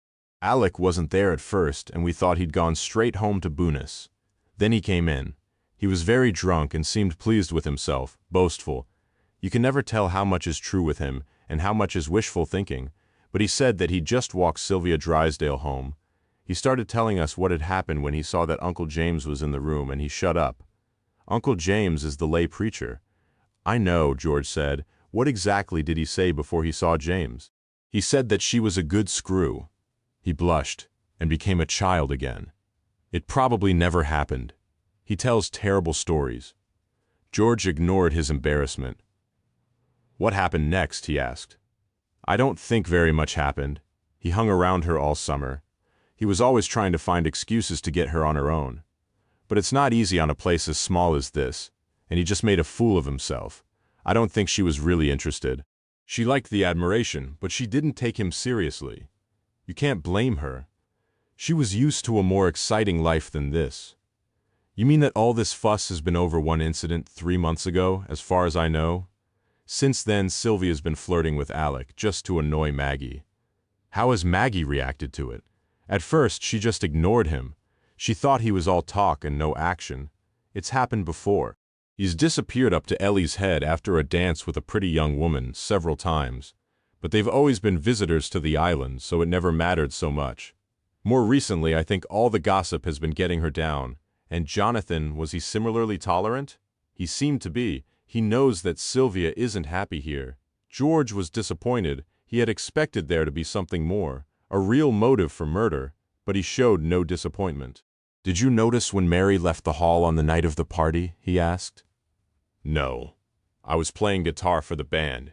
She wasn't around in the interval. What did you do in the interval? I had a drink and something to eat. George could remember seeing him, lounging against the wall, watching the rest of the crowd with a detached, rather superior air. Did you notice if anyone was away for a long time before or during the interval? No, I didn't notice. No, George thought. You were busy wondering what people were thinking of you. They sat in silence again, watching the short-toed lark in the field. Each spike of stubble was hard and clear in the sunshine. All the colors on the bird were very bright. The hall was full now. There was no one else outside, and it was very quiet. It must be something else, George said, almost to himself. There must be another secret. You don't know what it can be. No. Suddenly, from inside the hall, there was the sound of a scream. It was of anger and exasperation, not of pain, but it was loud enough to make the short-toed lark rise into the air before settling again farther away. Elspeth ran out of the hall towards them. Tears were streaming down her face, and she took no notice of the men. She was completely absorbed in her own misery. She was wearing a calf-length skirt, and as she ran, she stumbled and caught her knee on the hem. Will called after her, but she took no notice. When she reached the road, he got up and hurried after her without saying a word to George. George walked slowly towards the hall. As he reached the door, Kenneth and Annie came out. Annie, too, looked as if she had been crying.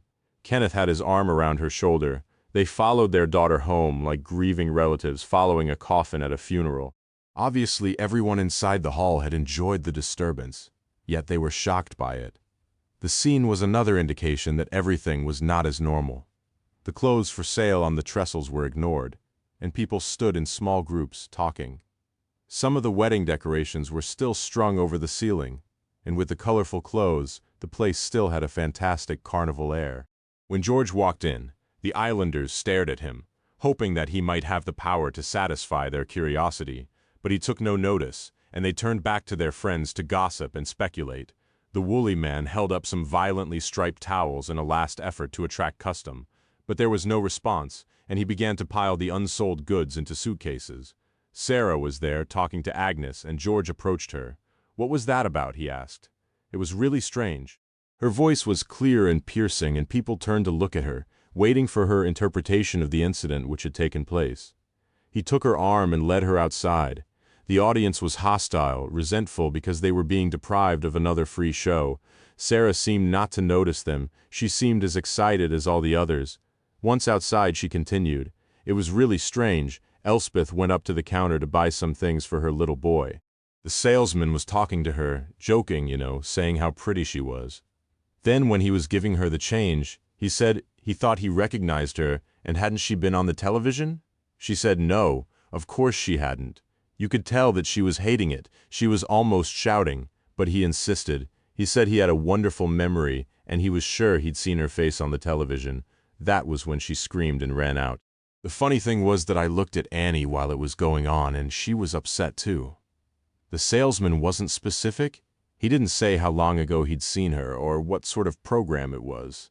She shook her head. No, it happened just as I told you. He waited until she had walked away before he went back into the hall to talk to the woolly man. All the customers had gone and the trestle tables were empty. A shaft of sunlight came in through the open door and showed the dust in the air and the cobwebs on the rafters. The woolly man answered his questions with a polite bewilderment, but he provided no more useful information. He was very sorry that he had upset the young lady. He had not meant to do that. He thought that she must be famous because he had seen her face on the TV. Once a famous actress had bought from his stall in Glasgow. Are you based in Glasgow? Yes, I travel. It's 6 months since I was there, but Glasgow is my home. The young lady comes from Glasgow. Perhaps you met her there? Perhaps. He was no longer interested. He had not sold as much as he had expected, and he was disappointed. He wanted to finish clearing away. George was at the door when he turned back. I wonder, he said, could I come out with you on the plane? I'd pay half of the charter cost. The man grinned. Sure, he said, sure. At the school, the children were out to play for lunchtime. The girls had a skipping rope and were singing a rhyme. The boys were playing spacemen. Ben Dance sat on a wall and watched the children, but made no attempt to join in. Jonathan sat at his desk in the schoolroom drinking a mug of coffee. He was reading the manuscript of a paper about gull population control sent by an ornithological magazine for his comments. He was concentrating so hard that he did not hear George come in. There's a short-toed lark on the stubble field below the hall, George said. That's good, I'll get down to see it after school. Will Stennett found it. Is he back? I'll have to arrange the swan-ringing expedition then. I'm going out on the plane. I'll stay on Baltusay tonight and come back on the Ruth Isabella tomorrow. Will you see Sylvia? Probably, but that's not why I'm going. Tell her that I miss her, Jonathan said abruptly, and that I'll leave the island as soon as I can get another job. Before that, if she's desperate to go, I'll tell her. The police phoned from Baltusay, Jonathan said. Just after you'd gone out. They're coming in this afternoon in their own plane. They'll miss me then. He went into the house to pack an overnight bag, then began to walk to the airstrip.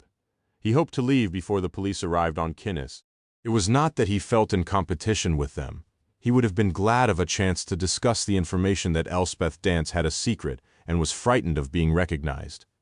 But he knew that they would not be interested. They were willing to consider that Robert's death was murder, but he was certain that Robert had died only because he shared Mary Stennett's knowledge. Mary Stennett's death was the key to the thing, and they believed that she was a foolhardy girl who had slipped. He enjoyed the walk to the airstrip and got there before Alec's car or the aeroplane. He heard the engine of the plane first, then Alec's car raced up the track and stopped dramatically with squealing brakes in a cloud of sand, just as the plane touched down. As the woolly man unloaded his luggage from the boot, Alec stuck his head through the car window and shouted at George. You're leaving then, are you? You rake up all the muck and then you piss off. Well, don't think you'll be welcome on Kinnis again. Perhaps he thought that George would not hear him. The noise of the plane's engine was very loud. George got in and chose a seat by the window. The plane took off and circled the island once before heading for Baltusay. George looked at Kinnis, green and perfect below him, and he knew that what Alec had said was true.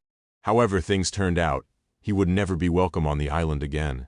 And once the matter was resolved, he knew he would never return.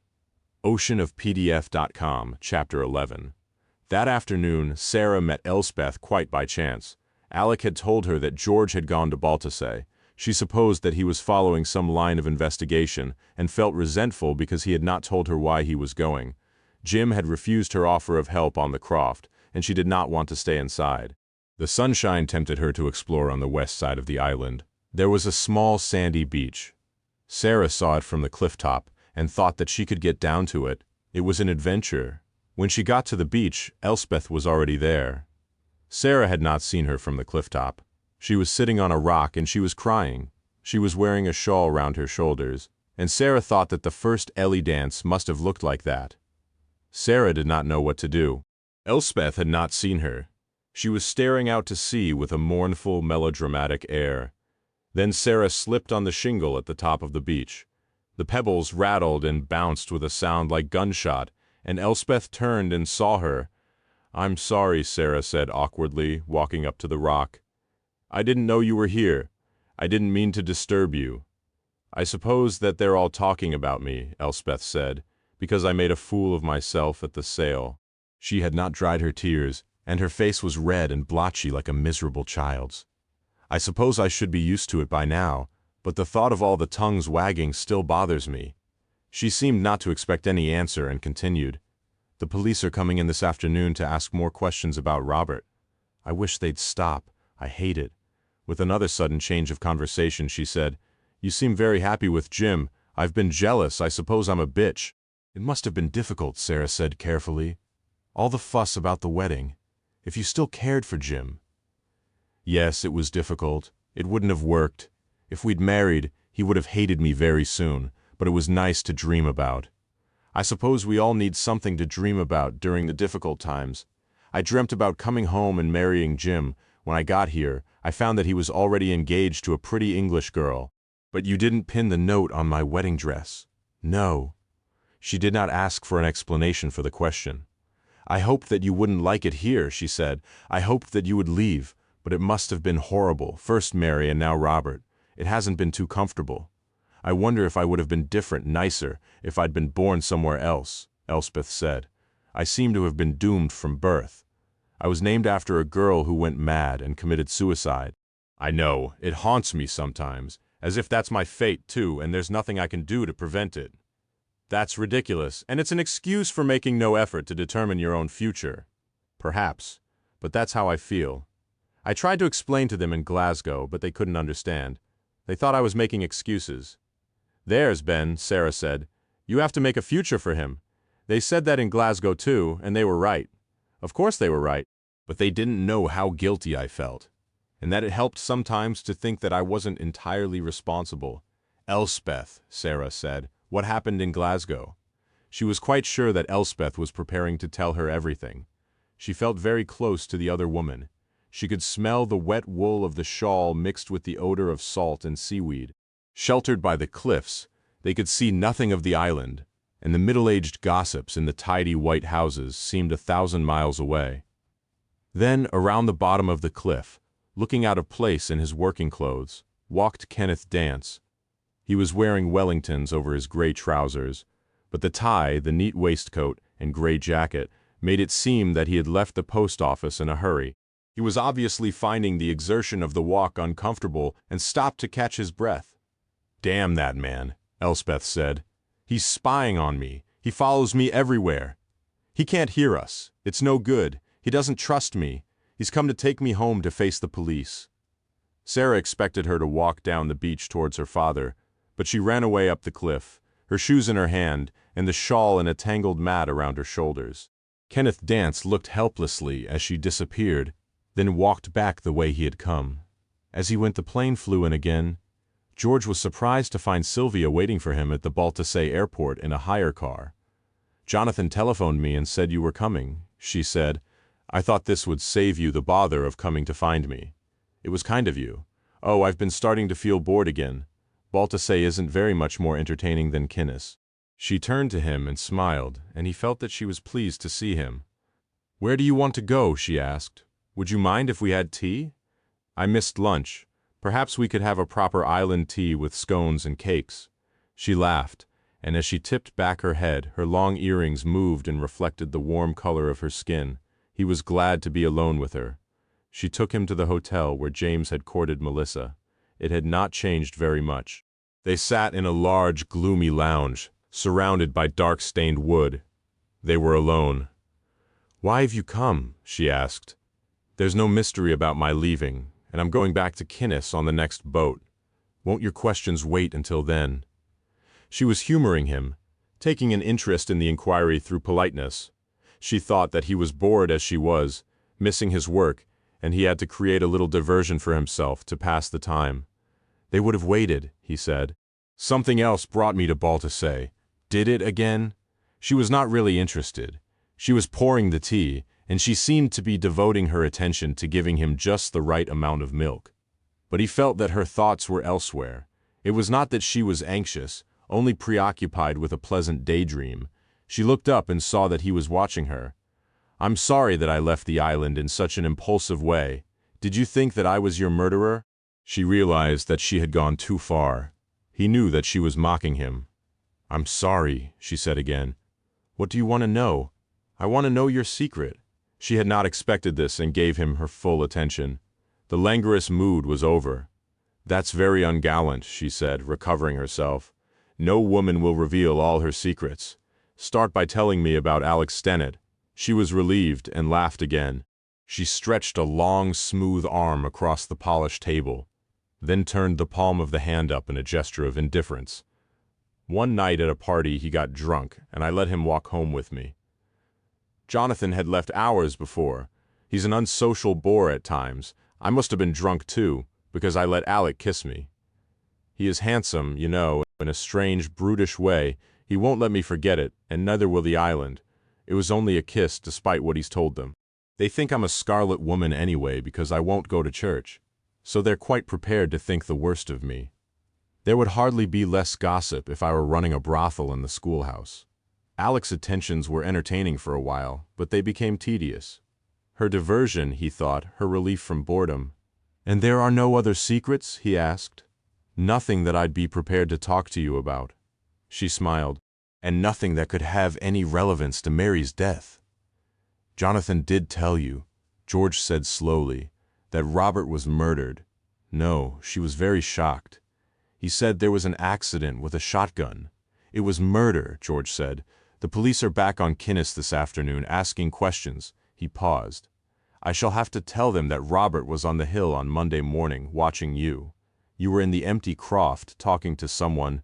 "No." Her hands were shaking, and she lit a cigarette. "I told you at the time, I was on my own. You should tell me, it may have no relevance." "No." As she sat and smoked, she seemed to recover her poise. Despite her refusal to answer his questions, George knew that he wanted to prolong the encounter. It was as if she had enchanted him, and he were unable to let her go. "I have a message for you," he said, "from Jonathan." She waited with polite but wary interest.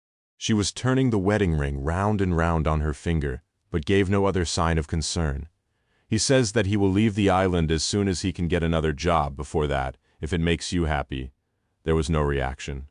"Does he?" she said. "I think you know that it's a little late for that." She was staying at the hotel and excused herself to go upstairs to prepare to go out.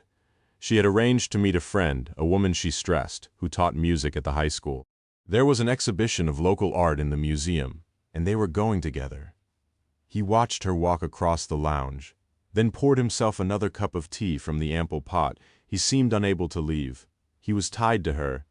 She was away for longer than he had expected, and he felt foolish, sitting by the dirty plates in the empty room. When she came down the stairs at last, she was dressed in a warm jacket and leather boots. She saw him through the open door of the lounge, but she did not approach him again. She waved and went out. He had the impression that she was running away from him. He waited until she left the building, then walked to the reception desk. The receptionist was a local girl, buxom and saucy, with a round red face. She grinned at him. "It's very quiet here today," he said. "You're telling me?"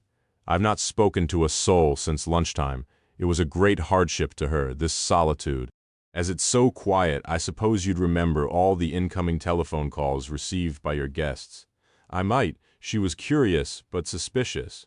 "I'm a private detective," he said confidentially. "It's a divorce matter." She was enthralled. "You want to know about the lady you were taking tea with?" She had no hesitation now in talking to him. "Yes." "Has she had any telephone calls since she's been staying here?" "I'm not here all the time, of course." She spoke in a stage whisper, although there was no one to hear. "I was working last night, and there were 2 calls for her then." "Did you take the calls yourself?" "Yes, I did." "Do you remember anything about them? Were the callers men or women?" "They were both men." "It wasn't the same man ringing twice." "Certainly not." She was indignant that he should question her competence at information gathering. She was obviously skilled at it. It was her way of passing the time. The voices were quite different. In what way? One was la-di-da, toffee-nosed English, a bit like the lady speaks. The other was local and islander, not from Baltasse, though from one of the outer isles. I'd say he came from Kinnis. "Would you?" He nodded. "I see. Is that useful?" she asked excitedly. "Oh yes, very useful." She was thrilled to have helped him, After he had left the hotel, he wondered if he should have paid her for the information. It had not occurred to him. He thought she would feel that she had been adequately rewarded, because her afternoon would pass much more quickly, and she would have something to chat about to her friends. What had he learnt? The toffee-nosed Englishman was obviously Jonathan, but who was the other man with the Kinnis accent? Perhaps Alec refused to accept that Sylvia was no longer interested in him. That was possible. She was very attractive. He walked along the quay past the fishing boats, the big oil supply vessels. The town was busy. Children just out of school lingered around the harbor, putting off the time of parents and homework. The move to the high school must be hard for the Kinnis children, George thought. They had to face the sudden exposure to the bustle and relative anonymity of the small town without the support of their parents. Did they revel in the freedom, or were they dreadfully homesick? He remembered Will's resentment at being dragged back to Kinnis. He at least had been happy to leave the island. Wouldn't everything have been different if Mary had been allowed out to Baltusay, too? She would have had friends of her own age, more stimulating schoolwork. There would have been more to think about than adult secrets. George walked to the telephone box by the ferry office and phoned the library to find out whether it would still be open that evening. He had, after all, come to Baltusay to use the library, but it was in the same building as the museum, and he preferred to wait until Sylvia had finished her visit to the art exhibition before he went there. He did not want her to see him. A soft-spoken elderly lady told him the library would be open until 8. He supposed that he should find somewhere to stay. He could spend the night in the hotel, and he imagined for a moment walking into the restaurant with Sylvia on his arm. It was a pleasant image, but he put it from his mind. He needed to be alone. At random, he chose one of the cottages by the harbor, which had a bed and breakfast sign in the garden. A big woman with a flowered overall opened the door to him and showed him into a small square room with a window looking out to sea. The bed was old and high and had hard white sheets. He smiled his acceptance of the room. She relaxed, offered him tea, and when he refused, began a lengthy conversation. "Would you like supper? Then I'll be cooking for Jerry, my husband. It'll be nothing special, but you could have a meal if you wanted." At about 6:30, it turned out that Jerry worked on his father's fishing boat. George enjoyed listening to the details of the fishing trips and her domestic life. But he began to wonder after a quarter of an hour how he could tell her tactfully that he wanted to be alone. Then 2 children came through the back gate below him, their satchels heavy on their shoulders, knees and shoes scuffed with playground games. And she went downstairs to make hot sweet tea for them and to cut lumps of sticky flapjack to keep them going to supper. George sat on the bed, looked out over the sea, and considered the information he had gained that day. He had known for some time that Elspeth was hiding something. She was so tense, so reluctant to discuss her past, and her parents were too protective. Of course, she had been recently divorced, but there was something else too, and her peculiar reaction to the Sikh salesman proved it. Now he had a clue to her secret, and there was a possibility that he could discover what it was. The woolly man said that she had been on television. If she had taken part in a chat show or quiz show, there would have been no reason not to admit it. It must, George thought, have been a news item. Nothing else would have provoked that reaction. More specifically, she must have been featured on a local news program. If she was part of national news coverage, the people on Kinnis would have seen it. But how can it be relevant anyway, he thought. If Elspeth had managed to keep her secret from the rest of Kinnis, surely Mary would never have been able to find it out. His thoughts returned to Sylvia and her intense shock at learning that Robert had been murdered.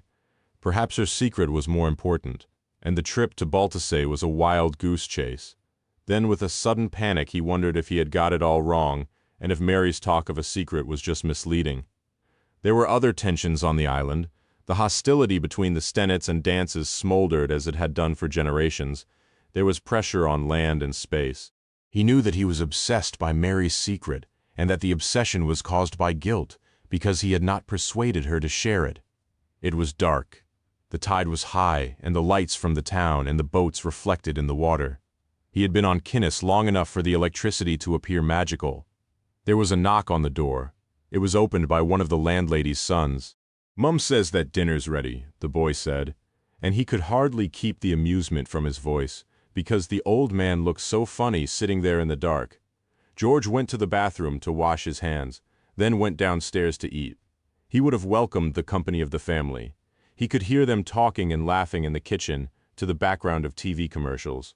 But his landlady had laid a table in the dining room for him, and he ate alone. So even as he enjoyed the food, theories about the case persisted, and he could not forget it. His landlady saw him out. "We don't lock the door," she said. "I'll make you a cup of tea when you come in." He walked down the high street towards the library. There were small groups of men talking and laughing. Noise and warmth and men spilled out onto the pavement from a busy bar. He envied the companionable warmth of the people leaning against the bar, and was so convinced that the trip to the library was doomed to failure that he almost gave up and joined them. Why should a library on Baltusay keep copies of mainland papers which were 6 months old when he was on Kinnis and the woolly man with his peddler's suitcases and his aeroplane offered the promise of escape? It had seemed quite reasonable. Now the idea was ludicrous. But he walked past the open door of the bar. He was here now, and he had to try. The library was a new building, bought with a grant from an oil company. It was brightly lit, very peaceful, nearly empty. The elderly woman, to whom he had spoken on the telephone, sat behind the desk. She listened carefully to his request. But as he had expected, she could not help him. "We keep copies of the local paper," she said. "For the museum, you'd be welcome to look at those." Her voice was so soft that it seemed hardly to be human. "We take the national dailies, of course, but we don't keep them. Not for more than a week." He said that he would look through copies of the weekly local paper, starting 3 months before and working back. But he knew that it would be no good. The Baltusay Times was a week old by the time it reached Kinnis, but everyone took it. If there were any mention of Elspeth in the paper, it would have been noticed and talked about. He needed one of the Scottish papers based in Glasgow. The librarian brought the files of the newspaper to him, and he sat at a round pine table to read them. The artificial light and the background hum of the central heating reminded him of the office where he had worked before his retirement. The newspapers were a fascinating record of island life, and he would have enjoyed giving them more attention, but they contained nothing which interested him. He took the newspapers back to the desk, and the little woman must have sensed his disappointment. "You don't want to go further back?" she asked. He shook his head. He had read copies back to the beginning of the year. For Elspeth's face to have lodged in the woolly man's memory, she must have been on the television very soon before he began his sales tour of the Northern Isles. That, too, would have fitted in with Elspeth's arrival on Kinnis. It was 7:45. It seemed unlikely that there would be more visitors to the library. George felt sleepy, resigned to failure, but he was enjoying the comforting, familiar warmth of the building. Perhaps the librarian wished that he would go so that she could close and have an early night. But she had gone to the trouble of gathering together that week's national papers for him to look at. He had missed seeing a newspaper on Kinnis. No one bothered taking a daily there. So he sat back at his table and prepared to read them. Elspeth's face stared out at him immediately, and he was astounded. The paper was only 4 days old. She was on Kinnis then. How could she be making news? He looked back at the paper, afraid that he might be mistaken, but it was certainly Elspeth, staring straight at the camera, her hair dragged from her face. It was the Scottish edition of a daily paper. The headline above the photograph read, "Chilled, attacker not to be released." The article was a report of an appeal judgment. Gordon Bain had been sentenced to 5 years' imprisonment in the previous March for ill-treating his son. He had appealed against his sentence, and the article reported that the appeal had been dismissed.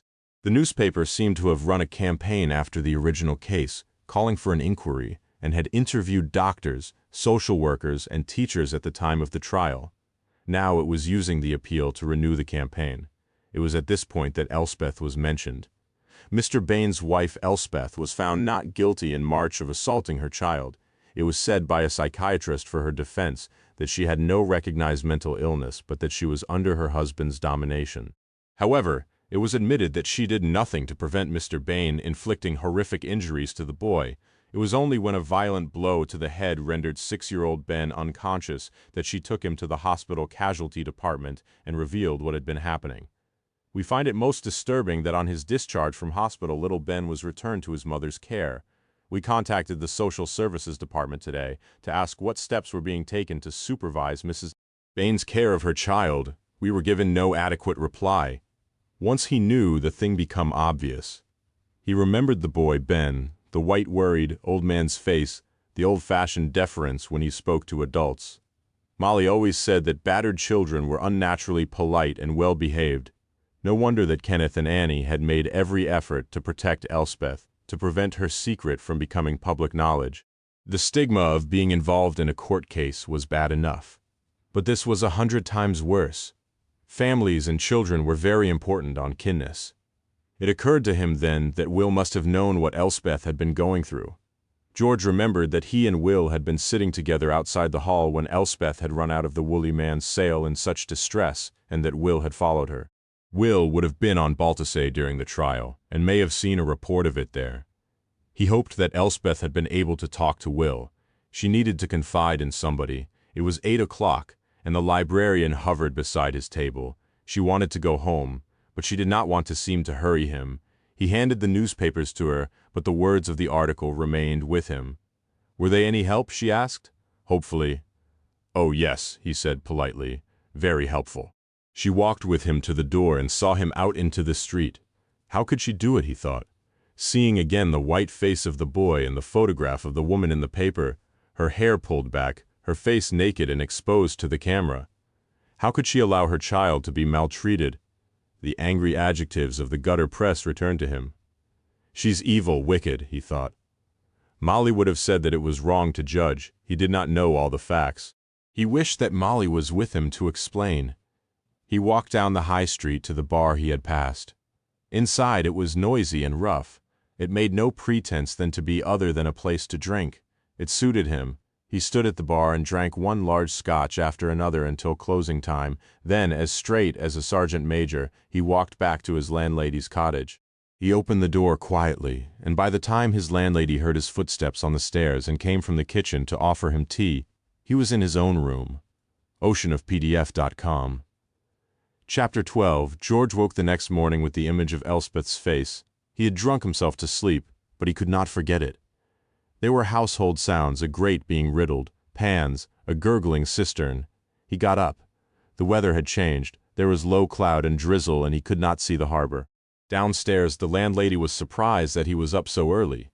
He accepted tea from her, but no breakfast, paid her and left. The police station was a square building of gray stone near to the quay. It would have been the harbormaster's office, or a chandlery. It was like all the other square gray houses in the street.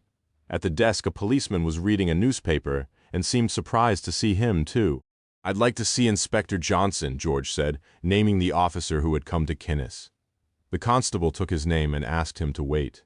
He returned almost immediately and showed George up some stone stairs and into an office. Johnson stood up and held out his hand. He was clearly ill at ease and embarrassed. It's good of you to come in to see me, sir, he said. We missed you on Kinnes yesterday. He motioned to George to sit down. The next words came out altogether. I hope I didn't seem rude when we met on the island, he said. I didn't know who you were then, you see. I read your textbook on interviewing techniques when I was at training school. Very useful, I found it. George ignored the flattery.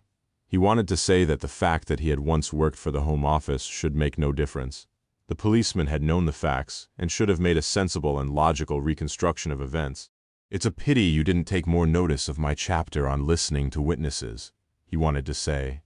But that would not have been constructive. As you seem to have been checking the background of your suspects, he said, you'll know about Elspeth Dance. Yes. The policeman looked awkward. She was charged with battering her child last spring and found not guilty. But that was quite a different sort of case. I don't see how it can be relevant to this. A child was involved. George was almost shrieking. That similarity must be obvious even to the police on Baltusay, who had to deal with nothing more complicated than drunken brawls on a Friday night. And no one from Kinnes knew that she had been in court. I explained to you about Mary Stennett's secret. Don't you see that must make Elspeth Dance a suspect? I know you're very involved with the case, sir, Johnson said, but I've been discussing it with the superintendent, and we still don't think these are grounds to consider that the young girl's death was murder. He thinks it more likely that the old man was involved in a bit of an argument. Someone lost their temper. It happens quite often in the outlying islands. Nothing more complicated than that. I was right, George thought. They're not prepared to consider anything other than a drunken brawl. It's all that they're used to. He tried to control his temper. You do accept, then, he said quietly, that Robert was murdered. "No doubt about it," said the policeman, glad to return to a point on which they would agree. "The gun was fired only a few yards from the victim. There's no way that it could have been an accident. I doubt if we'll ever find out who did it. They're a close lot on the outer islands. I expect they all know who it was, but no one's prepared to talk." "I won't take up any more of your time, Inspector," George said. He felt the weight of responsibility. It was as if the police had given up and had handed over the task of finding the murderer to him. He stood up and left the room. Sylvia Drysdale had arrived at Lutwyck before him. She must have hired a taxi, too. It would have been sensible, he supposed, to share one, but he had wanted to be alone. She stood looking out to sea, watching for the first glimpse of the Ruth Isabella with a kind of fraught impatience. She looked as if she had not slept and smoked cigarette after cigarette. Here in the south of Baltasse, the visibility was even worse than in the town, and a gray wall of cloud meant that they would not see the boat until it was almost at the jetty. George walked up to Sylvia. More than ever now. He wanted to finish the thing quickly. While he was standing at the bar the night before, it had occurred to him that he should just fly south, leave Baltasse and Kinnis and never return. Even while he had been drunk, however, that had seemed impossible, and his conversation with Johnson had made it essential that he complete the matter before he left. "You must be glad to be going home," he said. She did not seem glad. She seemed frightened, desperately unhappy. "Yes." "Who telephoned you from Kinnis?" She stared at him blankly. "What do you mean?" "While you were staying in the hotel at Baltasse, a man with a Kinnis accent telephoned you." "Who would that have been?" "You're wrong," she said. "The only phone call I had was from Jonathan." But she twisted the wedding ring round and round on her finger. It was a monotonous journey back to the island, and George looked at his watch with increasing impatience. The sea was flat calm, and the mist was so dense that there were no seabirds to watch. After Alex's outburst at the plane the day before, George had expected some comment from him, but he said nothing. Perhaps Sandy had explained that George was carrying out the investigation with his blessing. As they approached Kinnis, the cloud lifted a little, and there were a few moments of sunshine. Everything at the jetty there was the same as it always was. The men performed the acts of throwing and tying ropes with their usual easy grace. James was there with the lorry.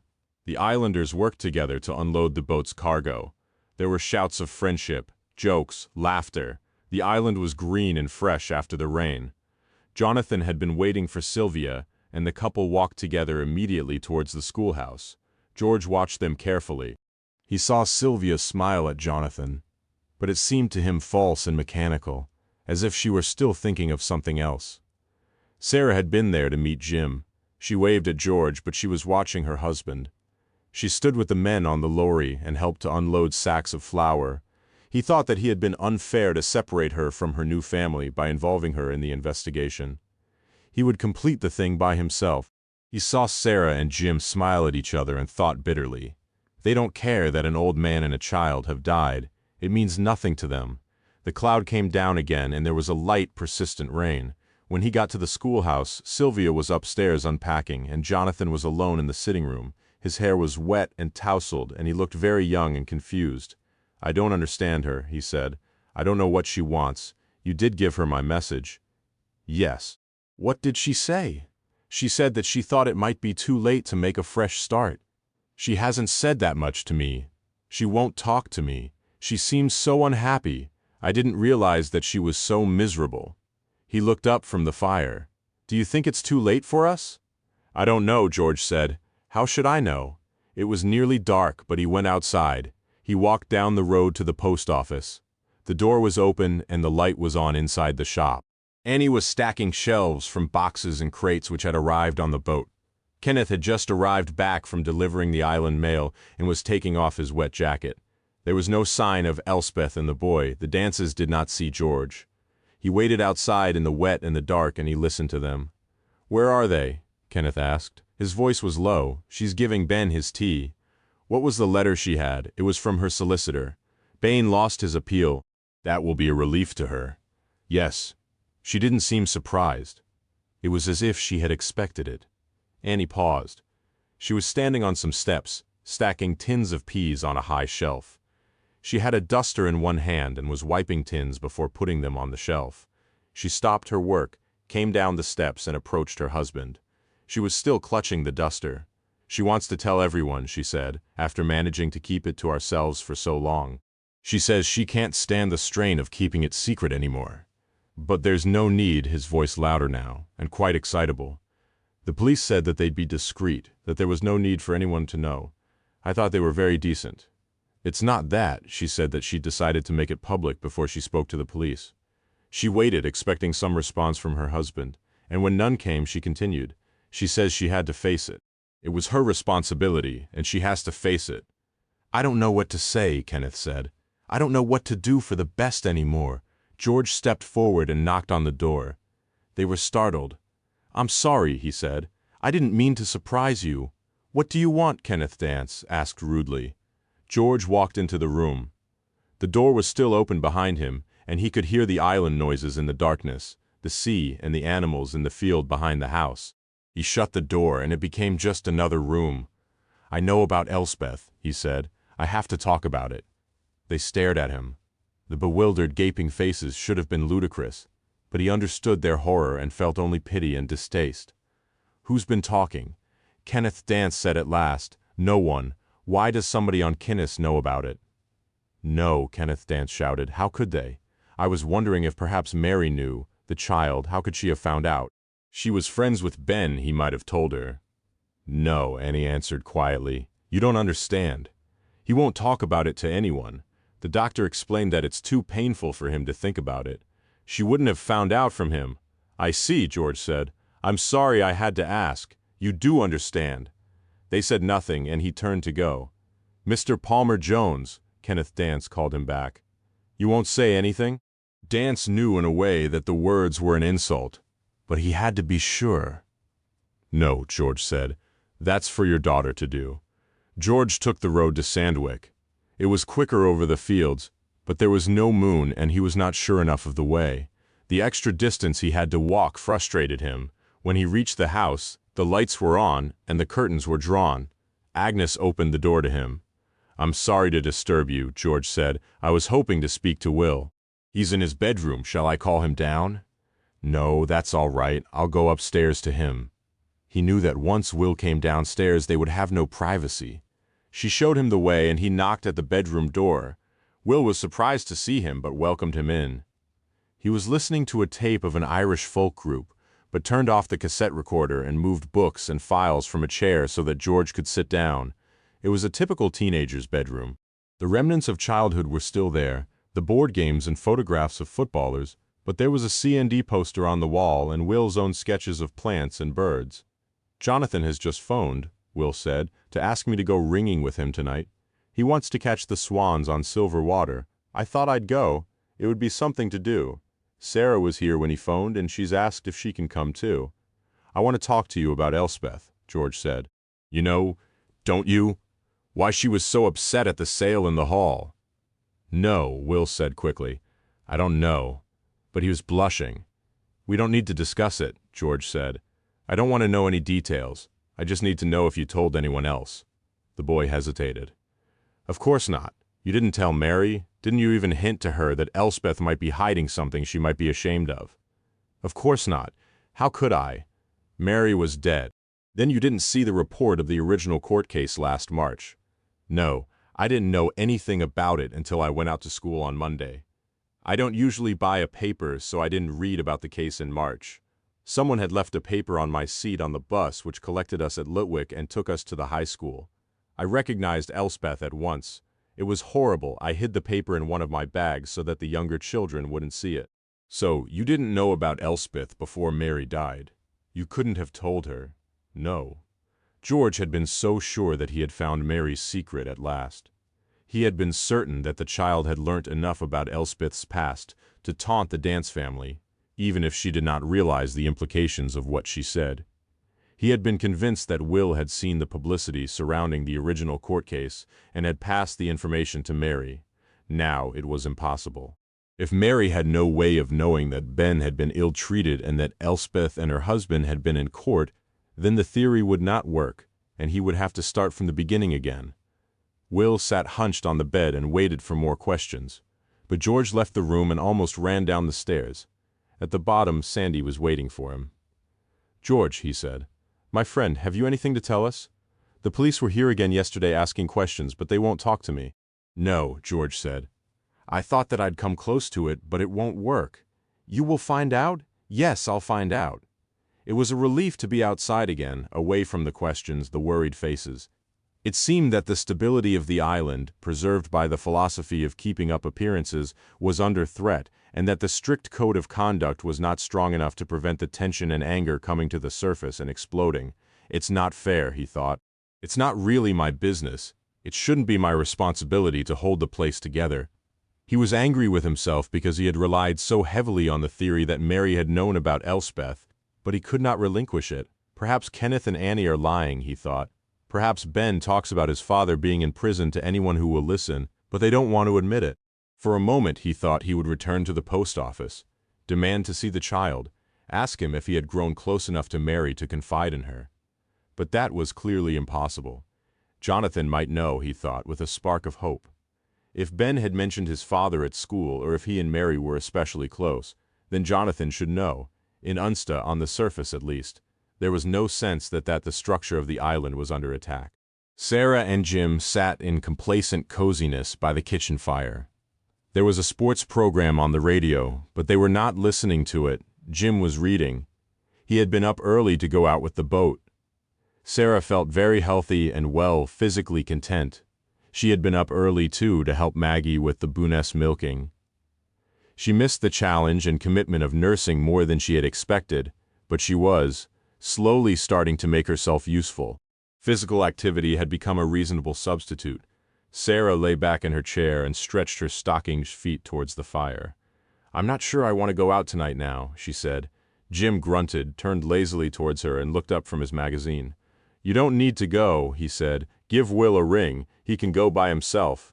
No, she said, I promised. And it'll be interesting. Besides, I want to find out why George went to Baltusay. He put down his magazine. I don't think you should meddle with that anymore, he said. Not now that the police are involved. Do they really believe that Robert was murdered? Yes. It doesn't seem possible, she said. When George was talking about Mary being pushed over the cliff, he was very plausible and convincing, but I never took it seriously. Then Robert was shot, and it all started again. She took Jim's hand. The police did believe that you were just shooting rabbits on our land. I think so. They were more interested in finding out about the old man and who had a grudge against him. He seemed harmless enough, she said. I can't imagine him offending anyone.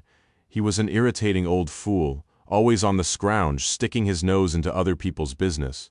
No one here liked him, but you can't think of anyone who would have murdered him. Perhaps not, but I can't think of many who would rock the boat to find out who did. She was quiet. She did not want to spoil their peace together with an argument, but it seemed quite wrong to her.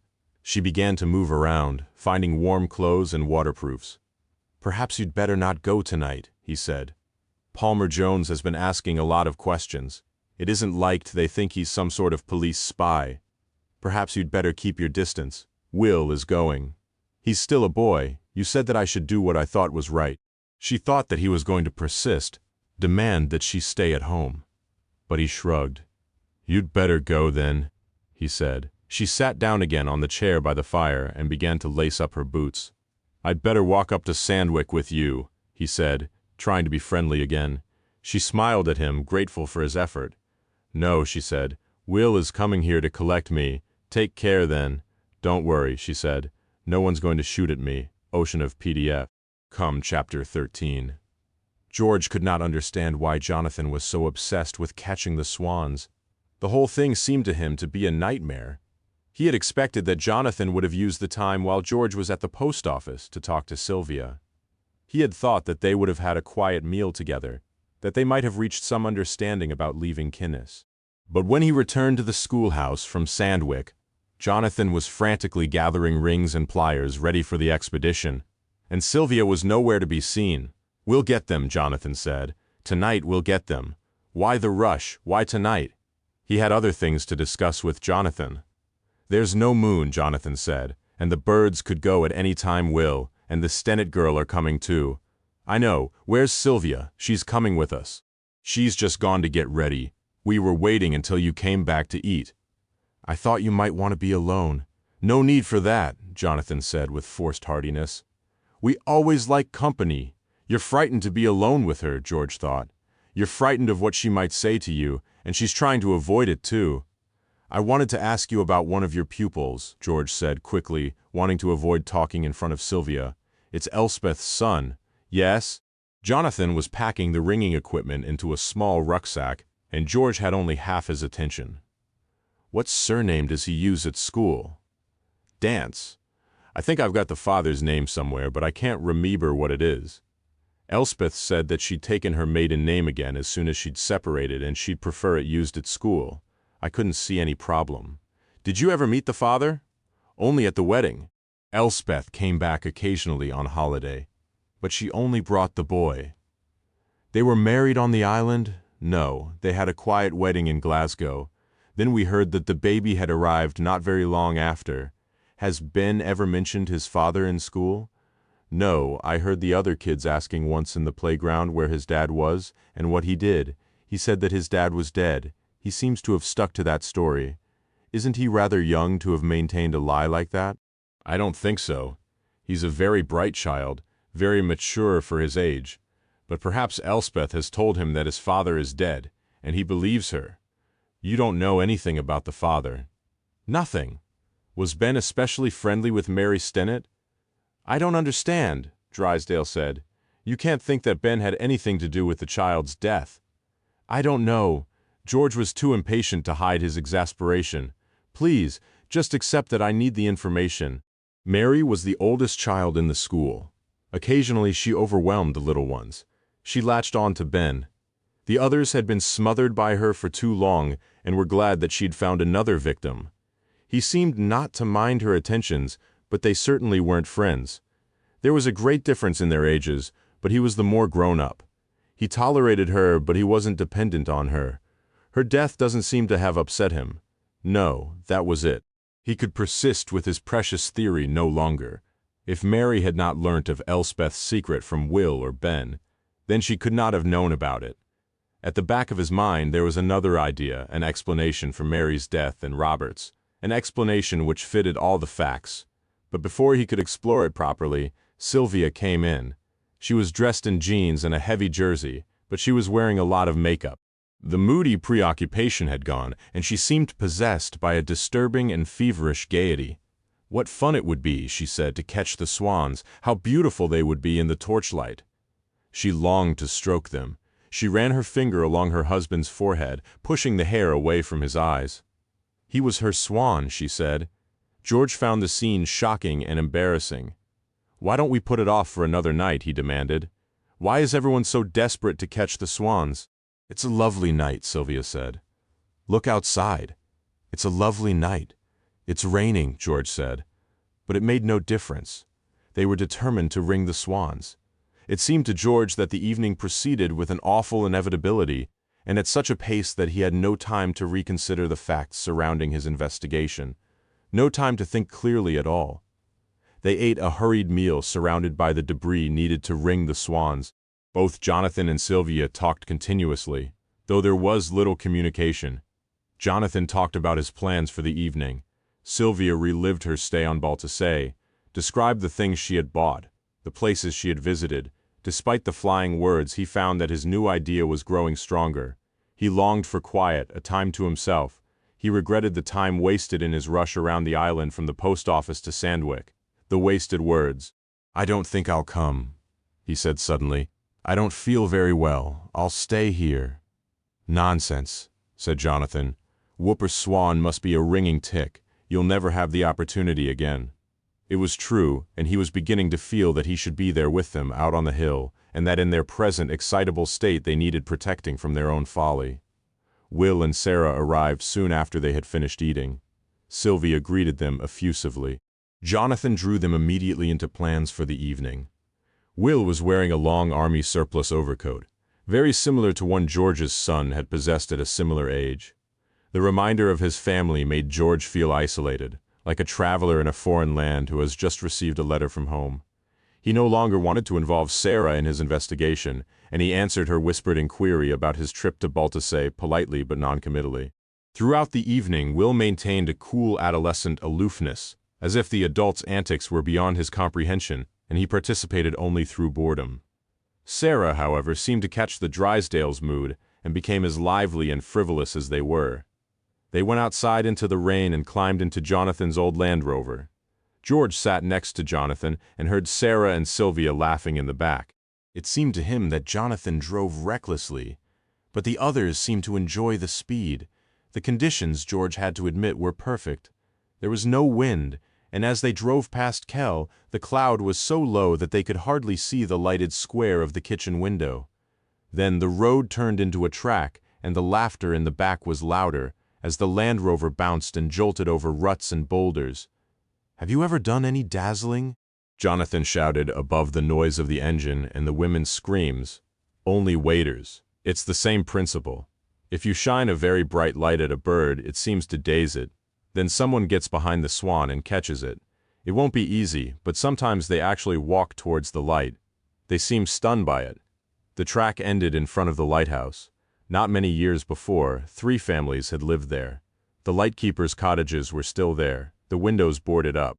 Everything had been left: washing lines, a children's swing in one of the gardens, a rusting wheelbarrow. It was as if the people had all left quite suddenly and mysteriously. George was reminded of other islands where the whole population had been evacuated because so few people remained. In his torchlight, the lighthouse compound evoked the same sad and empty feeling. The beam of the light swung above them, regular, remote, and impersonal. It was switched on automatically now as the daylight faded. Each time it swung above their heads, it illuminated the cliffs of a nearby headland. George remembered Mary and thought that it had been right to send the men and their families away. It was not a safe place for children. The others were unloading the Land Rover with whispered giggles. Jonathan was worried that they would frighten away the swans and was trying to keep them quiet. He and Will had thigh waders, so they would go into the water to catch the swans. "I want to hold the torch," Sylvia said. "I want to work the magic on them. You won't hold it steady. Let George to it."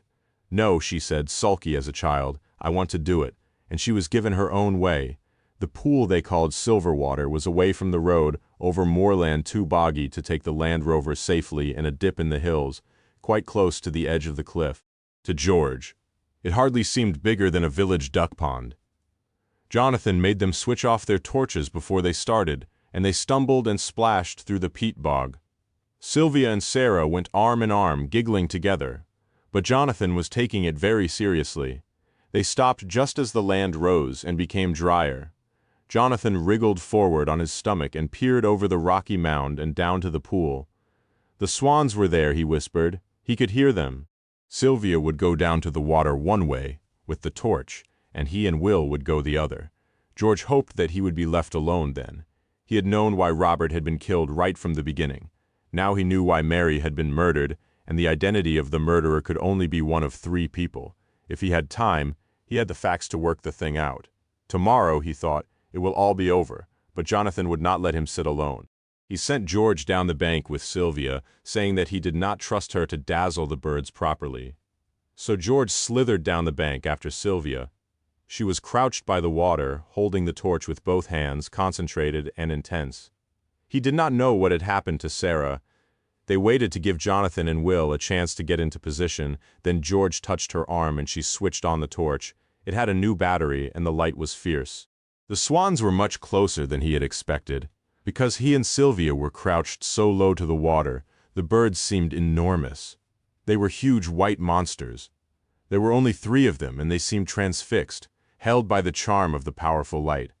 Beyond the birds, George could see Jonathan and Will approaching, arms outstretched, ready to jump. They'll only get one each, George thought. They'll have to let the other one go. He could hear the water slapping against their waders. Then there was a gunshot. It seemed to come from behind him, and it seemed very close. Somebody screamed, and Sylvia must have dropped the torch because suddenly there was no light but the arc of the lighthouse beam, swinging relentlessly far above them. The swans honked, and the noise seemed louder than the gunshot. He could feel the air from their wing beats as they prepared to fly. There was another gunshot, and a thud and a splash. "They've killed one of the swans," George thought, with a rising anger. He stood and turned to face the murderer. The circling spotlight clipped the top of the rocky hillock above him, and he thought he saw a silhouette, but it moved on before he could be sure. George began to climb the bank, furious because the swan was dead, and he heard the 2 remaining whoopers fly above him. At the top of the bank, George stopped. He could see and hear nothing. Sylvia must have dropped the torch into the water because it had not been switched on again. The beam from the lighthouse approached, then blinded him. He heard the sound of footsteps on the concrete path which led from the empty cottages to the lighthouse. Then a door banged. Whoever had fired the shots was taking refuge in the lighthouse. He ran on. The cold water of the bog trickled inside his Wellingtons and splashed his trousers. He swore because he was so old and moved so slowly. His breath came in gulping gasps. Afterwards, he admitted that it was ridiculous to go into the lighthouse alone. He should have waited for the others. Once inside, there was no escape for the murderer, but in his mind he held the image of the swan preparing to fly, upright, head to the sky, wings beating, and then the shot in the chest. He was angry, and the anger clouded his judgment, and stronger than anger was curiosity. He believed that he knew who was hiding in the lighthouse, but he wanted to be certain. The impatience to complete the investigation, which had been growing all day, reached a climax.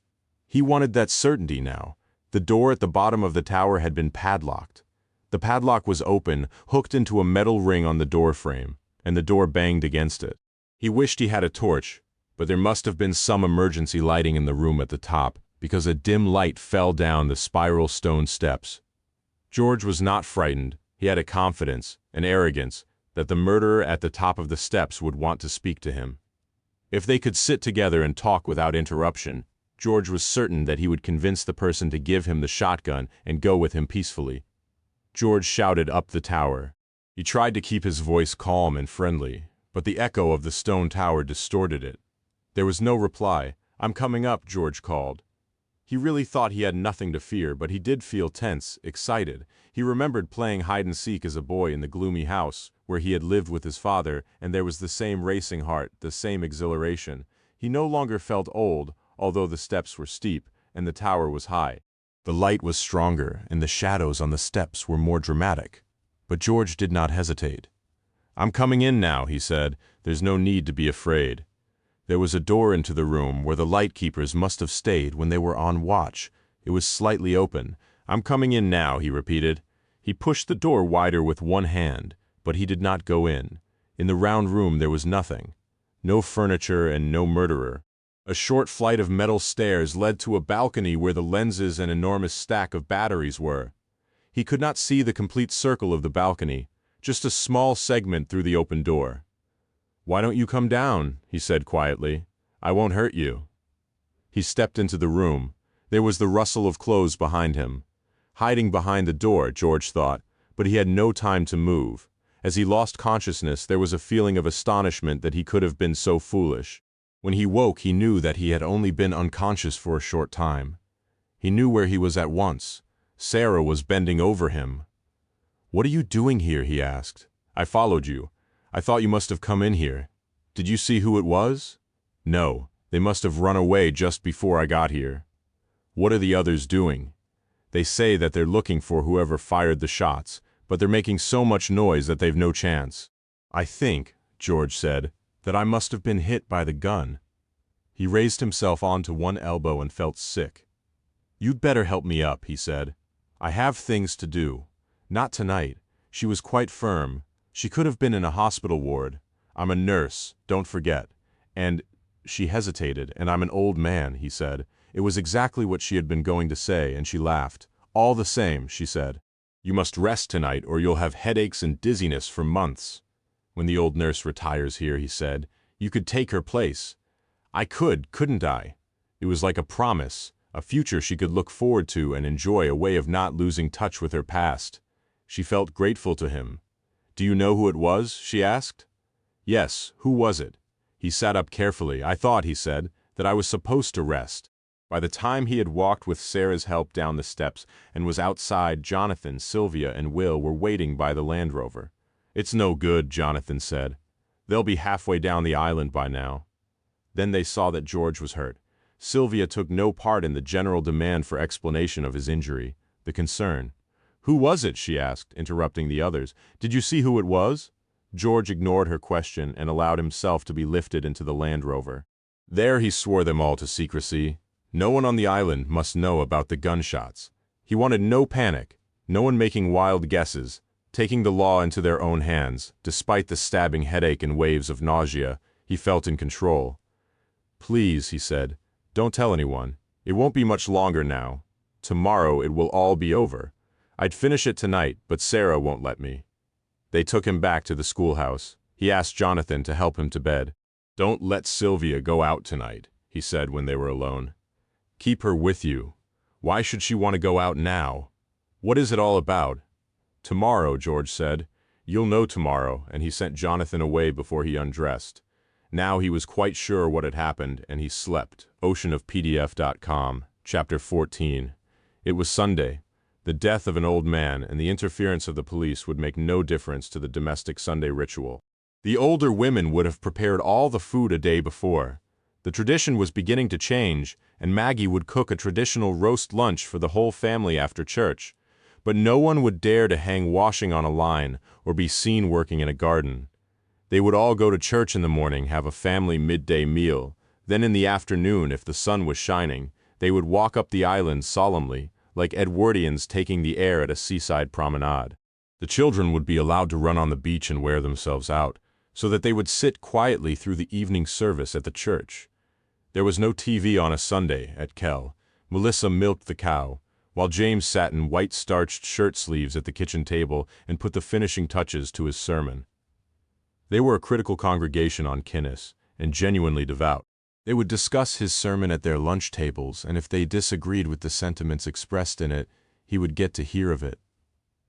He was happy to let Melissa milk the cow. She had been up before him, and when he came downstairs he noticed that her waterproofs were wet from the drizzle which had persisted all night. There was a pan of porridge ready on the stove. He did not want to look too closely for an explanation for the dramatic change in her.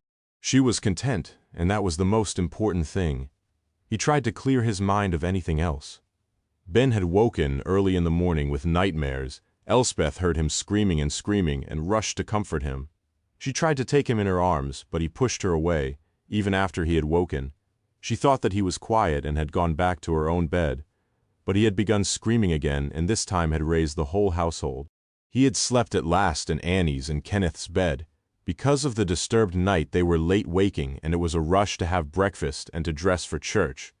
There was no question that they would miss the morning service. That would have been unthinkable. Yet rather than looking forward to the worship as a time of peace, they were dreading it. "I'm going to tell everyone," Elspeth had said after church. "No," said Kenneth, horrified. "You don't know what it will mean to us. You must consider again." "I'm going for a walk," she said. "Don't follow me. I won't do anything foolish. I will think about it and see you in church." Ben watched the conversation, red-eyed and tired behind a bowl of cornflakes, as if he did not know what they were talking about. Will hated the mornings. In the hostel, he always missed breakfast. He made instant coffee in his room and arrived at school at 9:30, after assembly had finished.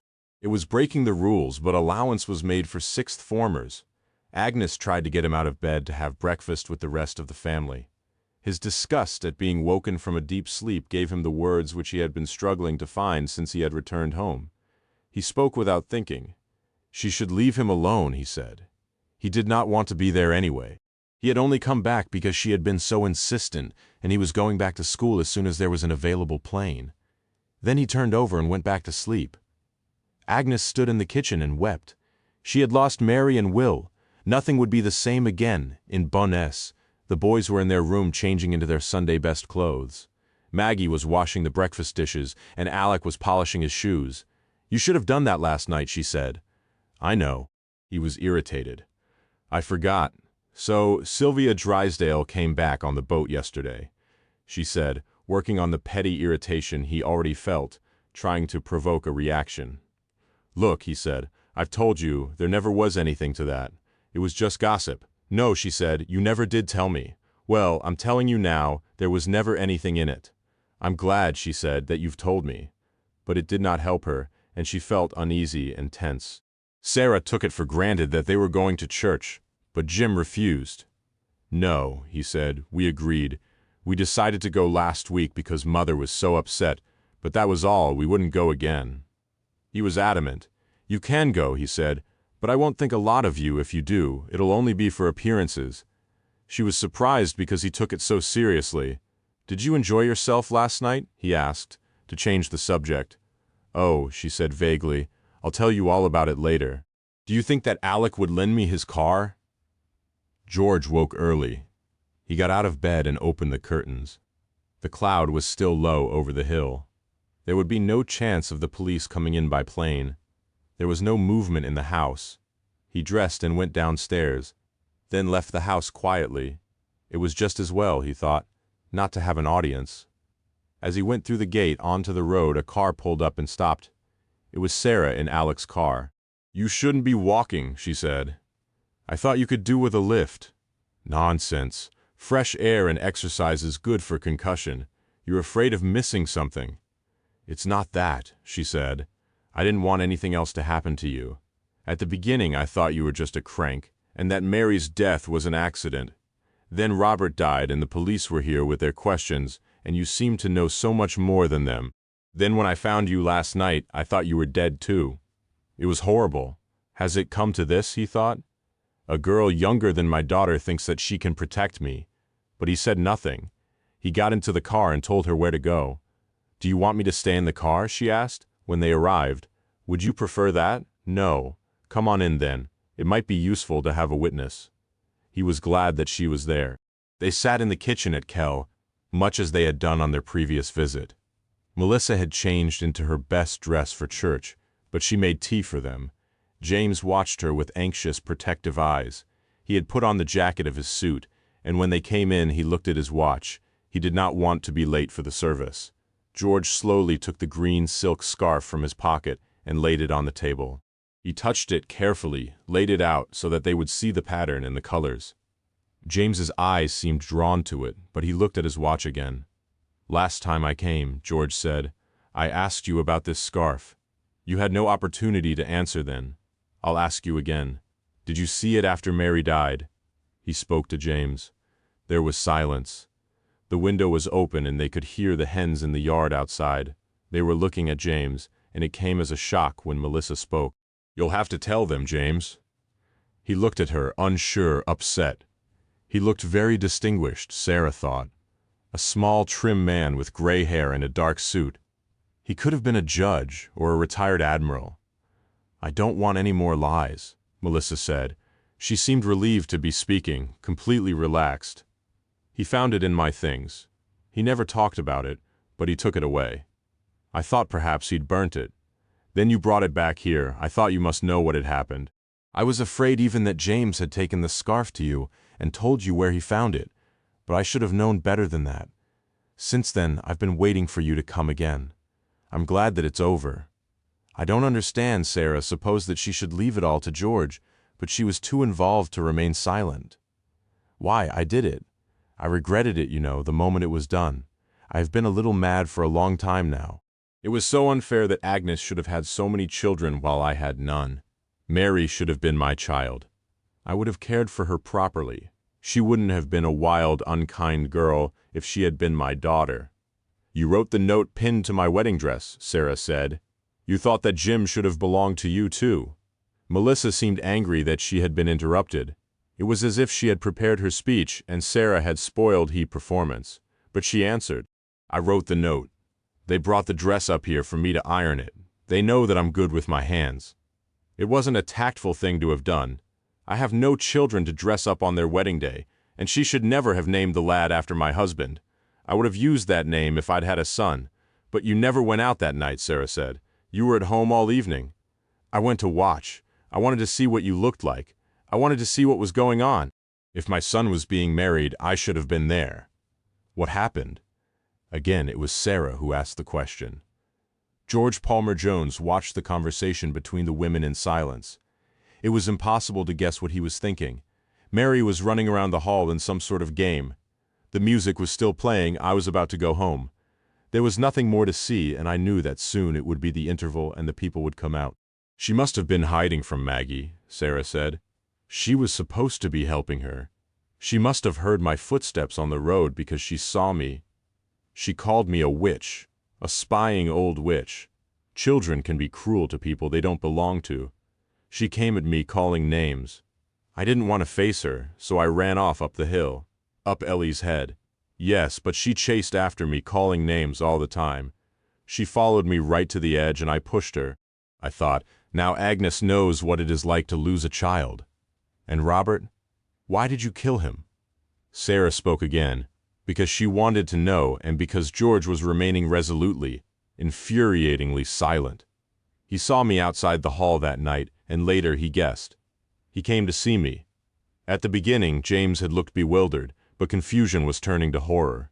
Tears were rolling down his face. He stood up. No, he shouted at her. No. He simply wanted to stop her talking, as if silence would erase the meaning of what she had said. Sit down, James, she said calmly. It's the only way. So Mary never had a secret, Sarah said. We were wrong all the time. James seemed not to hear her. No, he said, it's not the only way. Mary did have a secret, George said very quietly. Didn't she, Melissa? As George turned his attention from James to Melissa, James got up and walked out of the room. It's been too much for him, Sarah thought. He's lived with this woman for more than 30 years. He believed that he knew her, and now he's found out that she killed 2 people. He can't face it, she thought, even that he might be physically sick. He looked very ill. When George got up and almost ran after James, she thought he was being insensitive. The man obviously wanted to be on his own. Don't be a fool, man, Melissa screamed after her husband. I've told you, it's the only way. James was a little younger than George and much fitter. He still worked the croft. I've spent too long sitting behind a desk. George thought, I won't catch him. James knew exactly where he was going. He ran round the back of the house, past the sheep pen, and through a field of oats. He had still not buttoned the black jacket of his suit, and it flapped at the sides as he ran. He looks like a hooded crow with a sleek gray head and black wings, George thought, as he walked through the wet stalks of the oats. He went as fast as he could, hoping James might wait for him, that he might after all want to talk. After the fields of the croft, the land sloped down to the sea. George watched James run to the edge of the cliff, to Kelgeo, where all the rubbish from the island was dumped, because the water was so deep, all the tin cans and the rusty cars that would go no more. He watched James pause for a second at the top, then saw him fling himself over to land with the garbage underneath the sea. George walked slowly to the cliff edge. As soon as James left Kel, George knew that it would end like this. He had been incompetent, he should have foreseen it, but since his arrival at Kel, nothing had gone as he had planned. He heard a movement behind him and turned round. He had expected to see Sarah, but it was Elspeth. You saw James, he said. Yes. He meant to do it, didn't he? He did it on purpose, yes. Why would he do that? He killed an old man and a child. When he returned to Kel, the 2 women were still sitting, staring at each other across the kitchen table. It was as if they were waiting for him before resuming their conversation. Sarah heard George coming and looked up with relief. Her psychiatric training had only been for 6 weeks. It had not equipped her to deal with murderers, but George ignored her. I'm sorry, he said to Melissa. He was too fast for me. He's dead, she said. It was a statement, not a question, and it did not need an answer. Would you leave us alone, Sarah? He said. She got up. I'll leave you the car, she said. I'll walk, then. I don't know what to tell them all. Tell them nothing. She walked down the island. The church bell was ringing for the morning service. She imagined the congregation sitting, waiting for James to stand before them, to offer the usual words of the Christian peace and reassurance. He won't come, she shouted to the sheep. She lurched out of the mist onto the road. He's dead. She went home to unstay, and she saw no one oceanofpdf.com. Chapter 15. It was evening before George was ready to speak to them to explain it all. He was with Melissa all morning. He hardly spoke, but he listened intently to what she was saying. When James did not arrive at church, Sandy telephoned Kel to find out where he was. Melissa and George were so engrossed in their conversation that they let the telephone ring. Kenneth Dance took the service. Then George went to the schoolhouse. He phoned the nurse from there and asked her to go to Kel to be with Melissa. He talked to Sylvia and Jonathan. First, he spoke to Sylvia alone. It was the most difficult interview of his career. Afterwards, he went out and walked in the playground, pacing backwards and forwards. I knew who it was, he thought. I was right about that, but I botched it at the end. When he went back in, the Drysdales had decided to leave, as soon as the mist had cleared for a plane to come to collect them. Sylvia was starting to pack. He told Sandy that he would go to Sandwick to explain it, and he had expected all the Stennetts to be there, but it was only Sandy and Agnes. Sarah and Jim Will, too, was packing, hoping to get a plane back to school the next day, and Alec and Maggie had not been invited. It was not dark outside, but the electric light was on in the sitting room, and the heavy curtains were drawn. There was an enormous fire in the grate, and the room was very hot. Agnes sat in a rocking chair near to the fire and was knitting. She would never usually have picked up her knitting on a Sunday, but she needed the comfort of it and thought that the Lord would understand. Sarah sat on the floor beside her. Jim let George into the house, and Sandy rushed out of the sitting room to greet him. When they had all sat down, he said, "George, who killed our daughter? It was James." Agnes looked up but continued to knit ferociously. "Tell us about it," she said. Why did he do it? Because she knew his secret and he was afraid that she would tell. What was his secret? Jim asked. Do you know he and Sylvia Drysdale were lovers? No, Agnes said sharply. He was a religious man. He was a frustrated man, Jim said. You must have seen Melissa and James together, Mother. Even when she still came down the island with him to the dances, she would never let him touch her. He would never have gone with a woman like Sylvia Drysdale. She is very attractive, George said, and she did care for him. It's been going on for a long time. I think he tried to stop it more than once, but they had become dependent on each other. He needed the physical contact, and she liked to feel that she was wanted. Melissa guessed, I think, what was happening. She was perhaps even a little relieved. They must have been very careful, Sarah said. It can't be easy to keep a secret on Kinnis. It started when Melissa sent James to ask Sylvia to visit her. George said, but Sylvia and James very rarely met in the schoolhouse after that. James still had a key to the lighthouse. He was paid to do maintenance work up there, and that's where they met, probably in one of the cottages. Mary must have seen them on one of the few occasions when he went to the schoolhouse. She used to wander into Sylvia's room and try on her jewelry and makeup. Perhaps it was a time when they thought they were safe. During school hours, perhaps Mary wandered up in one of her breaks and saw them together. I think that's what must have happened. They didn't even know she'd seen them. Mary didn't say anything to Sylvia, but she began to drop hints to James. He realized that she must know he couldn't face the shame of the affair being public knowledge.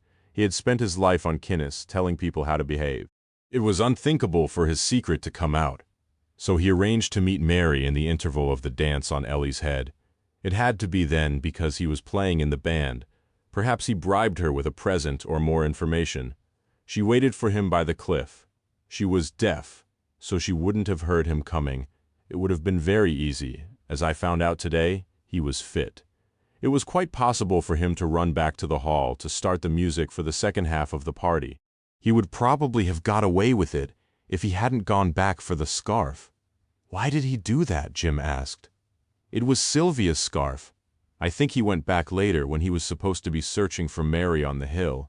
He knew that the relationship with Sylvia was over, and he had to have something of hers. He had a desperate passion for her. He didn't think that anyone would notice that the scarf was gone. He put it in his pocket. George turned to Sarah.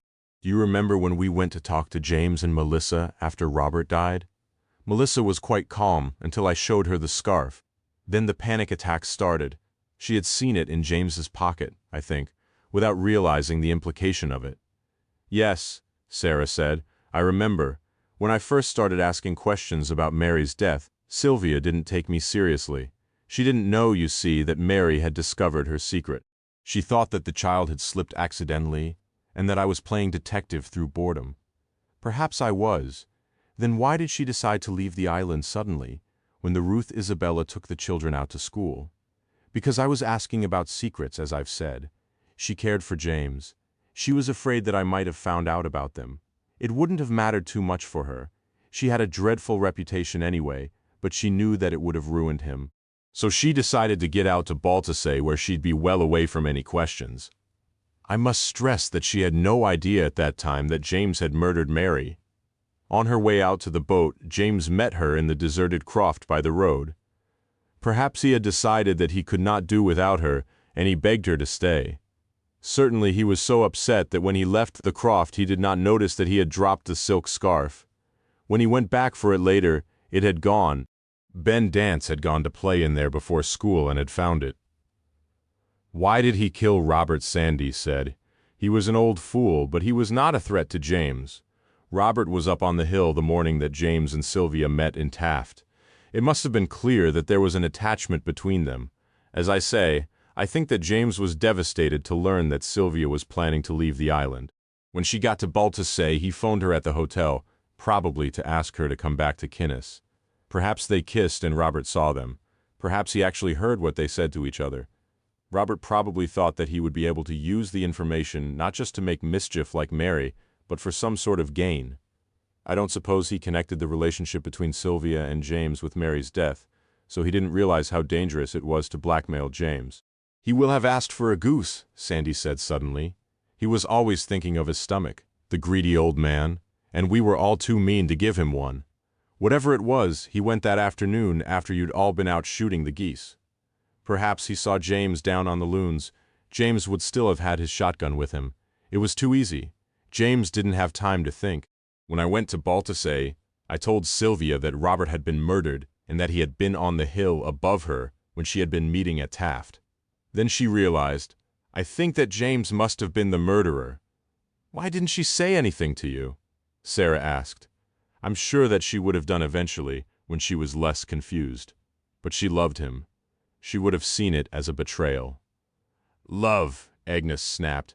She doesn't know the meaning of the word, George answered gently. She did love him, you know, all the secrecy was on his behalf, not her own.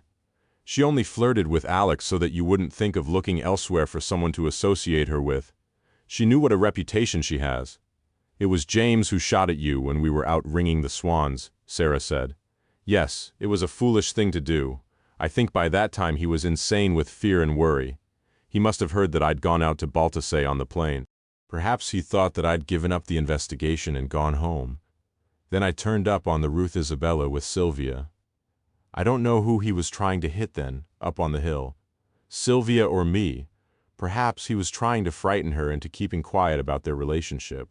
Or perhaps he was trying to frighten me away altogether. By that time I don't think he knew what he was doing. I don't think that he can have meant to kill either of us.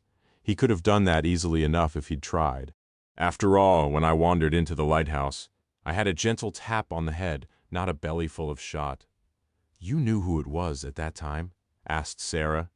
Yes, though I had only worked it out that evening as we were getting ready to ring the swans. Before that, I thought that Mary's secret was quite different, something to do with Elspeth. Yes, but it turned out to be quite irrelevant, so I went back to the scarf.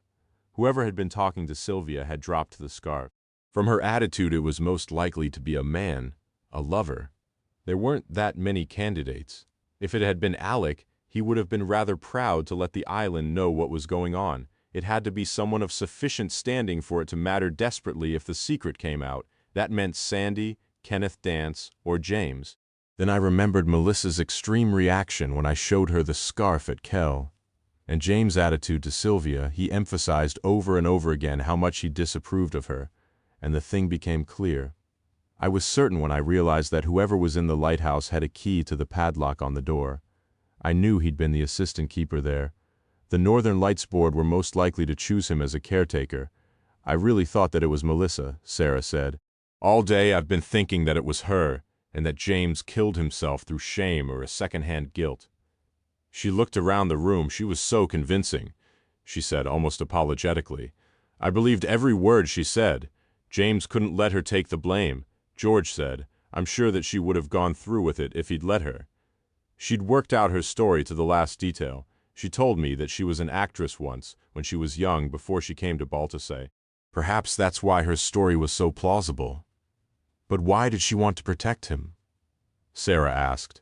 After all he'd done, he'd been unfaithful to her. She felt responsible. She told me that she'd never been able to do anything for James. It was her opportunity to repay him. She was proud to do it. Did she go out to the hall that night, as she said? Yes, but only to watch you walk up from Unsta. She never saw Mary. He chose his words carefully. Most of what she said was true. She was jealous of Agnes, desperate for a child, a little mad. She did write the note and pin it to your dress. If they'd lived somewhere different, it might have been easier. James had so much to live up to here. People expected too much from him. It was an accusation. They sat in silence, considering what he had said. The fire had burned down, and Sandy got up to put on more coal. "We can't change too quickly here," he said. "We've too much to lose." "But it's not a museum," Sarah said, taking Jim's hand. The words had never seemed more relevant. "James wouldn't have had it any different here," Sandy said, stubborn, his face red in the flames. "He believed in it too. But it killed your daughter." "No," Sandy said fiercely, getting to his feet. "James killed my daughter, James, my brother, not Melissa or the church. He knew that he'd done an evil thing, and he did what he could to put it right. He had to pay." He walked from the room. Agnes pulled the knitting needle from the belt round her waist, laid the knitting on her lap. "He's upset," she said. "It was his brother. They were too close for him to be generous. You're young. Kynnes will be yours, and you'll live here in whichever way you choose." She got to her feet like an old lady, carefully folded her knitting, and put it in a bag, then followed her husband. Sarah and Jim turned to George for advice, for support in their desire for change, but he deserted them too. He let himself out of the house, and they were left in the stuffy, brightly lit room. As he walked through the yard, he watched Sarah draw the curtains and throw open a window. George left the next day with the Drysdales and Will Stennett. The cloud had gone and the sun was shining. It was mild like a spring day. Until a new teacher could be found, Maggie Stennett took over the school. She found it harder work than she had expected. And when the new teacher came, there was no criticism about the standard of lessons. The island came to know about Elspeth, and why she had left Glasgow so suddenly. Kenneth Dance made no difficulty about her explaining her past. A Stennett had murdered 2 people. Watching a child being battered was a minor crime in comparison. So the Dances and Stennetts continued to lead their separate lives, and neither family felt that it had a superior moral status to the other. Another Dance, a distant relative, moved into Robert's old croft, Tain, and 2 years later he and Elspeth were married and had children of their own. After watching James jump to his death at Kelgeo, Elspeth seemed stronger, more decisive. She and Sarah became friends in a quiet, unemotional way. Melissa stayed on at Kell. They had all expected her to leave Kynnes, but she decided that she had nowhere else to go. There was pressure for her to leave the croft. Sandy offered to build her a bungalow at the south of the island. It was not right, it was said, for a woman to have land which could be worked by a man, which might support a family. Agnes thought that Will should have Kell, but Sarah fought on Melissa's behalf, and when Melissa grew too old and frail to do much on the croft, Jim did it all for her. She never mixed much with people on the island, but Sarah felt that it was because she chose not to, and not because she was frightened. She died at Kell, quite suddenly when she was nearly 70. Even then, Will did not come back. He had gone to university in Edinburgh, and when he had taken his degree, he stayed on to do postgraduate work. He loved Edinburgh. When he got drunk, he talked with affection of Kynnes to his pretty young girlfriends, but he only went home occasionally for holidays.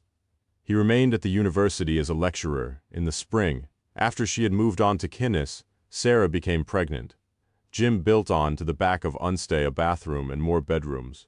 Sarah filled the house with pretty things. Jim and Alec worked their land together in a flexible partnership. They worked well together. They had the same ideas. They became quite prosperous. Sarah had twin daughters, and later she had a son. When the children had started school, the nurse retired at last, and Sarah took over the job. Jim was still serious, still unsure whether he should admire or disapprove of her frivolous ways, but they were happy. So everything continued on Kynnes as Sandy predicted it would. Just 2 weeks after James had died, they had a Halloween party for the children in the school, because there always was a party at Halloween. At Christmas, there was carol singing, and at New Year there was gazing. In the spring, the lambs came, and then it was time for plowing and sowing. The whole island turned out for the harvest. As the years passed, the story of the murders and James's suicide became a story like the Great Storm, told and retold until it lost its power to shock. At first, Jim and Sarah refused to go to church, but when the children were old enough, they demanded to go to Sunday school like their friends. and it was hard then to stay away. They called their son James. Sarah wrote to George Palmer Jones several times after he left the island, and he always replied. He was pleased, he said, to hear the Kynnes news, but he never accepted her invitation to come and stay with them at Unsta. He was busy with his new business to run.